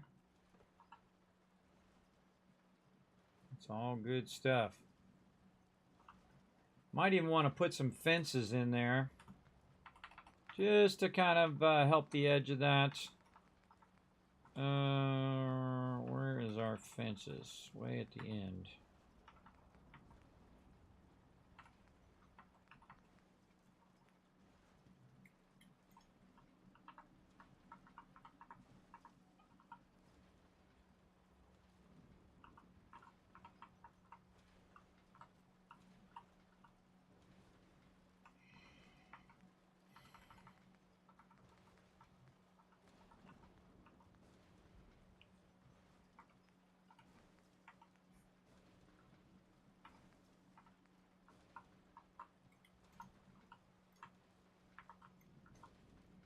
Trying to decide what kind of fence I want.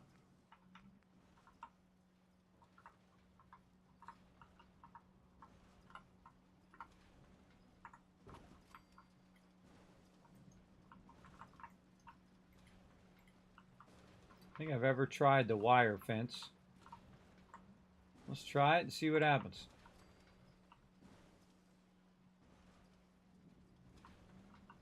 And also, same thing in the back.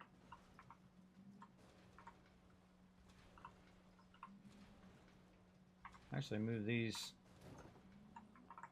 Move those forward and put the back one in first.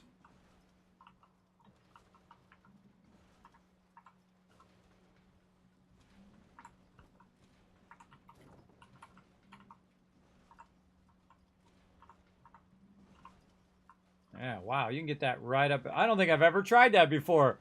Look how close you can get the wire fences. Wow, that actually is really good. You get that super close to the edge and keep it from falling in between there. In fact, you can even clip it through the edge. Yeah, look at that. You can clip it through. Wow, why did I never think of that before? Wow, that is amazing.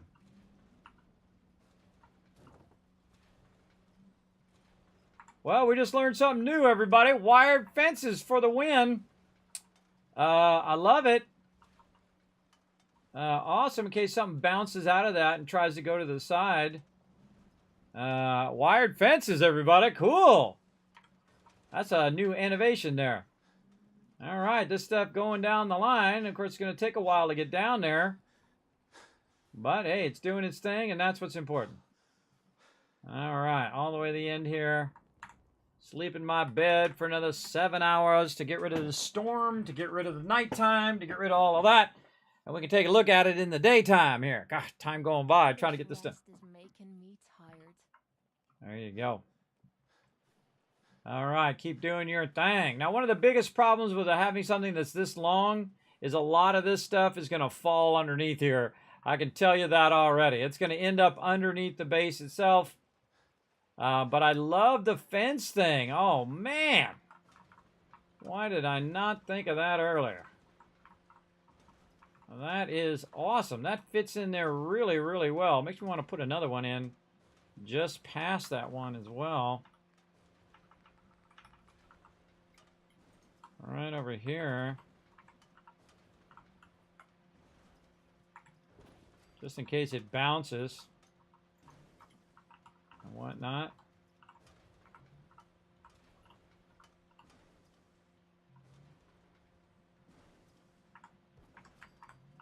Wow. Up. Fell off.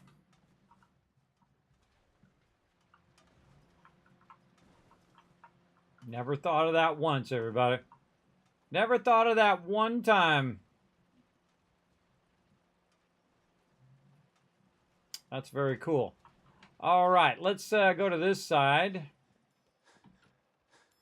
By the way, when you jump over stuff, you can actually knock stuff off of there, so keep that in mind. Let's go ahead and run in here.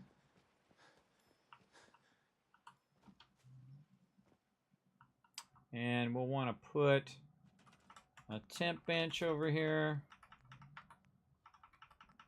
Right over here. Probably right in the center here. And then I can go here. I can go to the workbench and pull that purified water out of there. And then put all that in there. There's 10,000, 11,000 purified water. Okay, very nice. Now we took that out of there. We're going to go back up here. Wow, I think this is going to be one of my favorite builds here. This is awesome. Really like it. Very, very cool. All right, now the big problem is going to be our bigger weapons and bigger items. See if I have anything else I can just kind of throw in here on me. Laser rifles. Oh, this will be some good tests here. Combat armor.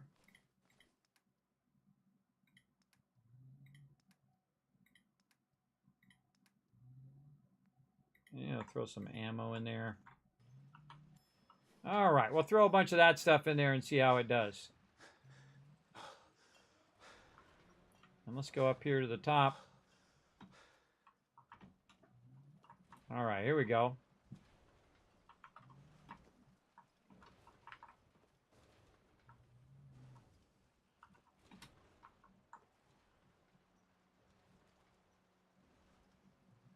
Now, there goes some weapons.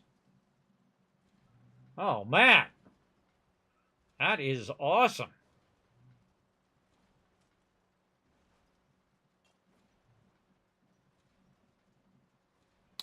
I tell you, every time I play this game, everybody, I always learn something new. That was the moment right there. Using that barbed wire chain link fence on the side. That is amazing. To keep that stuff from bouncing out of there when it comes out of the hopper. And then, of course, using the hopper to straighten it out and make it easier to go down the line. And we can increase the speed of this, too. Let's try it at a much higher speed and see what happens. Now, of course, I can just let it run, so it doesn't have to go faster. But always fun to test these things out. Let's go ahead. Actually, we'll just use a Vault-Tec terminal, because then we can just use either. And we'll just sneak that right next to that. We'll put this actually up into here. And then we can go in and adjust it. Hopper control. Output timer. Every 0.5 seconds. This as fast as we can. And then switch control, which is our on. And that's it. Yeah, see how they're less distance now? Much faster. There we go. Let's crank that stuff. Let's crank that sorting. Okay, on the other end.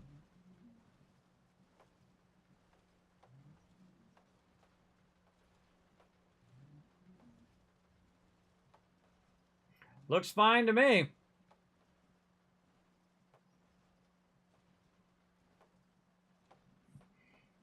Tempting me to try some bigger items in there. Do we have any bigger items in here? I don't think I do. All right, well, let's go to the other end. By the way, you can also use the conveyor to run faster, just like you can in Satisfactory. Let's see what we got sitting in our stuff over here. Where do we do with all of those Gatling lasers over here? So let's try a minigun. One minigun, one Gatling laser. And then, oh, we need a bench on this side too. I like to have a lot of these little stoves around because they take up not a lot of room, but they're really easy to... well, that would have been cool if I could have put that right on the top there. Really easy to access to get your gear and put stuff in the workbench. All right, so let's try some of the hardest stuff. Gatling laser, minigun.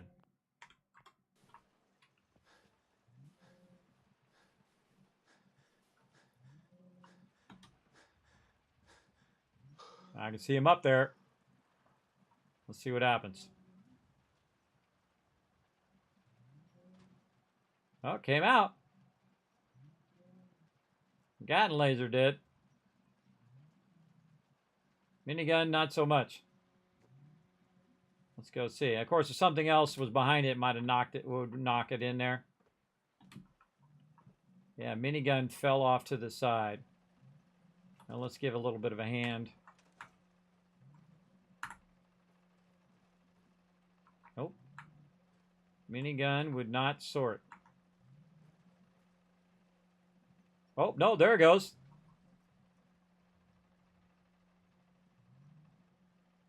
Just didn't fall in there correctly. Okay, this makes me think that maybe we can use our little chain thing and our little fence thing over here, maybe. Keep the stuff from going too far over. We put that up here. God, that would have been amazing to put right there and just keep that, use that as a thing that blocks it. Keeps it from going too far. Yeah, it's got to go down the center, so something like this would be great, because then it would hit the side of that and then go right down the center and then go through. But that would start to junk up our thing, though it was way off to the side, so most of the stuff would miss it. But see, the 50 cal doesn't even go through the sorters. See? So what's going to happen, that 50 cal is going to end up right there. And we could turn this over too. It's good. Then it would stop all the rest of the items from going through. But then see how it stands it up again, which is not good for sure. Let's go down here and see if it brought that Gatling laser in there. I don't even remember what the name of it was. I probably should have paid attention. But it could have fell off the side. And down below there, we got a Gatling laser. I guess I should have definitely paid attention to what the name was. And probably should have grabbed one that was... Should have looked at how many were already in there. But I'm just going to assume that it did sort. Otherwise, we'll find it later down the line. Usually within the first one is where it usually will fall right in here. But those big items, probably not going to be good. We'd have to watch out not to put those in there. But all the smaller items look like they're going to do pretty well. God, I wish I would have learned that years ago, everybody. That would have been so awesome years ago. But now we know it at least, so there we go. We are improving. Other than that, I feel like it's pretty rock solid. Pretty rock solid, and that is what we're going to go with. And over time, what it's going to do, because I'm going to be way over here on this other side, is just keep generating that water even though I'm here. And just keep generating that water and running that water down the line, and we'll just keep collecting and collecting and collecting that water, including, I think in here somewhere, is this, no, this is keep right here. My purified water, yes, I've got 2,667 down the way there. So I can go and put this down below.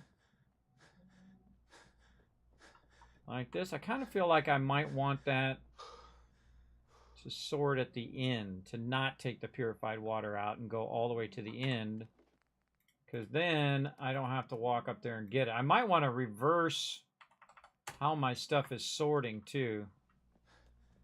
Might want to move my sorting order around. Now the cool thing is we already have the sorter stuff set up, so we just move our stuff around because this is actually putting the weapons at the end. And I wanted to put the purified water at the end. And then all this keep stuff, I guess I don't need it all that much. But to keep it from sorting there, I can just take the purified water out. And when it does start to do the purified water down the line, it'll just go all the way to the last one. And then I'll just grab it out of there, which is awesome. Oh, I love that. It's so great. And it's running all my purified water there at the end. Okay, so we need defense and we need food. Let's go ahead and make more food, everybody. More food over here. All right. And this is one of the greatest things they added, these garden plots. It really does help a lot. And let's go to the lower side here. These garden plots are great for putting your food actually in your settlements, which are awesome. Okay, what do we do there? Let's do some corn. So again, we need 4 across, and when it doesn't do it, move it forward over here. Sometimes you need to just put it down and then pick it up and move it. And sometimes it won't let you do that because it's irritating as hell. Right over there.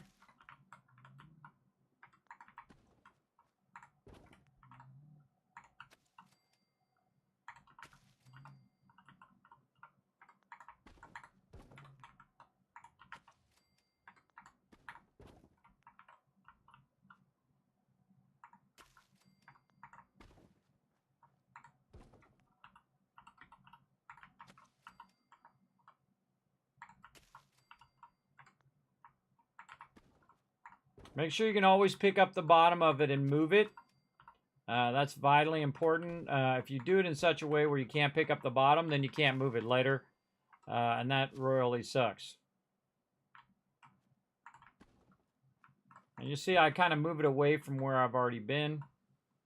So it's not blocking my ability to put these down. Again, I feel like this shouldn't work like this. It should allow you to put those in there like that. Okay, so now we got some corn. Let's take this corn and run it in there. This place is looking sweet. Look at you guys using those Halloween emotes. Nice. All right, and now we got some corn, so we got a good variety of food. over here. Let's use our thing here to switch our scavenger. Scavenger assigned to farming. And then I'll have to track them down. They'll just automatically go over here and do farming. Okay. And then we should now see 6 more to 18. Very nice. Alrighty, alrighty. Now, mute fruit's the easiest, everybody, but when I get to the mega building, that's when I start giving them food variety. And in theory, it's supposed to affect their happiness. I've never really seen it have a really big effect on their happiness, so I typically don't worry about it. But I at least give them some food variety in here. This one's the really tough one, is the potatoes. Trying to get these potatoes to fit 4 across.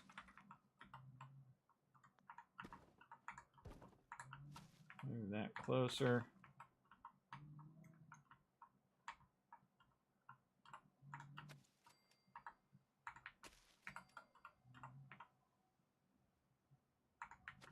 And you can go in and make this all perfect, everybody. I'm not going to make these rows all perfect.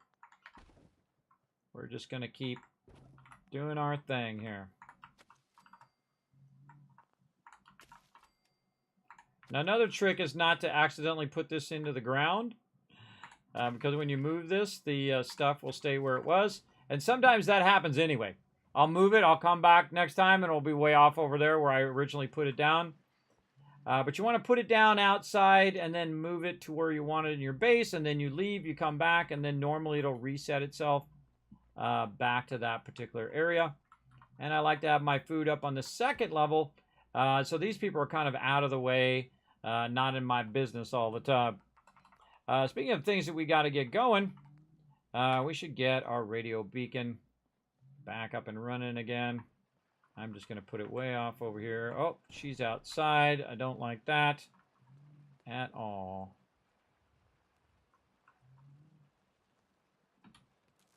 We're going to definitely fix that.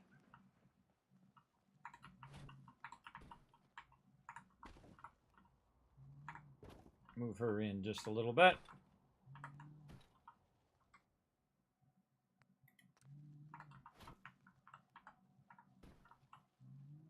Don't want them sticking outside. Move this bed just a little bit.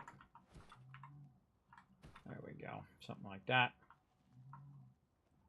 She'll end up inside now. Okay, we got our radio beacon going. Very nice. We got all of our food. I think we do. We need somebody on food over here. Maybe our second clothing person. This person is gonna go and work on this food. Sure. All right, and that should give us more than enough food for anybody who shows up here. It should be 24 total food. It is. And there we go. We got our food done. Let's take a look at our vocational overview. We got 4 farmers, 1 armor, 2 bartenders, tailors, junk dealers, and now we also have enough to bring in as many people as we possibly can because we have the vault built out now. And again, we're going to start our museum. We'll end up on that side. Oh, we got to put our other 2 moo-moos down. And you know, they don't always show up, by the way. If you notice also what side that they're eating on, they're actually eating on the high side there. But I try to leave enough room where they could stand on either side. So I'm going to go ahead and do this. Maybe this one in the center like this. There we go.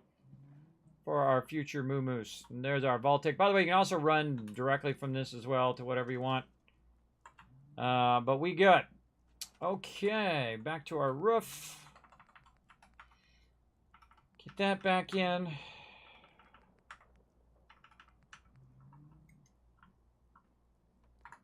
Okay, roof in. Now for some fun things like our window. Up there. Do we have our door in here? We do not. Door. And do we have door in this one? I think we do. Yes, we do. Door in this one. Very nice. Loving everything about it. Yeah, this is a good spot for a little Kismet Killbox out here, too. But it's time for Kismet Killbox. Oh, we got to put up all of our other stuff back up, too. Oh, we got to get our target location, too. Let's go get our target location so we're not landing on the vertibird way over here anymore. Probably get Curie from standing over here now. Hey, moving out. Let's go, Curie. Hiding in the bushes here somewhere is our targeting for our vertibird.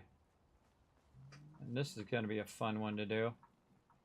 Because who knows where the heck that is. Oh, that's where they got blasted down there, too. Oh, there's our other mute fruit. That's where that other one was. It was back over here. Oh, there it is. Oh, that's a security baton. Oh, sturdy combat armor. Yeah, got annihilated by... This is Kate annihilating all these people with her Gatling laser. Very nice. Oh, we got wild razor grain. We'll leave that. That wild stuff is not us. That's them.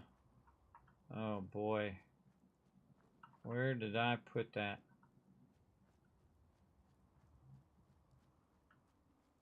Man, it'd be nice if it highlighted this stuff.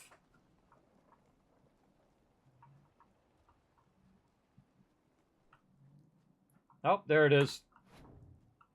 That's a hard thing to find, everybody. It's a hard thing to find. All right, let's use our conveyor belt. Whee!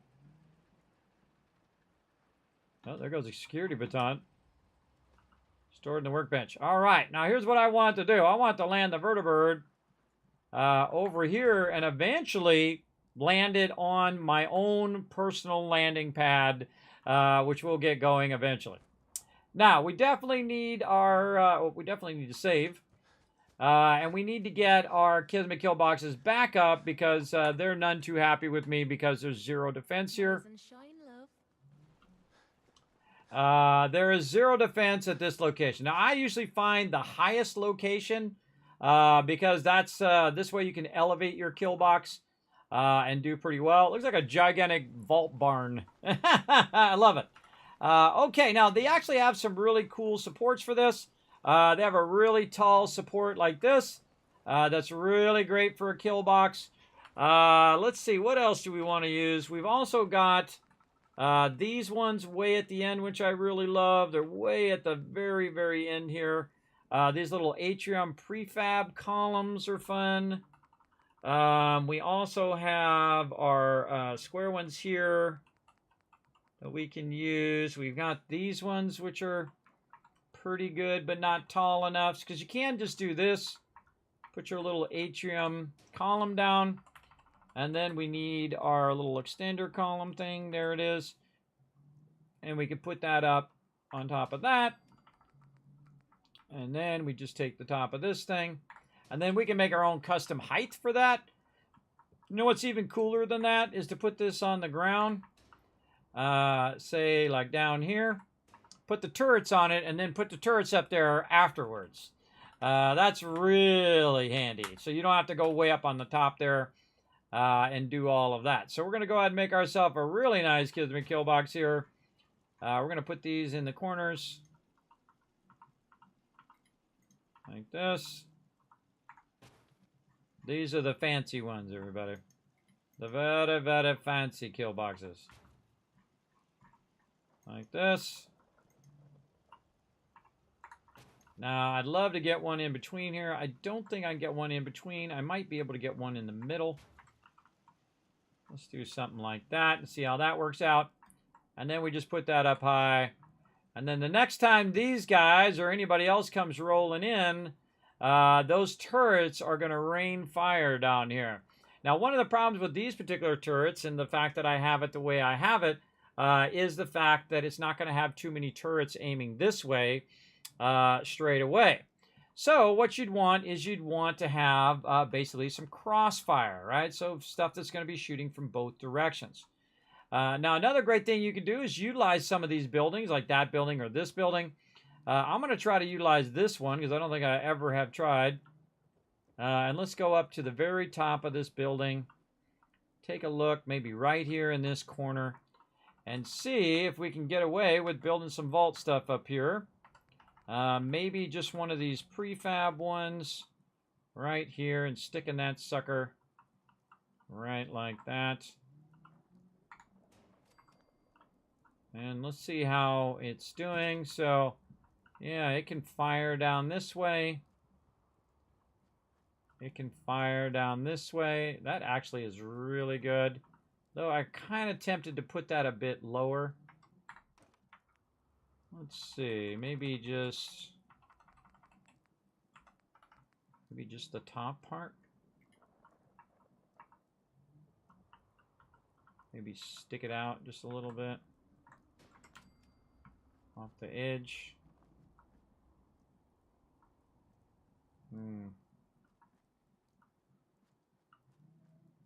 Not feeling it. Not feeling it. All right. What if we used a support? Can we put a support through there? Yeah. See, we could control the support because the support would clip through the edges of that. And then we could put the turrets on the top of the support. That's not bad.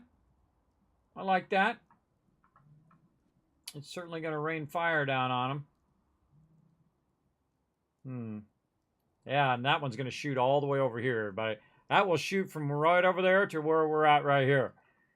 So we just need one to go in the other direction. I kind of feel like you definitely want that up higher so that it can shoot over the edges of all of this. Wish they had a rounded top in here. That would be cool.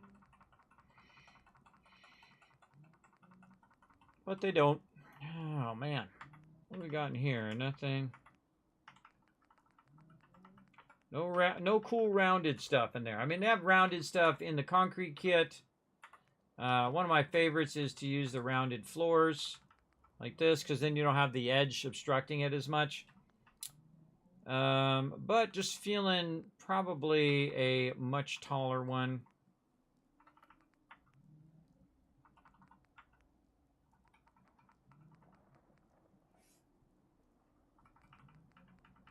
So this is going to be 2.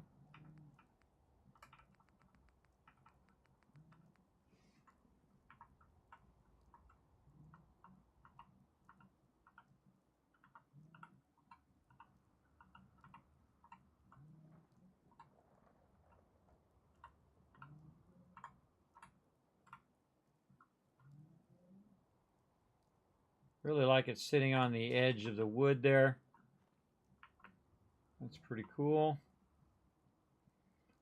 All right. Let's prep it first.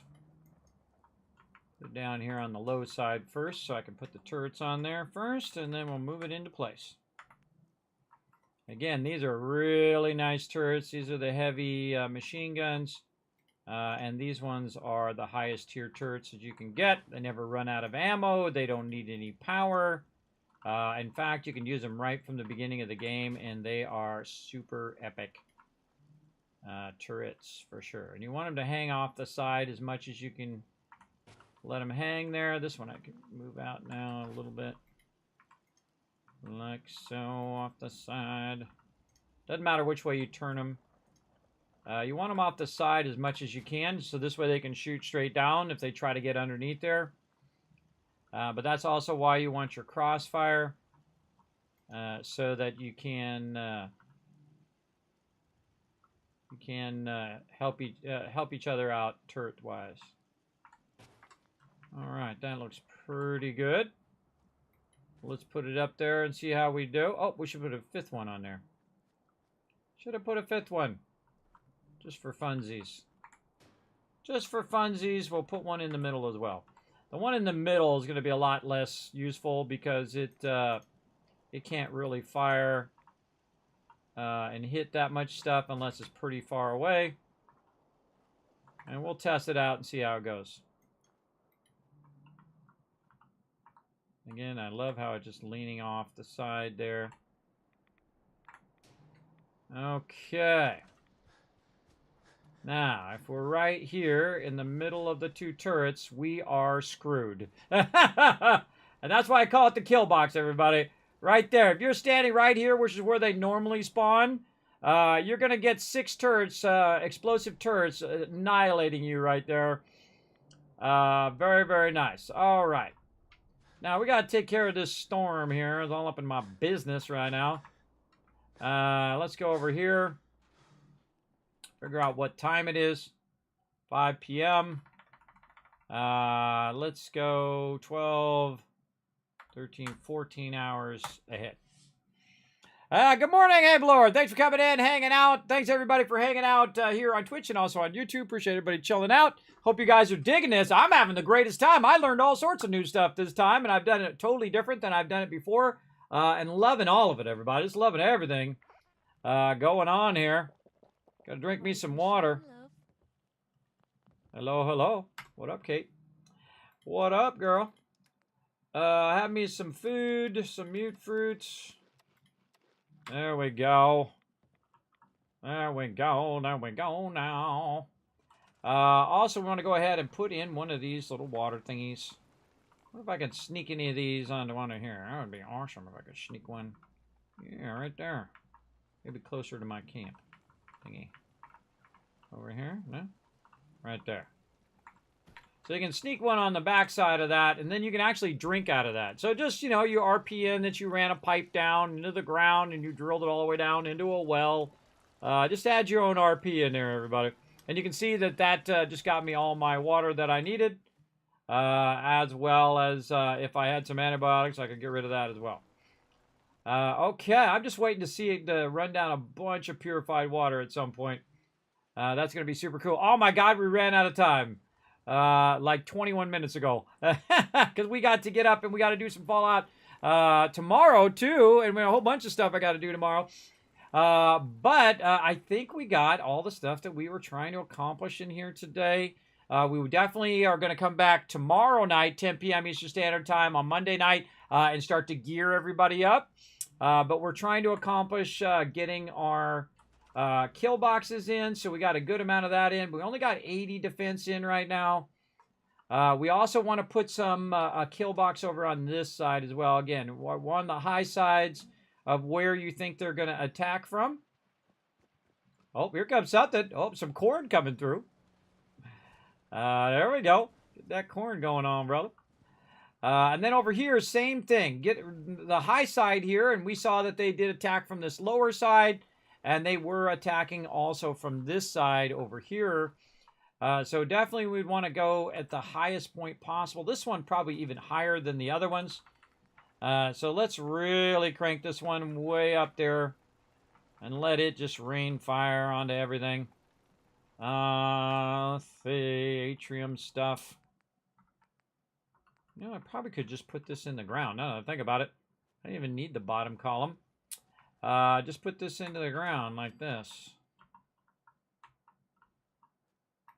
They're going to let me put the one on top of it. Yeah, that one works.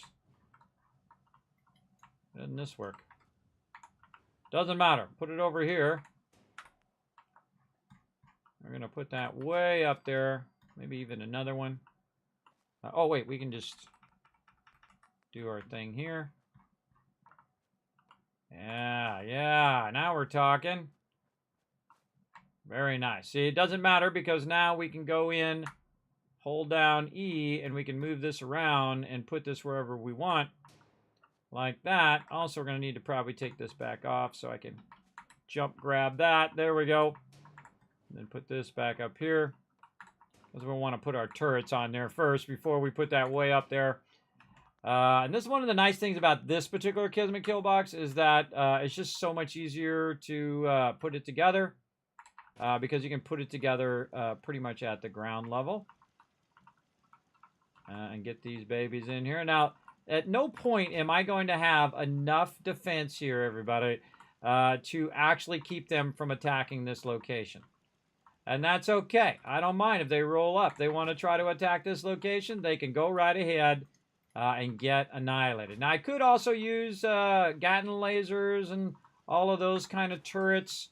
Rocket turrets and things like that. I don't like to use rocket turrets because it actually kills my people as well, which you don't want it to do. I'm holding down E, by the way, moving this right up against this edge, right like this, so it's right in the center of the top part here.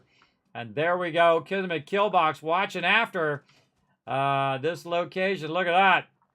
Yeah, it's going to rain explosive fire from wherever they start running up. And now also this one can shoot toward that one, and this one can shoot toward this one, and so on. And I would probably put a couple more in. I'd probably put another one there, and then maybe another one further out, so we can see around the edge here, like right here. So we can watch this bottom part. But it doesn't matter. All you really want to watch is where your people are, right, and where your stuff is. And most of my people should not be over on this side ever again. They should be over there in the vault, because that's where I have all my stuff. Now, for all you people who are like, Kismet, it's floating. You don't got any supports on there. We're going to go do that now, because I don't like it to float either. But you want to get what you want first, and then at the end, come back and do the supports. I find that's much smarter than taking them out, putting them in, taking them out, putting them in endlessly, and on forever. Because all you need to do is just roll up underneath here, and there you go. Easy peasy support. And then over on this side, and your crazy moo-moos love to get into these supports as well. And I usually go, you know, 2 or 3 in is probably reasonable for your supports. And there we go. Very nice. Very, very nice. Looks good. Let's keep that rocking. Not played this for years. It looks like it's changed a lot. Not really. This has been the same for a really long time. I'm playing the vanilla version, but I'm just playing with the DLC. And the DLC allows you to have making vaults like this. It's the Vault-Tec kit, Vault 88. I think I might have pulled a muscle or something. Oh, and here it comes, everybody. Dollar bills coming down the line. Come to Big Daddy. I love it when it's basically just making me crazy tons of money. Again, since I'm not over there, it's going to respawn much more often. And I'm literally going to make millions and billions if I go long enough, and trillions of caps from what I'm doing right here. And that's all I really wanted to do. I really wanted to just micromanage my thing here. Now, another thing that I could do to make this a little bit easier so I don't have to put everything in the workbench is I could actually put the stuff in the hopper over there. Or I could put a hopper over here and put it in the hopper on this side as well, which is really cool. I might just do that. I might just put a hopper in like right here, then I could just run to the end, put all the stuff in that hopper, and it will just drop the stuff from the hopper and then run it down the rest of the way instead of having to wait for it to all come out of the workbench. And then I could actually be double sorting, by the way. I could be sorting the stuff in the workbench, and then the stuff that's in the hopper, it would be coming out of the hopper at the same time. I did that at Sanctuary, where I had it triple extracting. It was extracting 3 different things of purified water. Those purified water things would then work their way back, and it would drop one down, and it would drop another one from a hopper up above, and both of those would go along the thing, thus meaning that it's sorting at twice the speed. And I could do it here too. Absolutely. I could go over there and have a double extracting. Now, do I need it to do that? Probably not. Probably not. It would take up more of my building space. Whoa, Kiri coming at me at 100 miles an hour. But yeah, now it's going all the way to the end. And we're literally going to have thousands and thousands of purified water coming right to the end there. Nice and easy. We've got all of our food. We've got our kill boxes. Let's see if our happiness is on the rise now. Yes, it is. All right, we're 85%. We were 95%, but then we did a bunch of stuff. That's another save right there, everybody. That's a GG's if I've ever seen it right there. All this rest is making me tired. All right, come over here, girl. Heads up. Stay there. Do you need something from me? Yeah, I need you to stay there. I just told you. All right, and this is going to continue to sort all my stuff. Now, again, next time we're going to take all these Gatling lasers and miniguns out of here. We're going to pull some of this ammo to give it to them. You only need to give 1 ammo to your peeps, unless they're your companions. Your companions, you have to give them ammo, or you give them fusion cores, even better, because then they could use them Gatling lasers. And I give them all my junky fusion cores, the ones that are like, you know, 5 and 3 and 2 and 20. Because they don't really use the Gatling laser all that much, and when they do use it, man, they own. The Gatling laser is the greatest, I think, the greatest companion weapon in the game, because it's incredibly deadly in their hands. So that's how all of my companions are set up. Unless they're a giant murder bot like Curie is right now. But there we go. Now, we haven't even got to manufacturing yet, everybody, because we will actually add another line over here to actually do manufacturing, and that's why I was kind of moving it over, because I was thinking in the future, what do I want to add over here to do some manufacturing of ammo and weapons and all that other cool stuff that we're going to do. Nice big museum area here to put all of our stuff in. The only thing we need now is a place to land our vertibirds. Let's get it going. Right over here. Now, there is a great trick with the vertibird. If you try to put your concrete floors and concrete foundations down far enough to where it actually goes into the ground, you have a higher chance of them actually showing up and landing right in that area. So what we're going to do is we're going to go ahead and make this right like this. Actually, we'll make it a little wider like this. We'll try to make it wider. What we want that vertibird to do is we want that vertibird to land right in the center of this spot here. So we're going to put these back down. I did scrap a bunch of these, but that's okay. I've got plenty of resources. Not like I'm going to run out. Let's get all these turned the right direction. There we go. And then we're going to need one more over here. Now, the trick to getting your vertibird to land on top of your foundations is 1, luck. And number 2, oh, I put that right where I had my... my stuff. I put that right where I had my mute fruit. Okay, we got to save. We got to roll out of here, and we got to come back. Okay, let's save. Over You here. had a good sleep. I know I did. All right, and then we're gonna go talk to the doc. Where you at, Doc? Excuse me. You showed up just in the nick of time. I know, right? Glad to help. I was glad to help out. I can't argue with your timing. Who knows what would have happened to us if you hadn't been here. Anyway, we appreciate the help. You would have all died, just so you know. I can patch you up if you need it. For a small fee, of course. Of course. Cure me. Yeah. Go on. Uh-huh. Hurting Oops. all over, Doc. Huh. You look... Uh-huh. All right. Now, in the survival mode, everybody, you do get these conditions, and you can get this lady to help you. Like I have cure my health. Some bruise. I accidentally clicked on remove radiation or something, and not my actual health. So there we go. And that's that. Anything else bothering you? Nothing. That was it. Take better care. All right. Now, what she did, she removed my condition that I had. That basically is like a disease. And so we're going here. We'll go ahead and forward time again. Oh, it's going to be dark time. Let's just do 1 hour. Let's just save that. You had a good sleep. I know I did. Are you still outside, girl? You are still outside. Come on out of there. All right. I'm not going to waste my vertibird signal grenade. Maybe we can just get lucky and get this. Maybe we can get this from underneath. What if we move this over? Oh, it moved with it. Awesome. Yeah, now can we get it? Yes. Oops. There we go. Well, that was a little trick. Now, what you want to do is put your fast travel target down, and you want to put it in the center of a whole bunch of these ones when they're coming together, right? That's the trick. That's what makes it work. So we're going to put it right there in the center of all of those. We're going to go ahead and swim. We're going to save this again. We're going to save this again, and we're going to test it. Now, I've also got it to work up high, But usually the only time that works is if I like go to Boston Airport and then I come back within a quick amount of time.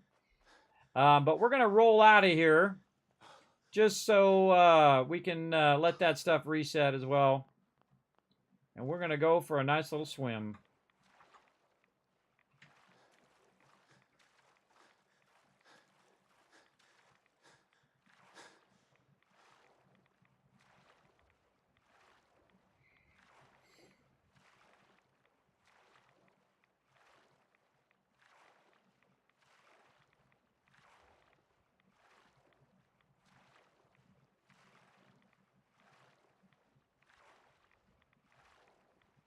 Well, we still got to do artillery and all that other fun stuff.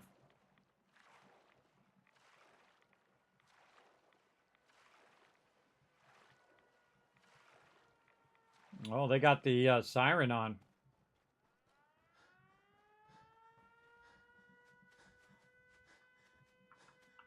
What's going on in there?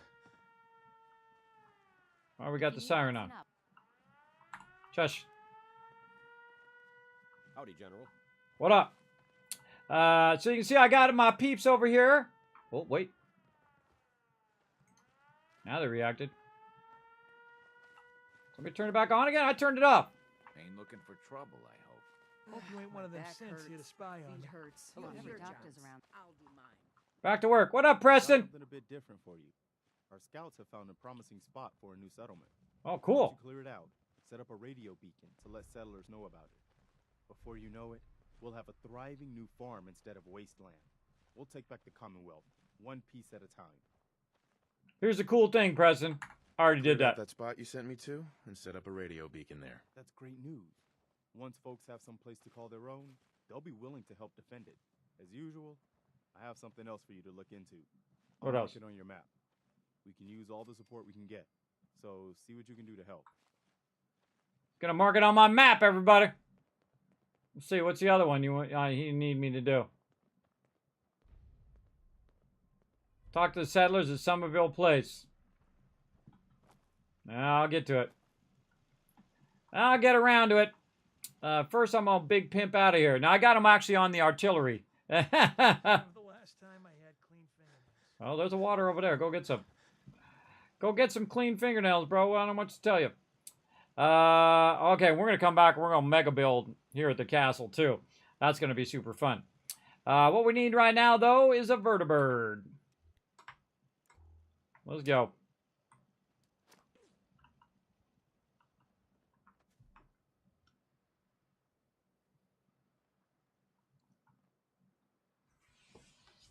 Bye. Bye. Have a good night, MZ. Thanks for the lurker love.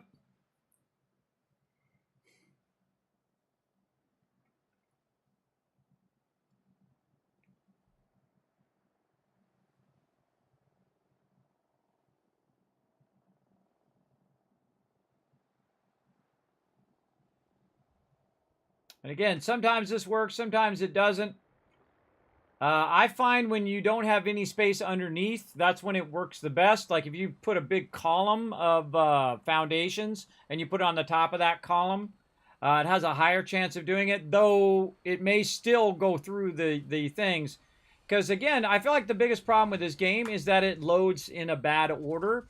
It loads the vertibird and loads you first before it actually loads the other location. I think it should load that location first. If you clicked on it, right now it should be loading it. And so instead of waiting until I get close, it should already be loading it on the way over there. Whoa, whoa, who's driving this thing? It should already be loading it now before I get there so it knows where it should land. Whoa, bro. Whoa, bro, watch out. Hey, don't take out the flag. Whoa, that was close. So it should have already preloaded this area, and thus when I go there, it'll know exactly where to land and know to land on top of those things. And I've tested this many times, and I've actually got it to work where it actually landed on top of my vault, which is really cool. Very, very cool to just be able to land up there, but we'll go ahead and try this one out, see how it goes. Now, there's a difference of it going into the ground, and we'll know the difference because you will see the wheels go in. and the difference of it landing where we want it to land. See, it went right over the top of where we asked it to land, and it landed on the ground. So that was a fail. That was a no-win there. Now, again, this thing is the targeting for this, right? So what we can do is we can move this over, and we can try again. What I would do is actually probably roll back my save, just so I don't have to waste my vertibird signal grenade.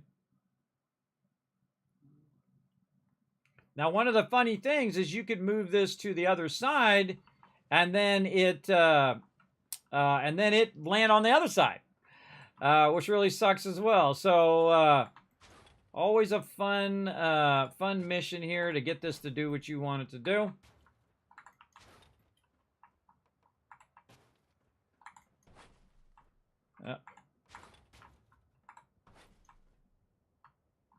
That one definitely not going to end up in there. We'll take these ones off.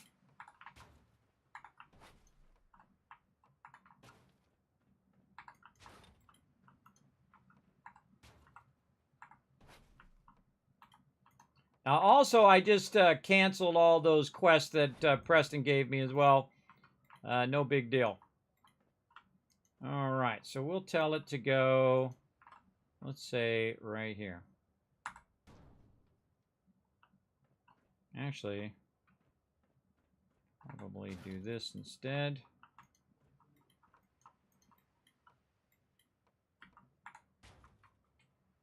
And then go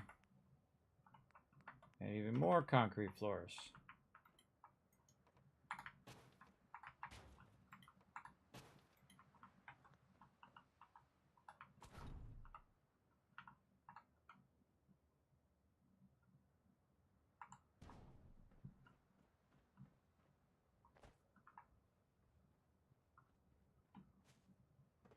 Okay. Now, it's okay if it just lands up here, because I can just run over there, too. Even if it just landed over there, it would be fine. But we're trying to make it do what we want it to do. So let's go with that and see how that works out.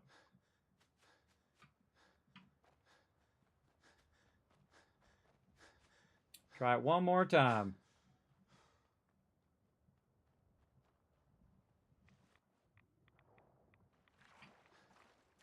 And this is just me not wanting to use my vertibird signal grenades. Great way to do some testing, get it the way to work. Try a bunch of iterations on it until you get that to work. But I did find that putting that in between the 4 foundations does help it work.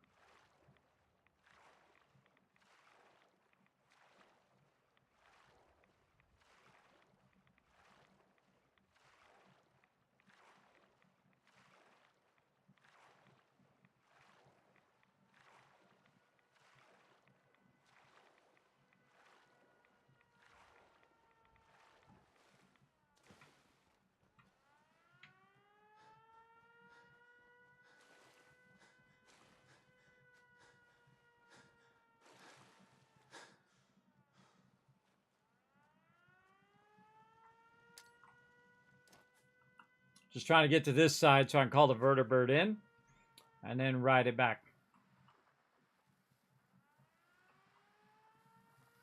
Now, the real question is if you know it works, if it works really well, I should be able to go all the way to Sanctuary and then from Sanctuary all the way back and have it land on my landing pad.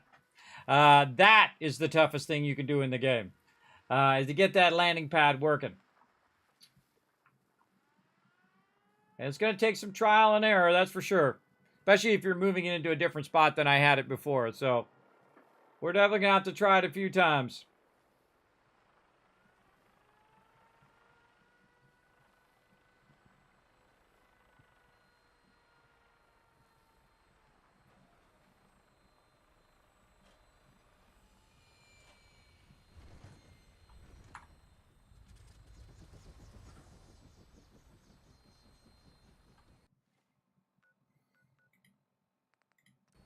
Glad to have you aboard. We'll be taking off in a moment. Your minigun should be loaded and ready to fire. Good shooting, sir. Why didn't you just go the other way? Why you gotta do the loop-de-loops? You still got that thing running down there. Whoa, look out. I feel the same problem with the conveyor belt. Like the conveyor belt, they should load that first and then the items that are going to go on the conveyor belt. Because often they'll just drop on the ground while you're loading in. All right, let's see how this does.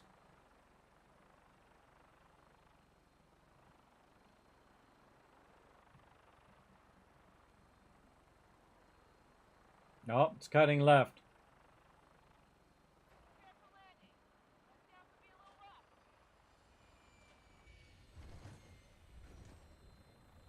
All right, well, we gave it a try. There we go. We'll keep tinkering with it. We'll come back. That's definitely going to reload that back. Get my signal grenade back. Now, I feel like Sanctuary is one of the toughest places to get that to work. But I have got it to work before. You can see it on some of my past YouTube videos as well. But that's a general gist of it. And then sometimes it'll just surprise you. All of a sudden, it'll just start working. Like, you know, you'll fly away and you'll come back and boom, all of a sudden it'll just land right where you want it to land. Which I think is super cool. Super cool when it works, not so cool when it doesn't work, but still works because it's right next to my base and I can still go and run in there and grab it anyway. 657 in there right now. Nice. I'm just going to pick a bunch of this out of here. There we go. Flowers, put right in this place up. Speaking of, let's get this out of here too. Okay, how much purified water have we collected today without even trying? I wasn't even trying to collect purified water. I was just busy working on my base. And we can see that we've collected, right here, 17,000 purified water. Hey, Suri, what's 17,000 times 16? 17,000 times 16 is 272,000. We made 272,000 caps, and just today, in the last 6 hours, while we weren't even doing anything with purified water, we were pretty much working on this, and basically 250,000 caps we just made at this one location just today while I was building out the rest of my base. Very, very cool. Now, of course, you can also go under here and put a bunch of supports under there if you want, but you get the general idea. Of all of that stuff. And we have got this squared away. Now, I'm a big fan of keeping the doors closed. So I'm going to go ahead and close down the vault here.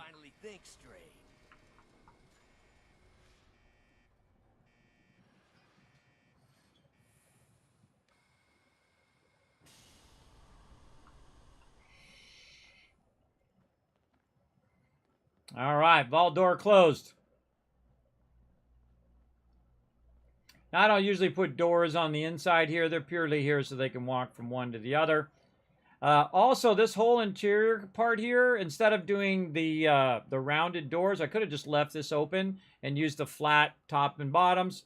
That's also a pretty good one to use there if you just want this to be opened into here. But look at this, everybody. Everybody's got their own little seat. What time is it in here? Let's forward this time to about the time in which 6, 7, 8, about the time in which they just chill out, because they're done with the vendors, they're done doing all of this, and so now what they're going to do is run down here and just chill out by the bar.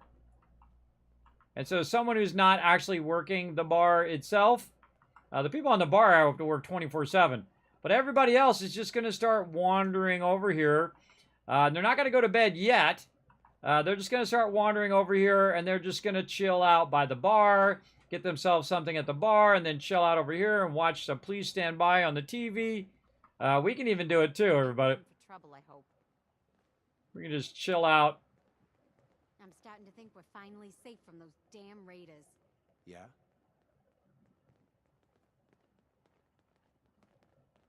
Crop's coming in pretty good. And everybody has their own chair.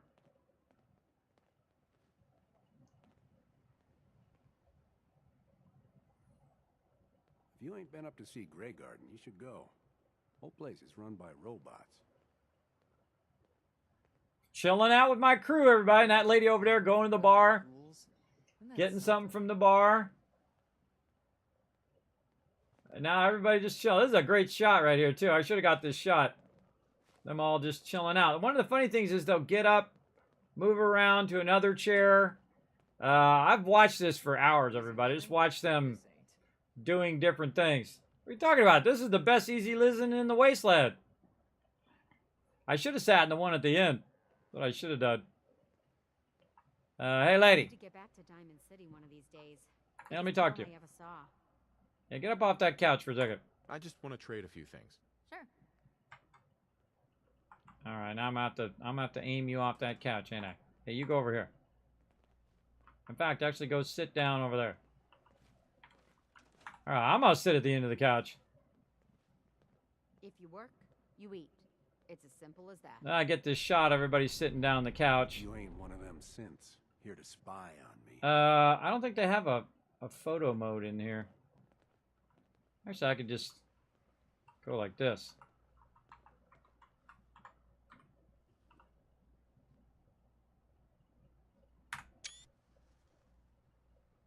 There we go. I just love it when they're all just sitting in a row. Now, this is not even all my settlers, everybody. Wait till I have 22 settlers here, and they're all just sitting in a row, chilling out over there. Just absolutely love this whole idea of having the bar and them going around and doing all of that. Raid, thanks for bringing that raid love in. Tag him on. Hopefully I get your name right. Tag me Memnon. Oh, Agamemnon. Oh, T. Agamemnon. I got it. Look, I actually got a name somewhat right for once. Maybe. How goes the Fallout? Going great. I'm in playthrough number 10. That's right. I have played this game since it released. I've played all of the Fallout since release, by the way.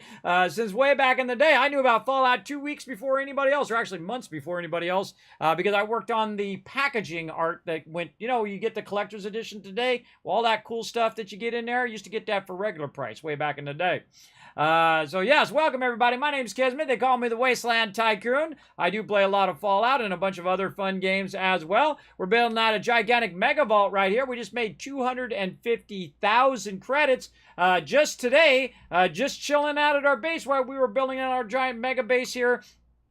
We've been extracting massive sums of purified water, which is basically making us crazy rich, while we're also building out gigantic mega builds, so our peeps can live large. Look at this, everybody. We've got all of our vendors in here, double vendors, by the way.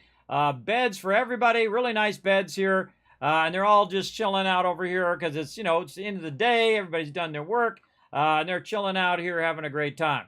Now, this is actually only half the dwellers that will eventually be here. And I'll be going through and actually taking out, and let's close, and we got a mega sorter out there too, and basically adding even more stuff to this particular location. Now what I'm going to do is go ahead and forward time so you guys can take a look at my massive build. I have thousands and thousands of hours live here on stream, playing, of course, Fallout 4. Big time. So thank you for bringing your awesome community into mine. Appreciate it. As where it's at, exactly. I'm the one that invented it. If you're wondering, I'm the first one to come up with it. Way back in the day when this game launched. It sure it is. And I'm also playing in the survival mode, the hardest mode you can play. And this is the mega run. This is where we do everything. We go through and do every quest. We do all the DLC. We build a giant mega build at every single settlement. You can see we're here at Spectacle Island. We can see the Pridwin in the background there. And right now, this is the Mega Sorter. So what it's doing is it's grabbing stuff out of the workbench, including the purified water that's running over here. It's about 4,000 running here, as well as thousands and thousands in other locations. And what it's doing, of course, is pulling it from the workbench here with a vacuum hopper. There it goes. Look, more purified water, everybody. Running down the line. And so as it runs it down the line, of course, we are going to change the elevation. There we go. We're going to change the elevation of this and bring it down to the elevation of our vault. And you can see this purified water just dropping nicely in the hopper. Just discovered something I never tried before, and that's what's so cool about playing through multiple times, is using the wire edge to keep it from flopping out of there. And these wire things are awesome because they fit right in there perfectly and right along the edge. So use the wire gate there. It's the one at the very end of the wire. Very nice to keep that stuff from falling out. And I could run it all the way down, but it's fine. Usually the biggest problem is right here is where it's going to fall out right when it first drops. So, and you can see it running all the purified water down here. Now at the end, what we do here is we have it sort. So anything that I want to sell goes right there. Anything I want to keep goes right there, and so on and so forth and so on. You get the idea. And then, of course, way at the end is where all of our bottle caps, our junk that we're going to take to another location, and all of our purified water ends up. Oh, and our weather-changing shells. We're going to get those out of there, too. And so on. And, of course, I actually do want to put my weather-changing shell back in. I totally forgot. I got all off onto something else. Let's go ahead and get our weather-changing thing back in over here. Oh, and we need our decontamination arch, too, while we're at it. And the decontamination arch is right here is a perfect spot because we literally have a connector right there. And that connector, by the way, is going into the floor, running across that way, around there, connecting around there, and producing 1,000 power right there. And the reason why we have 1,000 power is we're going to extend on even more purified water later on, as well as we are powering all of our contraptions out here, and now our decontamination arch. Very, very cool. If you notice, by the way, that I'm not running any power all the way out there, that's because the power is running in the floor, and that's running all the way out there, and then it chains out to all the purified water we have out there at the end. So really a brilliant way to utilize the thing. Also, we do happen to have a vault door. Love the vault door, everybody. It just reminded me of Vault 13, Fallout 1, so good.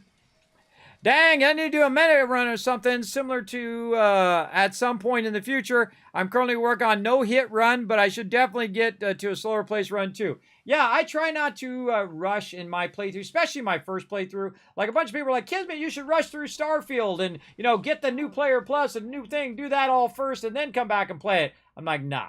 No, that's not the way the Kismet rolls, everybody. I do my first game as I take my time, and even my 5th or 6th or 7th or 10th time, like in the case of here in Fallout 4, I just take my sweet time.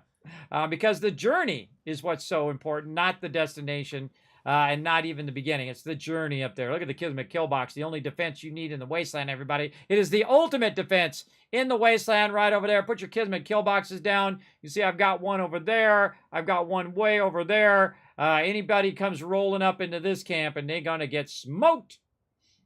Big time. And I even have a vertibird landing area out here that we're working on right now. We're going to come back and get that working next time because we are running out of time. Let's see. What were you playing? Were you playing some Fallout 4? Let's go in and see. Let's go and see here. Let's give you a shout out right over there. Now, again, everybody, welcome. My name is Kismet. I am a partner streamer here on Twitch and on YouTube. I'm actually dual streaming right now because they did announce at TwitchCon that you can't dual stream to any other platforms, though I would read the rules about dual streaming. But you can actually stream to YouTube and Twitch at the same time, as well as Instagram and all those other places as well. So pretty cool. So yeah, you play some Fallout 4. Awesome. We'll go show them some love, everybody. Go over there and show some Agamemnon some love over there. Hit that follow button. Check them out the next time they go live. Yeah, Piper's inside, or Kate's inside the vault now. There we go. Very nice. Okay, I think that's a absolutely crush it. That's a crush it there, everybody. Now, see, even though I have thousands of purified water, I still use the pump to do my water just so I don't have to waste any of it. Let's also close this baby up. There we go, and we've got a nice secure vault. Vault's on the lockdown. We got that going. Do we close the door? Yes. All right. Man, that's nice. That's got to be one of my favorites, everybody. And I've built so many gigantic mega builds, you wouldn't believe it. Maybe you would. A whole lot of them. And this has got to be one of my favorites for sure. There we go. All right, now it is time for the Kismet Love Train. Time to roll on out of here. Let's go.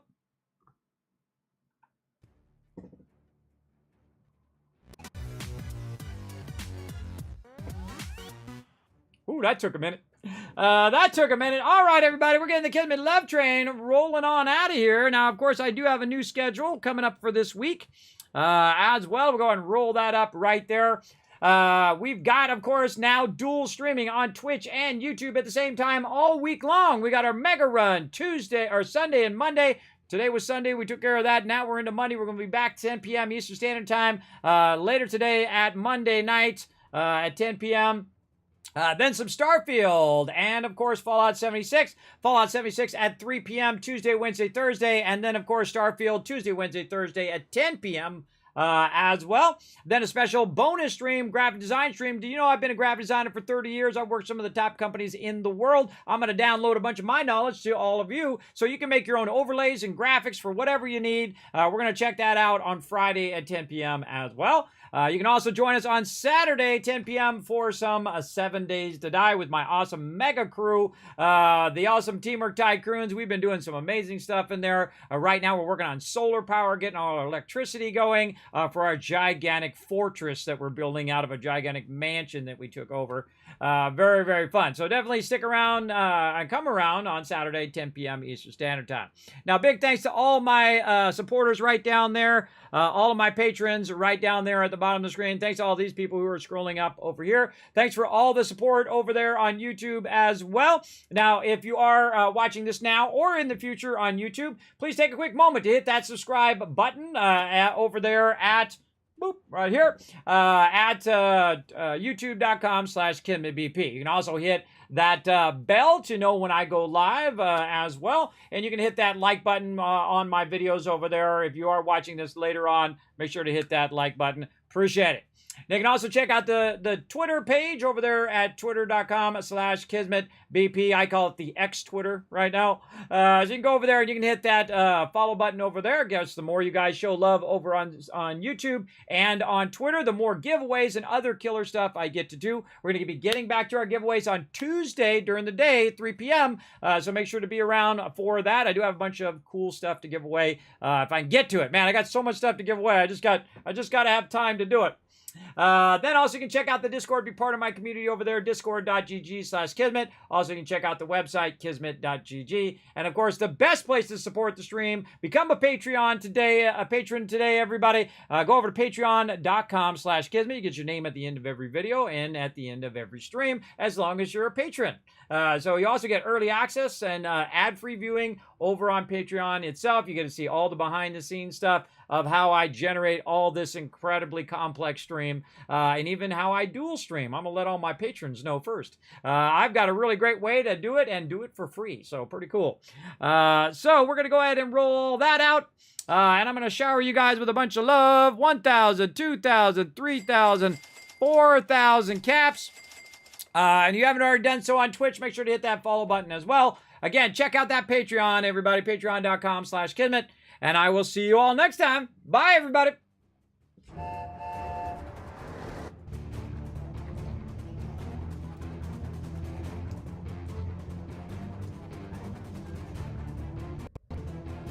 Hi, this is Nora.